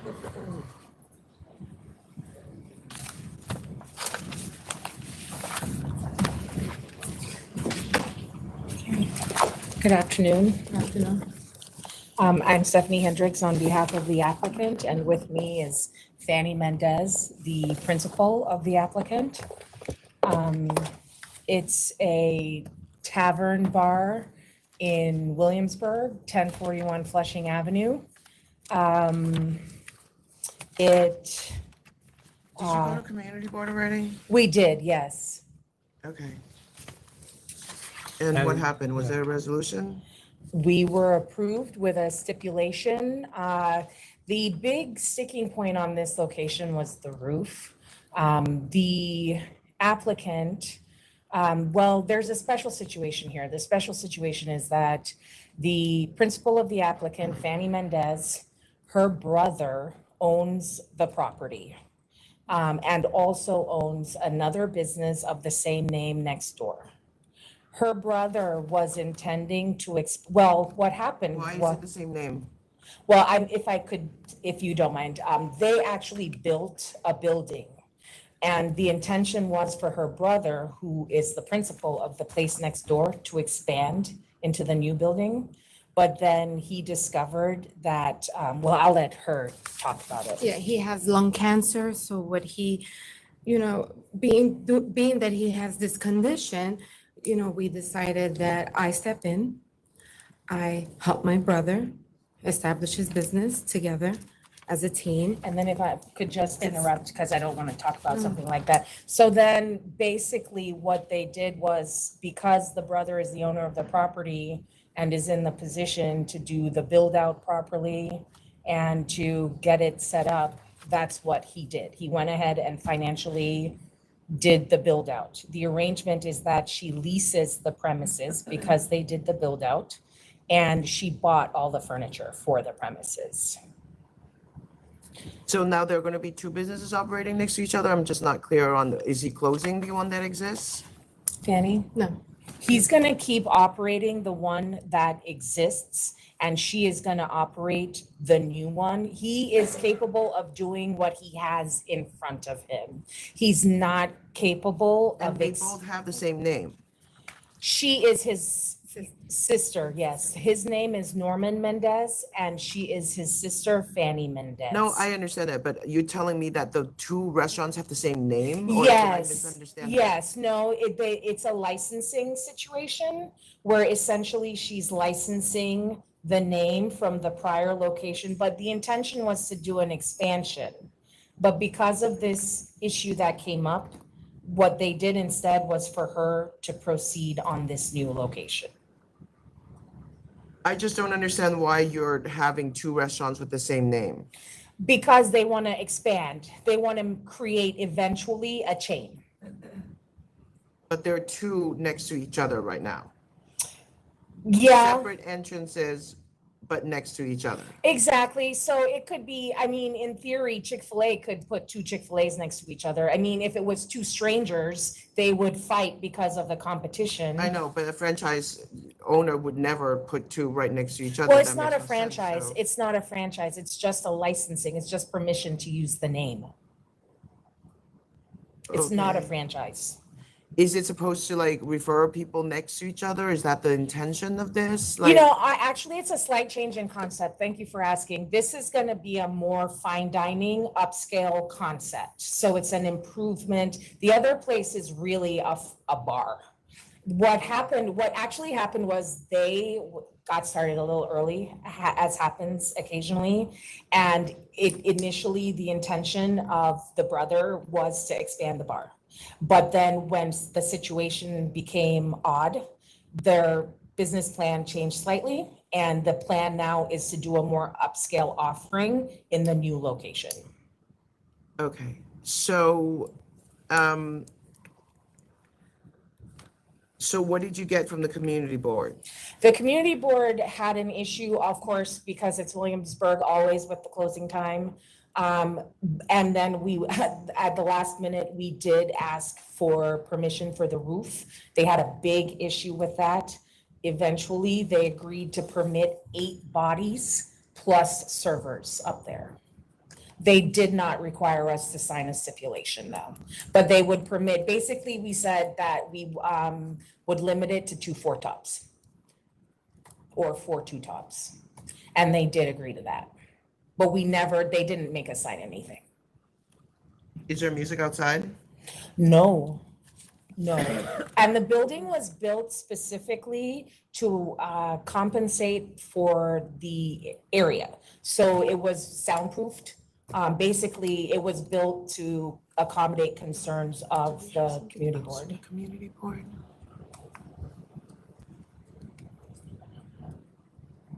I can go back and get something from the Yeah, community do board. I have something from the community board here? Just the resolution saying. Yeah, I have the September 23 one that says you did not appear and they recommend denial. I definitely appeared. And in fact, I raised a question. When was that? I appeared at every community board meeting. I understand, but do you remember when it was? Was it after September 23 or before? It was on that date. And in fact, I remember specifically wondering, did they note my appearance? Because it was so They disorganized. didn't. They actually submitted a document to us saying you did not appear and that they recommend denial. Well, And I that's why definitely you're appeared. here. Yeah, I wondered, I was like, why are we here? I definitely, without question, appeared at that All right. community board meeting. So the 500-foot hearing says it's fine that they recommended denial. Yeah. All right, so. They why don't- recommended approval on the public on the 500 foot. I know. What are you guys thinking? Let me ask you something, ma'am. The brother has a restaurant right next door. Yes, Okay. Both restaurants have the same names. yes. Have the same what, I'm sorry? The intention was to do an expansion. Well, this is getting to Sure. my point. Okay. And the applicant currently owns a daycare center. Is that correct? I do own a daycare. Okay, and so you're licensed by the In-home city to daycare. Yes. run that business? Yes. Okay. How are you gonna run the daycare center Mhm. and run this restaurant? In my daycare center, if you allow me? Yeah, Start? please. Okay, my daycare has been open for almost 10 years now. Okay. I have 3 working assistants. Okay. I don't have a daycare center per se outside resident. It's in-home. Okay. I am credentialed, my staff is credentialed to stay with the children without my presence being there. Okay. So, and the daycare closes at 5 o'clock. So that would also allow me to start my business with my brother. It's a good answer, because the concern that I have was it sounds like your brother is expanding and using you to get a license. I also want to mention this lawyer right here, this gentleman in the back, he was at that community board meeting. I don't know if you remember seeing me. I remember seeing you because You're on I the spot. remember you were wearing a black shirt and like some jeans. And I was like, wow, he's Very not possible. dressed exactly like a lawyer. So I was definitely at that meeting. All right, what are your hours? The hours, Fanny, Before to like 2, the latest. 4 in the In the afternoon, I afternoon. would like to So open the it for- latest that the community board would permit us, which was 2 a.m. And that's And I what we think want. the intention is to treat it like a family oriented situation. These people want to close and go home early. They want to be at home by like midnight, 1 a.m. This is not Reservation zone. You have a temp, right? a temporary CO. Yes, we do. No, you have a temporary permit to serve alcohol? We do not have a temporary permit, Your Honor. Oh, why didn't you apply for one? We discussed it because of construction issues and just timing issues, they opted not to do it. Okay, so, Before the members vote, can I just say one thing? So Yeah. these are 2 separate entities. You're going to be operating completely separate. Your brother's not going to have any Yes. interest in. And it's totally different, the style that we want, everything's gonna be reservations only, that's my goal. Very upscale is what I'm looking for, mood music, it's gonna be totally different from what he has, is what we wanted. It comes out exactly the same. Separate. So you understand what she's saying now? Yes. Aside from the Sometimes fact the that it's a numbers- different restaurant. Oh, your yes. Books and your That's the same records are Yes. separate, So that- you're look not at that, I buying didn't together even your notice that. alcohol. Yes. Okay. And in the event where you do All go right, at least I know through what with to this do. project of combining the 2, there's additional paperwork that you would have to sign. You would have to be on each other's license. Oh, yeah, they're well aware, of Okay, and an all of that. alteration and, okay, Yes. 2 separate businesses. Yes. Okay, thank you. so I think we have to hold this over. I think they have to go back to the community board and get a letter that clarifies the denial recommendation.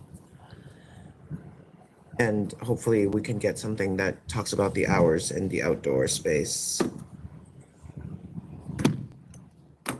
September 18th. September 18th. Yeah. Thank you. Commissioner 9:18. and Commissioner Meyer. I just want to note for the record that I spoke with this community board several times, trying to clarify appearance issues, confirming. So this is a clerical I know. mix-up on You their will- part.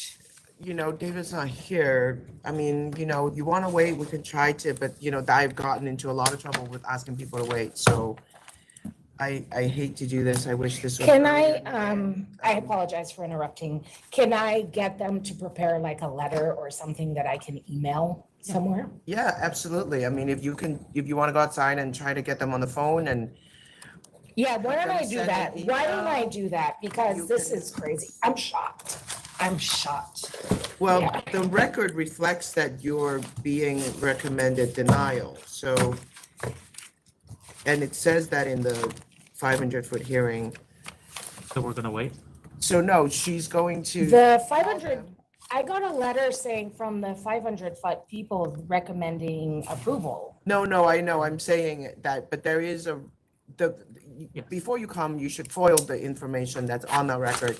You've seen the community board letter that says recommend denial, right? I have not seen So that you letter. should have gotten that from us before you So I come. think we need to hold it over anyway, so instead of waiting. I know, but I'm gonna give her an opportunity to try to fix this in the next Well, hour. but If the she can community get- board the community board should also communicate directly with us as well. They don't. Okay. They sent it to us recommending denial, so that's a mistake, and I apologize for that. And this But is- see if you can send him an email before we wrap up here. Okay. And if we can get an email saying, no, just kidding, we don't recommend denial, I'll take that. Okay, great. Thank you very much. But sometimes they want a full board vote and all of that, because they're changing their record essentially, so Okay. I'm sorry. So do you mean if she gets it, she's coming back in front of the board today? Yes. Right? It's fine, if Donald gets it, we'll call it again. Next is 23 F&F New Rochelle Food Court. 23. 23. Let me put this out there real quick. It turns out there's a Yankee game today at 4 that I completely forgot. There must be a reschedule. I'm not going, obviously, but if you guys know anyone who wants 2 tickets, reach out to them, send them a text, and let me know immediately. Well, you can go. No, I'm not gonna go. We'll be done. I'm not gonna go. It's raining anyway, it's not a good day. Yeah. All right, sir. Hi, good afternoon. My name is Zachary Westenhofer. I'm from Kidonakis Corona PLLC, representing F&F New Rochelle Food Corp, DBA, Seatown Supermarkets up Sorry, in Don, what number? New Rochelle, New York. 23. Thank you. All right. We submitted a pleading response, a CNC, in the amount of $4,000 in April, as suggested by Ms. Margarita Marsico. She had asked a lot of questions that were forwarded to her from the investigative, panel or the investigator. And with me here is the manager of the store, Mr. Juan Carlos Taveras. He submitted an affidavit, should be on record, that answered all of the questions that were posed to us. He made himself available today if there's any additional questions. And if not, we just kindly ask that our CNC is accepted. Commissioner De Leon That's fine, 4,000. and Commissioner Maya. Accepted. Chair, you already. Yes, I accept. Thank you. Thank you very All right, much. I mean, this is very unusual, so just make sure that you're selling things that are properly brand labeled and, there's obviously someone watching. Very good. All right, thank you. Take care. Thanks. Next is number 2 HB Wine and Liquor 1 Inc. Oh, God, really? I don't see anybody. Number 2 HB Wine and Liquor 1 Inc.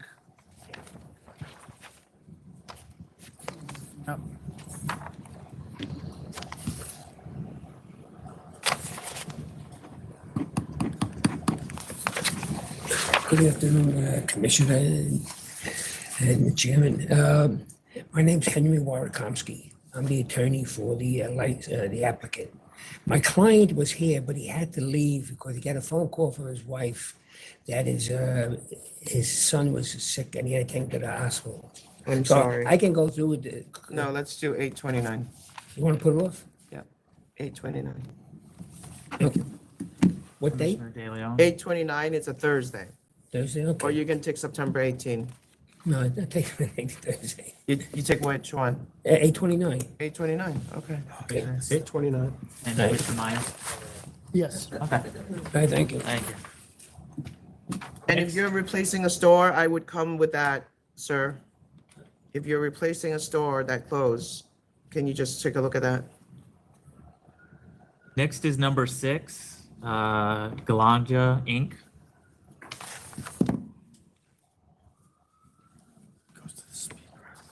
All right, this is number Hi. 6. Number 6.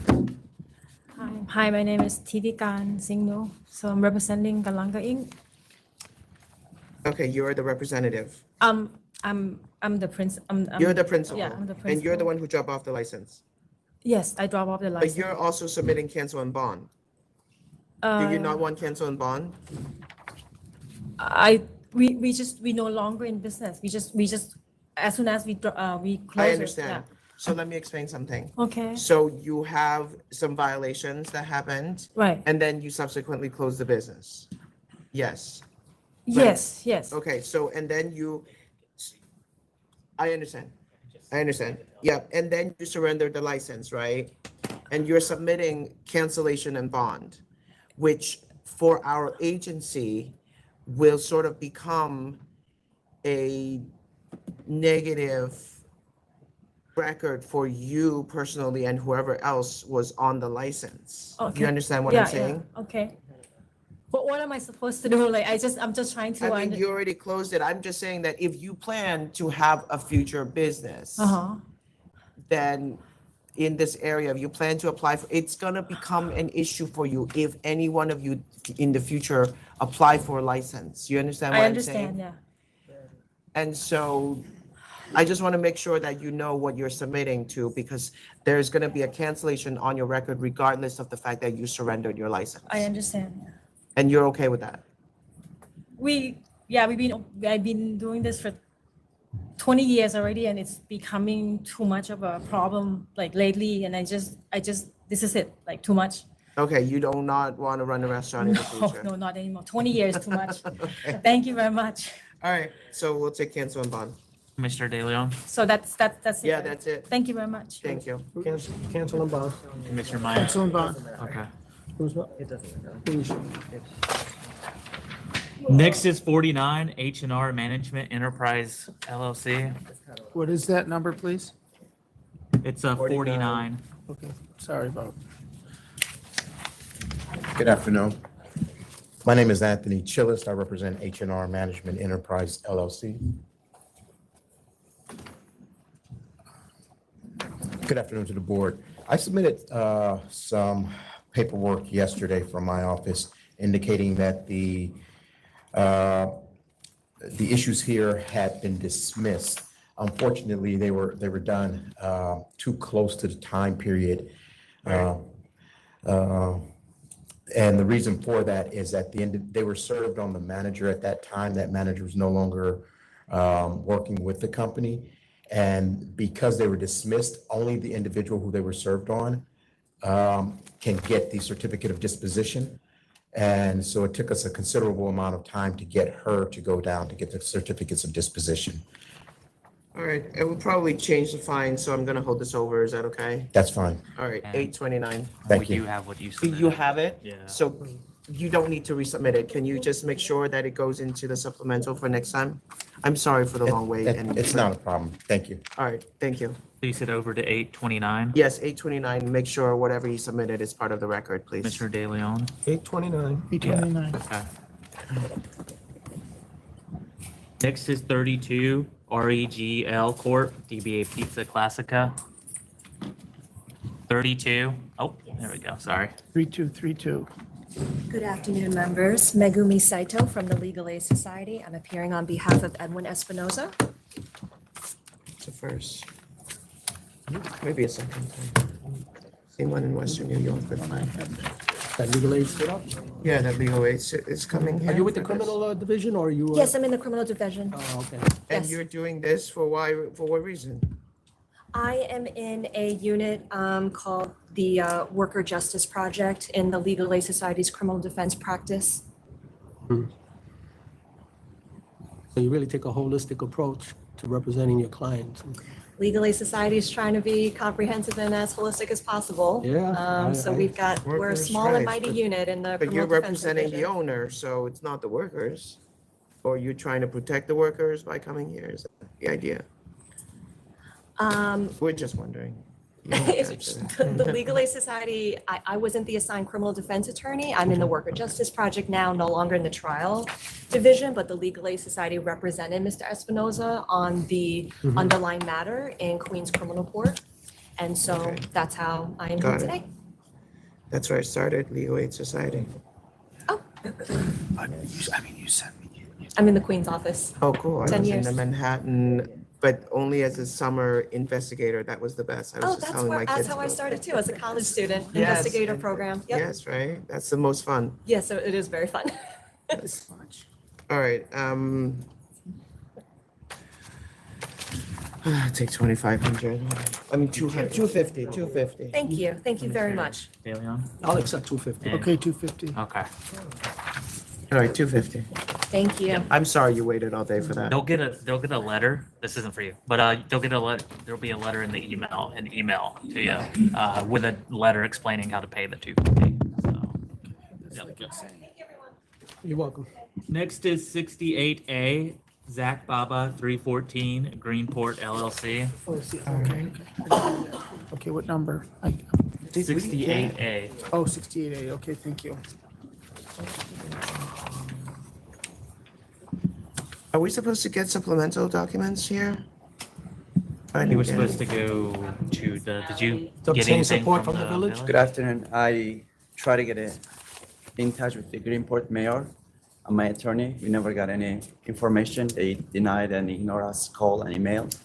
I have different supports and also I have over 200 signatures from the local people. Oh. Okay, but nothing from the village. Village ignore us. I get a support from county executive. You needed to submit this stuff. There was a deadline about a week ago. This will take, because this is a government document. Let me just see. Do you have another one for Commissioner? Here, For sure. that's a copy, right? Yeah. Do you have other All letters? right, give them. Do you have anything else? These are from the village. And this is my attorney that already tried to make it. Okay. Get in touch with All right, that's fine. Go back to the. No, they're not. You're not accepting his petitions, are you?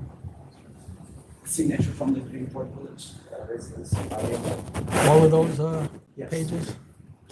I don't know. Hold on for a second. Let's figure out what we're gonna do here. All right, so the Village of Greenpoint opposed on June 16, 2023.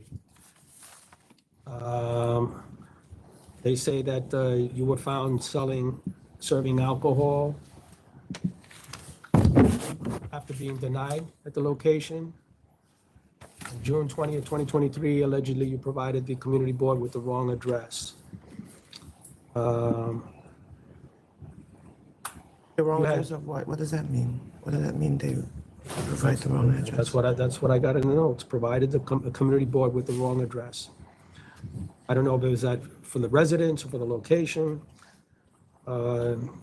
Says here you had 2 active licenses with emergency suspensions in 5 years due to COVID. The restaurant with 16 employees, 1 security guard, the principal, and a manager to manage recorded music. You've handed up a support letter from the sheriff of Suffolk County and a letter from the Village of Greenport indicating that you've complied. There are no open permits or open violations regarding, this is from the fire department. That's what we have. Yep. I take it that the village is not in support of this application because you say that they've ignored you. And what else did you say about it? They ignore us, that and never return our phone calls, emails, or anything. Never try to get in touch with the Greenport Village.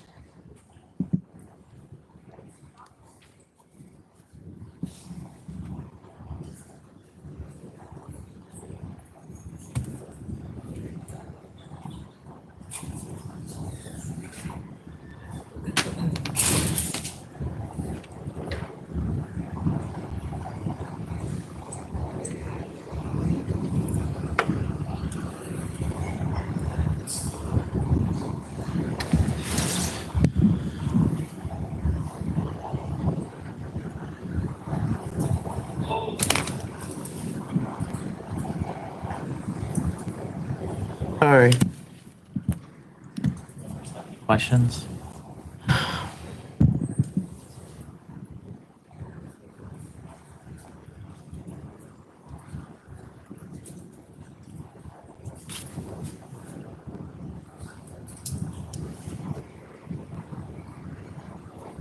What is this location? This is a restaurant? It's a small restaurant, 340 Main Street, Greenport. How many chairs? 100 seats, 50 indoor, 50. 150 chairs? No, 100. 50 indoor, 50 outdoor. 50 outdoor. And you're operating now? We are, but extremely slow, and no one wants to dine in the restaurant. There's no alcohol. Is background music only? Yes, ma'am.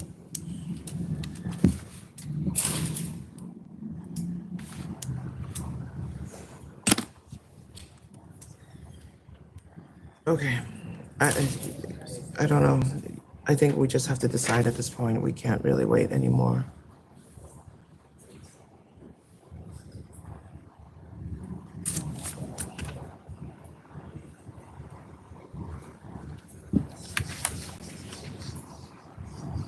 You only open at 5 though. You don't do lunch service. No, 6 days, 5 to 10.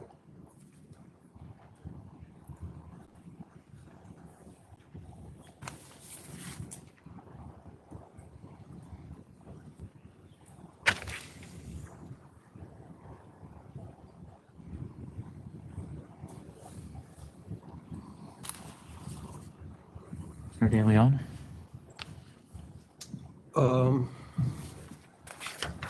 Okay, like I said, what I have is that there was a previous application by you for this location that was denied.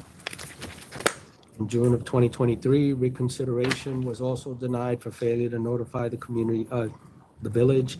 The village opposes. They say that despite the fact that you were denied, you were still serving alcohol. And there were 2 active licenses with emergency suspensions within 5 years. And we did not get any letter from you, from the village, but from what you told me, I have to assume that the village is not in support of this application. So with that record, respectfully, I'm going to have to deny. Mr. Maya?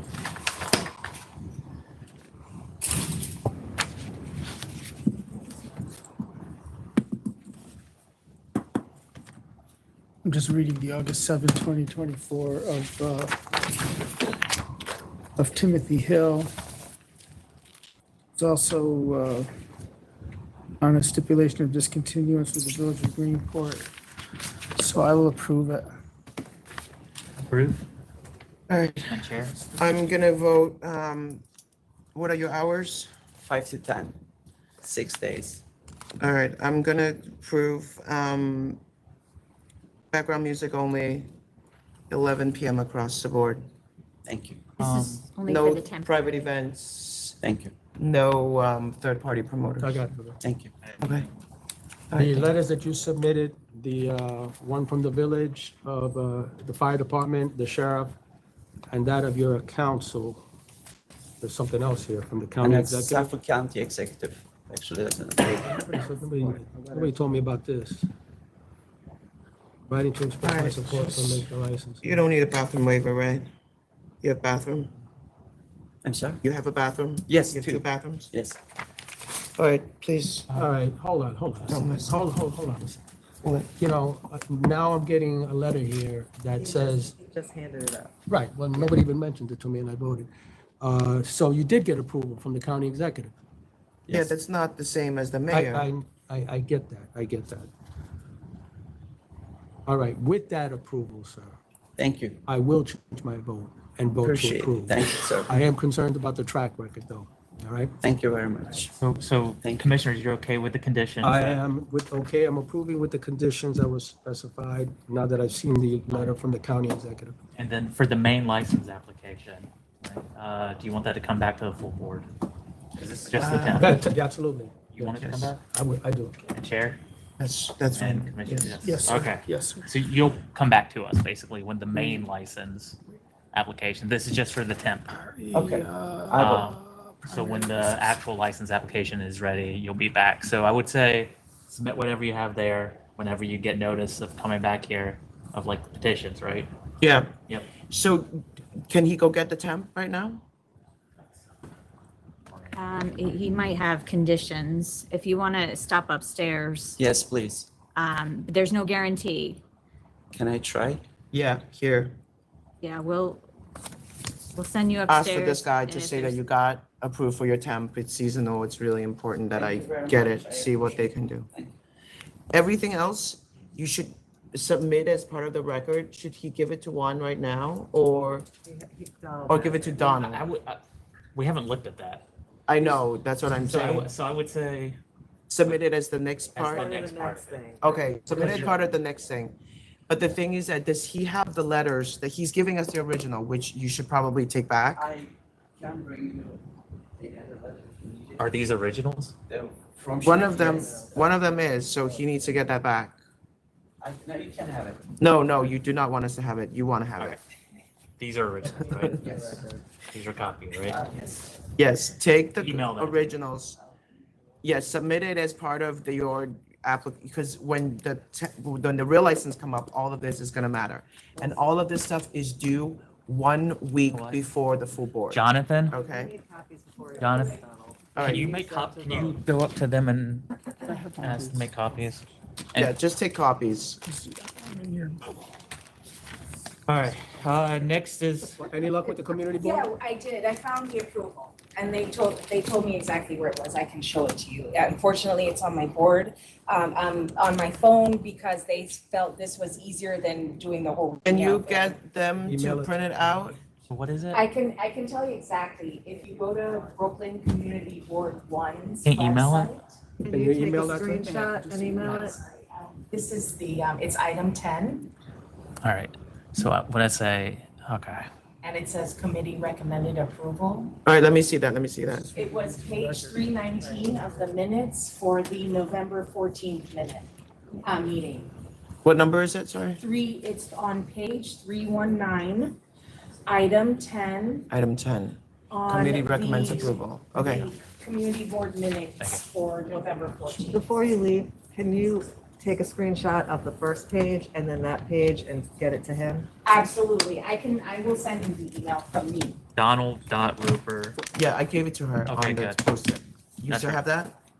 The post-it, the Donald Roper post-it? Yes, I still have Yeah, your just email. email it to him, okay? Yeah, I will send that email. All right, Definitely. what number was it? So it's 29 FMW LLC. All right, so it's 2 AM. But first, we're rescinding the vote that occurred earlier, right? We were holding it over, so I guess we will, yes, let's decide, do we want to rehear the case? Yes. Yes. Yes, okay, yes. So it's 2 AM, what kind of music, recorded music? Recorded background music, yes.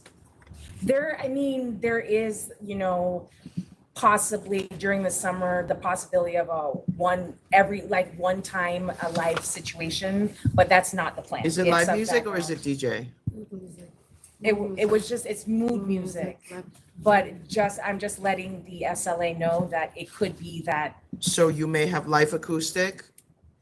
What is it? No. It's kind of like just, I think someone mentioned people wanting to be heroes. Maybe I'm trying to be a hero. I'm just saying that I it could be understand. like maybe a one-time situation kind of thing. Okay. But there's no DJ, no live music, right? Mood music, that's the plan. It's No background music. recorded. Okay, so I'm just gonna do background recorded, okay? Then you can't have one event. Yeah, then you cannot have. That's one- what I'm just saying. I'm just disclosing, like, it could like maybe one time or No, something. you can't have one. can't. It's Yeah, not you a- can apply for a method change. Right, okay, If you sure. want to change the method of how you operate. Okay, no problem. So you can play music, but you cannot have a person standing there Okay, pretending to play music. sure, okay. No offense to DJs, but, No problem. okay, you have 2 bathrooms? Yes. You're not planning to use a third-party promoter? No. And you're not planning to have private events where you can have parties? Private event would imply that you're closing the whole space for one. I mean, like event. what she just implied, it could occur maybe once a year. If Well, there's not really a point That's now, not a right? part of the business plan, and No, if the but- SLA doesn't want to approve it, we will go along with that plan, but it's not a Okay, part of the so business. no private plan. events. Okay. So with the commissioner's support, I'm going to vote to approve. 2 a.m. across the board, recorded background music only, no third-party promoters, no private events, security guard as needed. Is that okay? Commissioner De Leon I approve with the conditions as stipulated. and Commissioner Stated- Maya. As stated. Approve as stated. Okay. All right, Thank you very much. We really appreciate you accommodating. No, thank you for getting that, because we did not have that. All right, Email thank you. me. So Yeah, 35. please email that to me. All right, thank you very much. All right. you can get it. 35 AVOA LLC. 35. 35. It's DBA Amelia by Nye. Oh, here he comes. Don't be a hero. That was you, wasn't it? That was running. Good afternoon, Frank Palillo. This is a unique circumstance. I don't know how much you really cared, but the principal had a very serious medical condition that actually caused the immediate closure of the restaurant. He's in rehab now. So, I mean, yes, we did do the wrong thing. We did not cancel the surrender license. Why aren't you just taking cancellation? Because I also represent the applicant whose application is currently pending. Okay, all right, I'll take 500. Commissioner De Leon 500. and Commissioner Maya. 500. Thank you. Thank you. So you signed in for 48, 5 De Mayo Grocery Court? I did. All right. Do you know, are you signing in for Flynn? This is Mr. Flynn's case. This is a casualty of being his friend. So apparently the client got a new attorney who has asked to adjourn the matter to September 18th. So September 18 it Being is. surrogately fired. apparently. I've never seen that before. Only I could do it. That's how terrible you are. 48, yeah. See you in 3 weeks. Thank you. You have to call him and be like, guess what happened? Are you okay with that, Commissioner Yeah. Maya? and Yes, Chair? yes, yes. Okay. 9:18. All right, let's go. All right. Next is 27, Medium Rare Murray Hill LLC.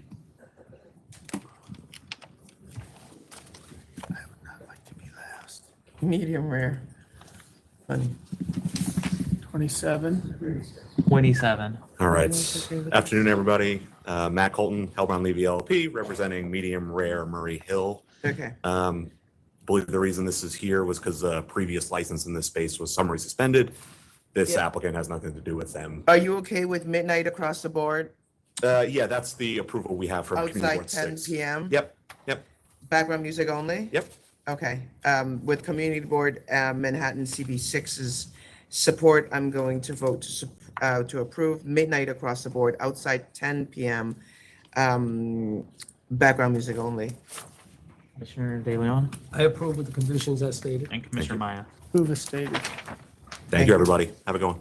Next is 68B, Amir Convenience Corporation. Okay. 68B. Yep. Timothy Allen for the applicant. Good afternoon. With me is the principal, Ali Fidel.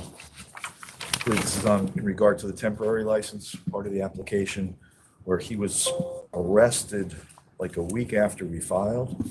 And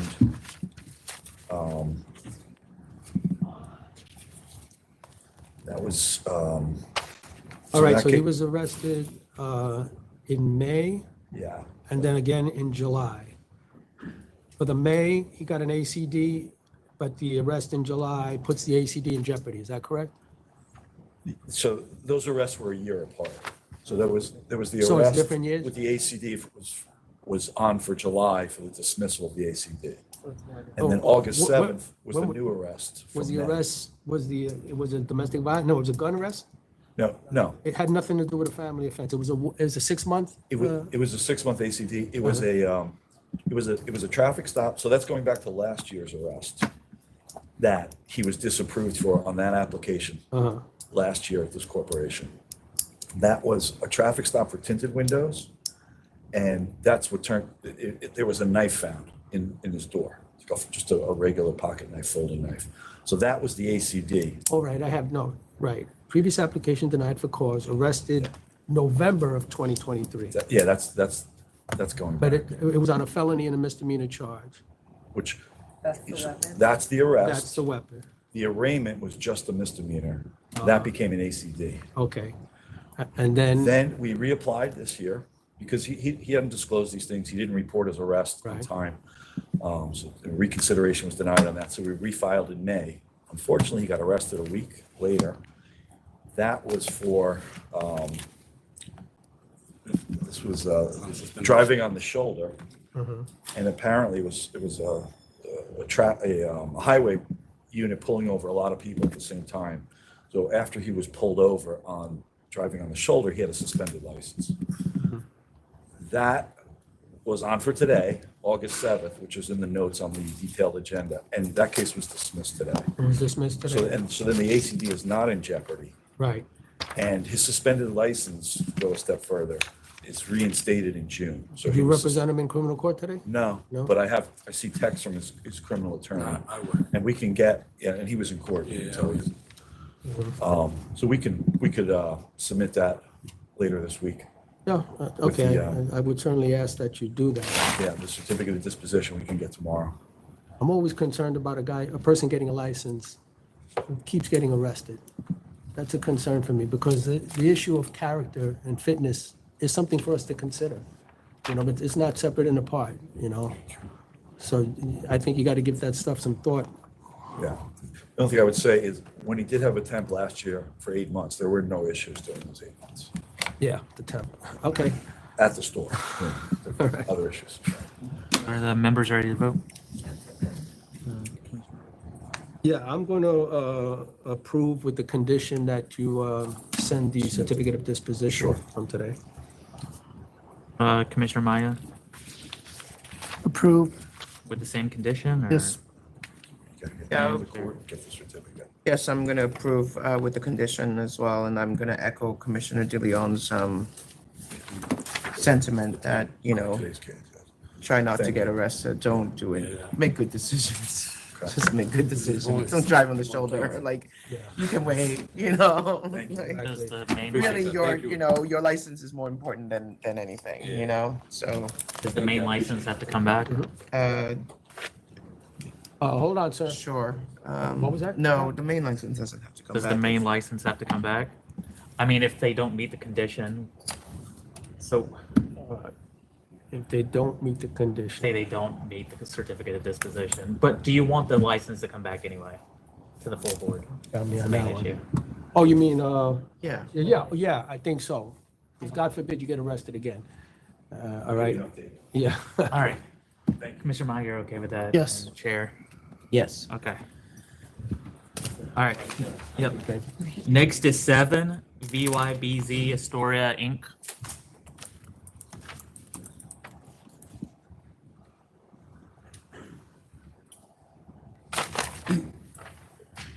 Hello, good afternoon. Okay. And are you the licensee? Yes. Can you put your name on the? Eugene Griffith. Griffin, did you get the food certification? Did you get the food protection certification? Yeah, I sent everything. Did? I think it's Yes, one of they those- did. They did send It's it. the new thing. I know they Yes. sent photos. They sent photos of handwritten checks. I'm gonna trust that you have food now. Yes. You have to be constantly serving substantial food for the license type that you have, Yes. okay? Fully understood. All right. Don't be surprised if we check again, so please. John? So what are we doing? Are we accepting 3,000? Yeah, you have to go first. What do you think? Yeah, I mean, people come to an establishment, they want to have a good time. They don't want to get sick. They want to know that it's a healthy place, that you're complying with health regulations. I mean, that kind of stuff, health violations, blocked exits, exceeding maximum occupancy. really is something that I take very seriously. All that said, you got the food certificate, I'll accept the 3,000. Thank you. Commissioner Maya Accept and 3,000. Chair. Yes, accept 3,000. Thank you. All right. Thank you. You'll get a letter with instructions on how to pay the 3,000. All right. Thank you very much. And I don't see anyone else here. So, Awesome. We'll move on. First is number 3. The principal is out of state and has requested to adjourn to 8:29. 8:29. 8:29. 4 is default at hearing. What at hearing? Jesus. 24 violations during inspection, 47 photographs visually confirmed many of the This is violations. expired, so And this is expired. did they renew? Maureen?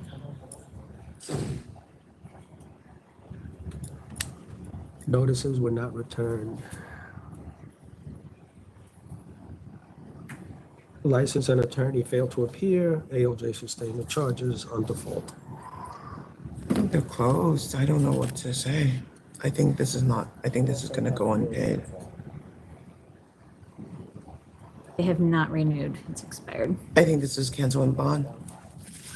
I have to check. It says no bond is available. Oh, Um, just put cancel and bond. Cancel and bond. Commissioner Maya. Cancel and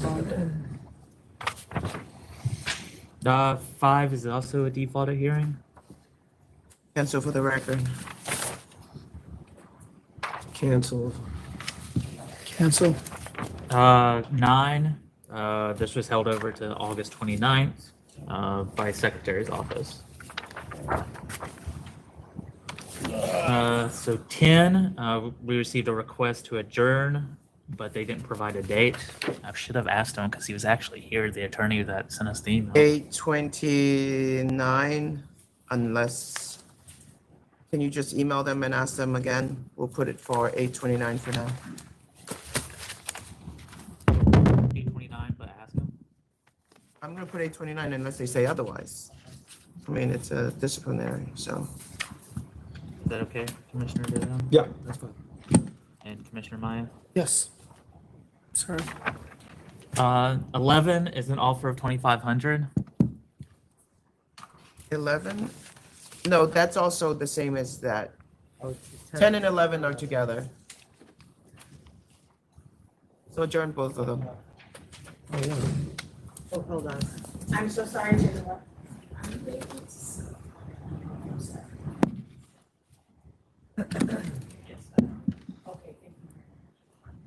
Thank you.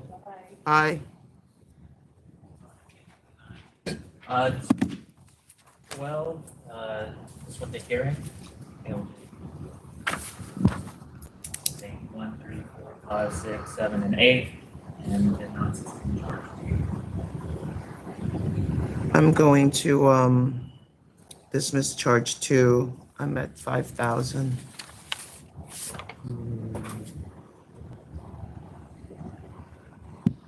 All right, I'll go with 5. I accept. No, you have to say 5,000. Okay, yeah, accept, I'm sorry, 5,000. And do you guys agree Dismiss to 2 and dismiss 5,000, yeah. Yeah.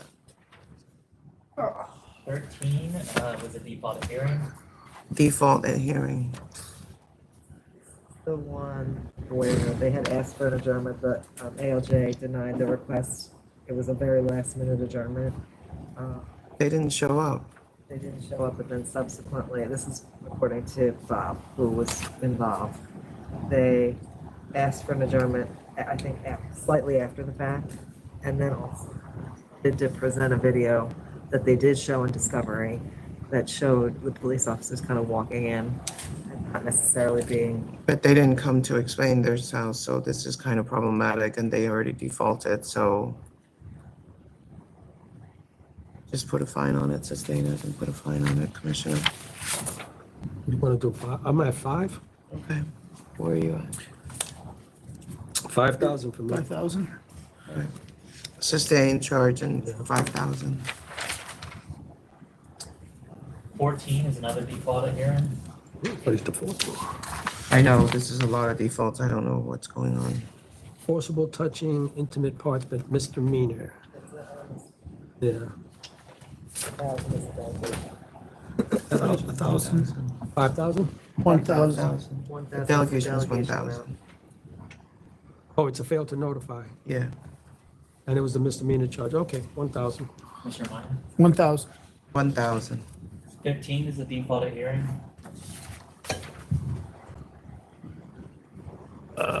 Sorry, I was gonna sustain that charge 1 there.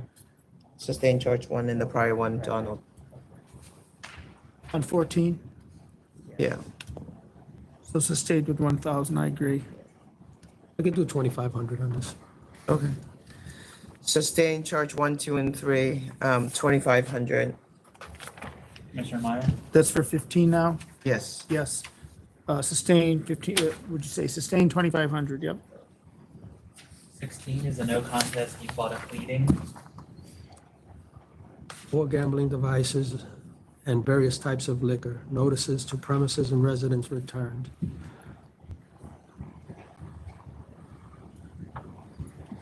When everything is returned, they obviously did not get notice. So do you want this to go back to counsel's office and try again, or what do you want to do here? So I think that they didn't get notice, but it's unclear if they didn't get notice, but they didn't update us with their correct information. Like, however. So how are we going to notify them of the penalty? We can't get anything from them. I know, I think this is problematic. I would send an investigator out and try to deliver the NOP. I think we should try that before we put a really heavy fine on it, because then it's going to get canceled and they don't know what's happening. Okay. So we holding over or returning? So no, I think it's returned to counsel's office, if that's okay, Shannon. Yeah, back to council. And Commissioner. And get an investigator to get Return an to actual counsel. good contact. In this day and age, it shouldn't be that hard. 18 is a no contest defaulted pleading. Sealed, failure to notify. So this is, the arrest is sealed, right? So it's Yeah. not a felony. All right, No, how do you know it's sealed? There's a certificate it's of in the disposition in there. materials. I have no certificate of disposition submitted. We did get one? It says in the material sealed, It's in the, and that is not a felony. I don't know, I think I asked about it. well, my note is saying it's, let me just go back. I think that this one is either, it might be the one that's in both the supplemental and the original material. Is that this one? Hold on. This is a second offense involving a minor. Yeah, but this is just a failure to notify, this is not the actual sale. I don't know why they didn't charge the actual sale.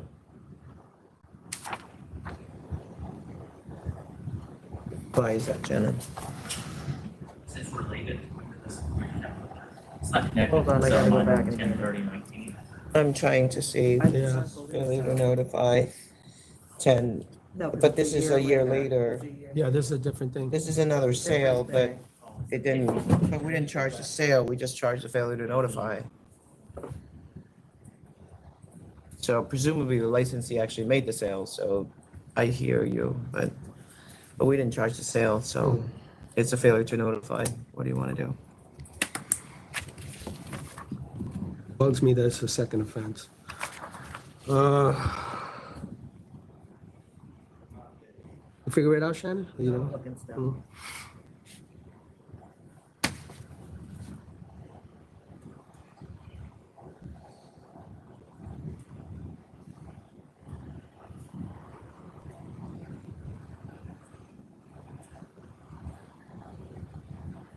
Okay, sorry.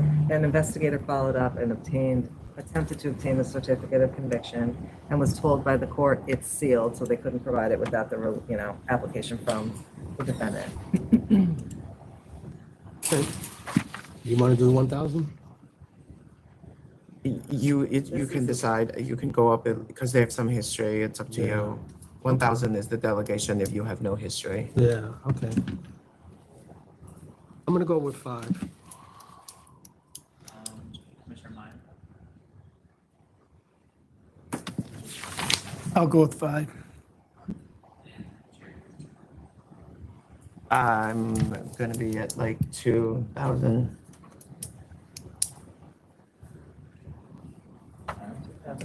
Delegation. That's what? 2,000 is a double of the delegation. Even for the prior? Yeah, like, so the delegation's 2,000. Okay. There's a prior, so doubling it does make sense. Does make sense to 4? To 2, To 2? but obviously. Okay, what did you say? May I change said mine? 2,000. I would go with 2 then, if that's what the delegation is. Could I do that? Yeah. Okay, I'm sorry. Should have asked before. No, that's okay. There are a lot of defaults and it's a little bit complicated. It's piled in the 19 is disciplinary. an offer of 6,500. I'll take 6,500. 6,500. 6,500. 20 is a no contest default of pleading. This needs to go back to council's office. Number 20, go back to council's office. Back to council. Mr. Maya. Back to council. 22 is an offer of 4,000. 4,000. Yeah. Okay, 4,000. 4,000, thank you. 24 is an offer of 6,500. 6,500.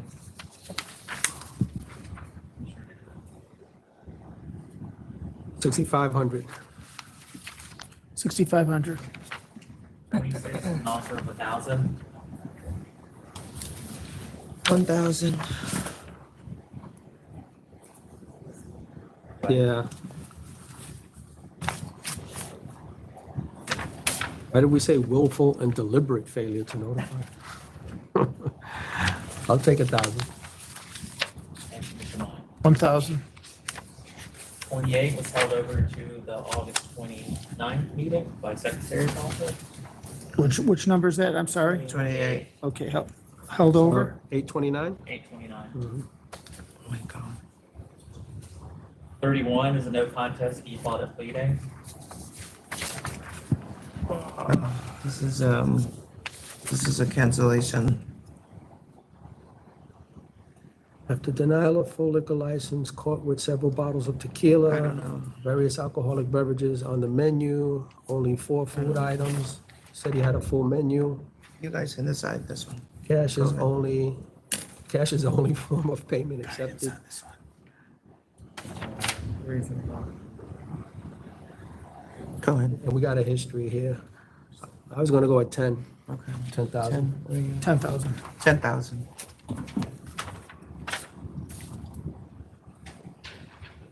34 is an offer of 1,500.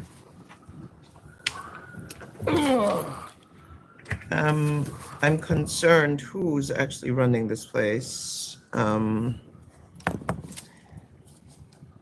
There's someone on the record that is not a manager, so this is a new license. What should we do? Want to bring them in?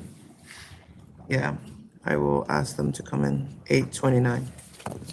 829. 829, I'm sorry. 39 is an offer of 500. What is this?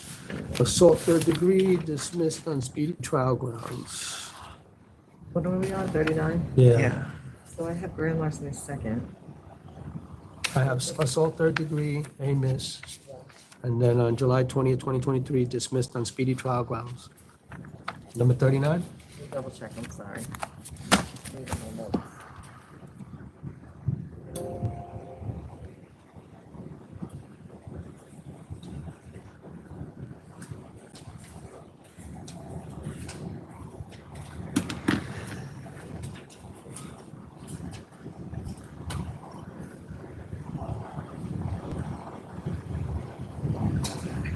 Oh, you're right. I went on the wrong one, I'm sorry.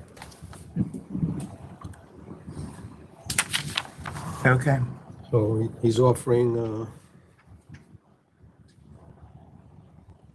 I'll take 500. Mr. Meyer. 500. I'll take 500. 40 is a request for reconsideration.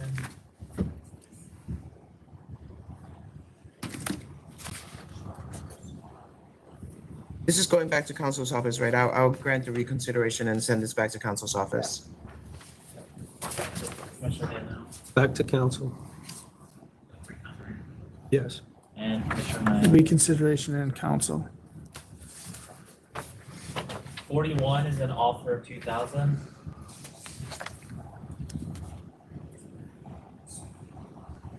Charges dismissed by attorney representation. Okay, so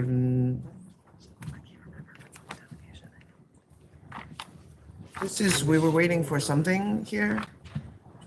41? I mean, it's a gambling Oh, charge. yes, actually, I'm sorry, the attorney was supposed to be sending photos, and they were sent this morning, and Donald. I know, I didn't see it. Oh, yeah, but you did send an email. Did you see it? I didn't. See That's no gambling machines? Is that what they sent?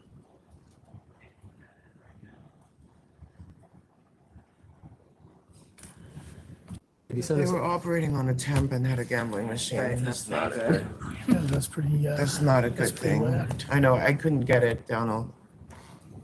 Did he, is there a certificate of disposition sent this morning? Nothing.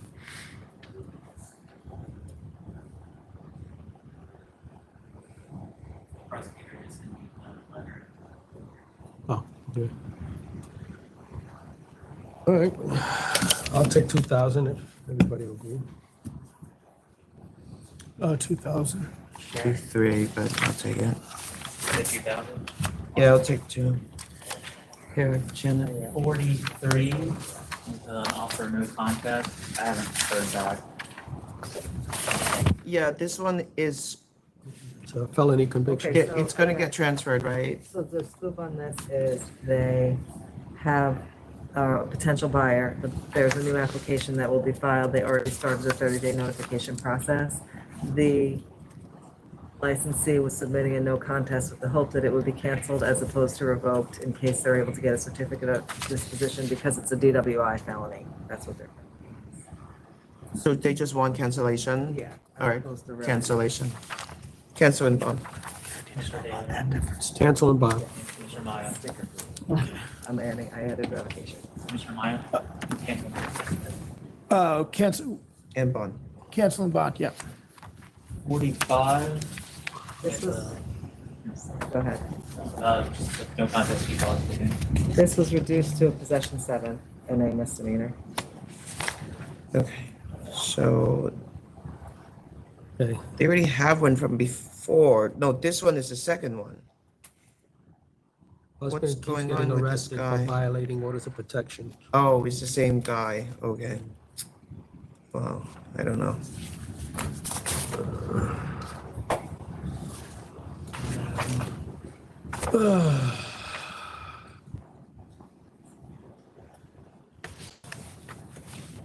And criminal possession of the controlled substance was downgraded, Reduced to possession 7.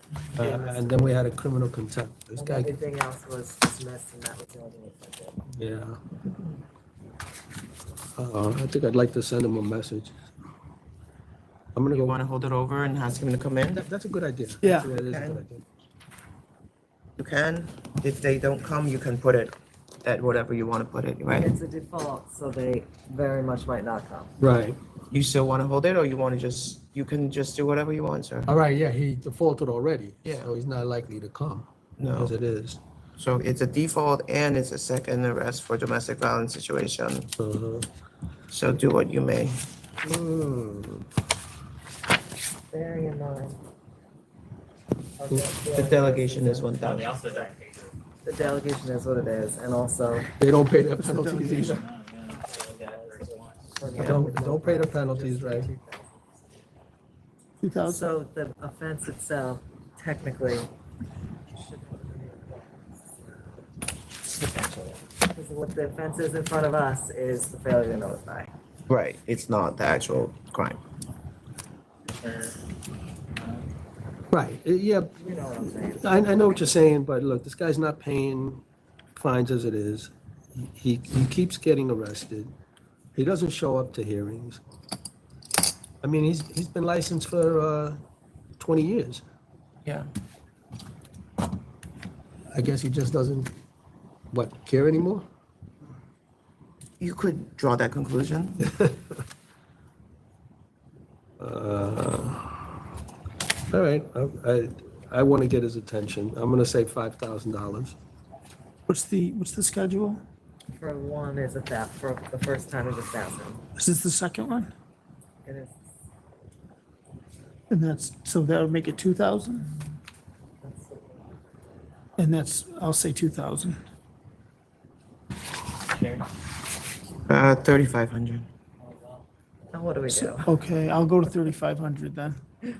I'll go to 35. We'll split the baby. Mm-hmm.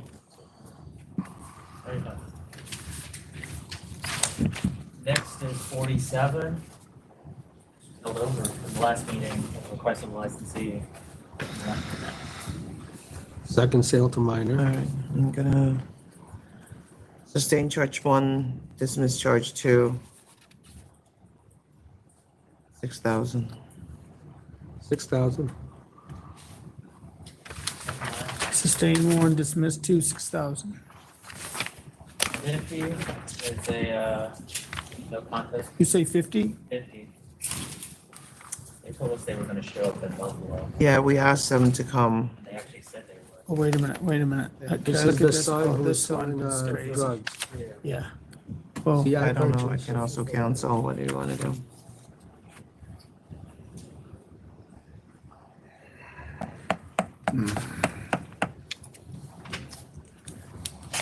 I can go with cancel. You going with cancel and Bob? Yeah, I mean, we've asked her to come multiple times at this point. So, what do you think, Jim? We wait another 3 weeks or no?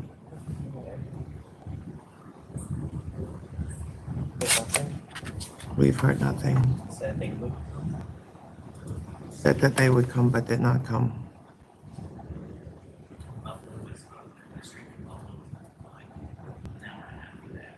The what was? Oh, the stream. Yeah.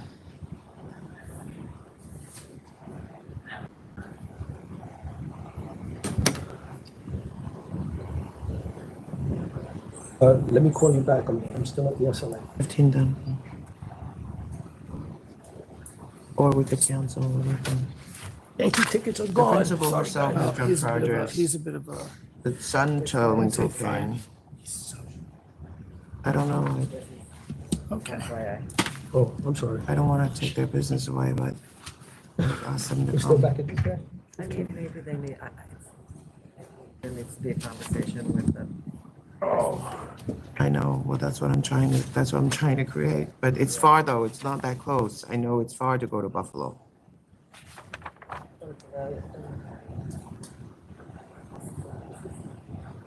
What do you want to do? I was a cancel at Bob. You want to do something Okay. else? All right. All right. What did you do? Mr. Meyer?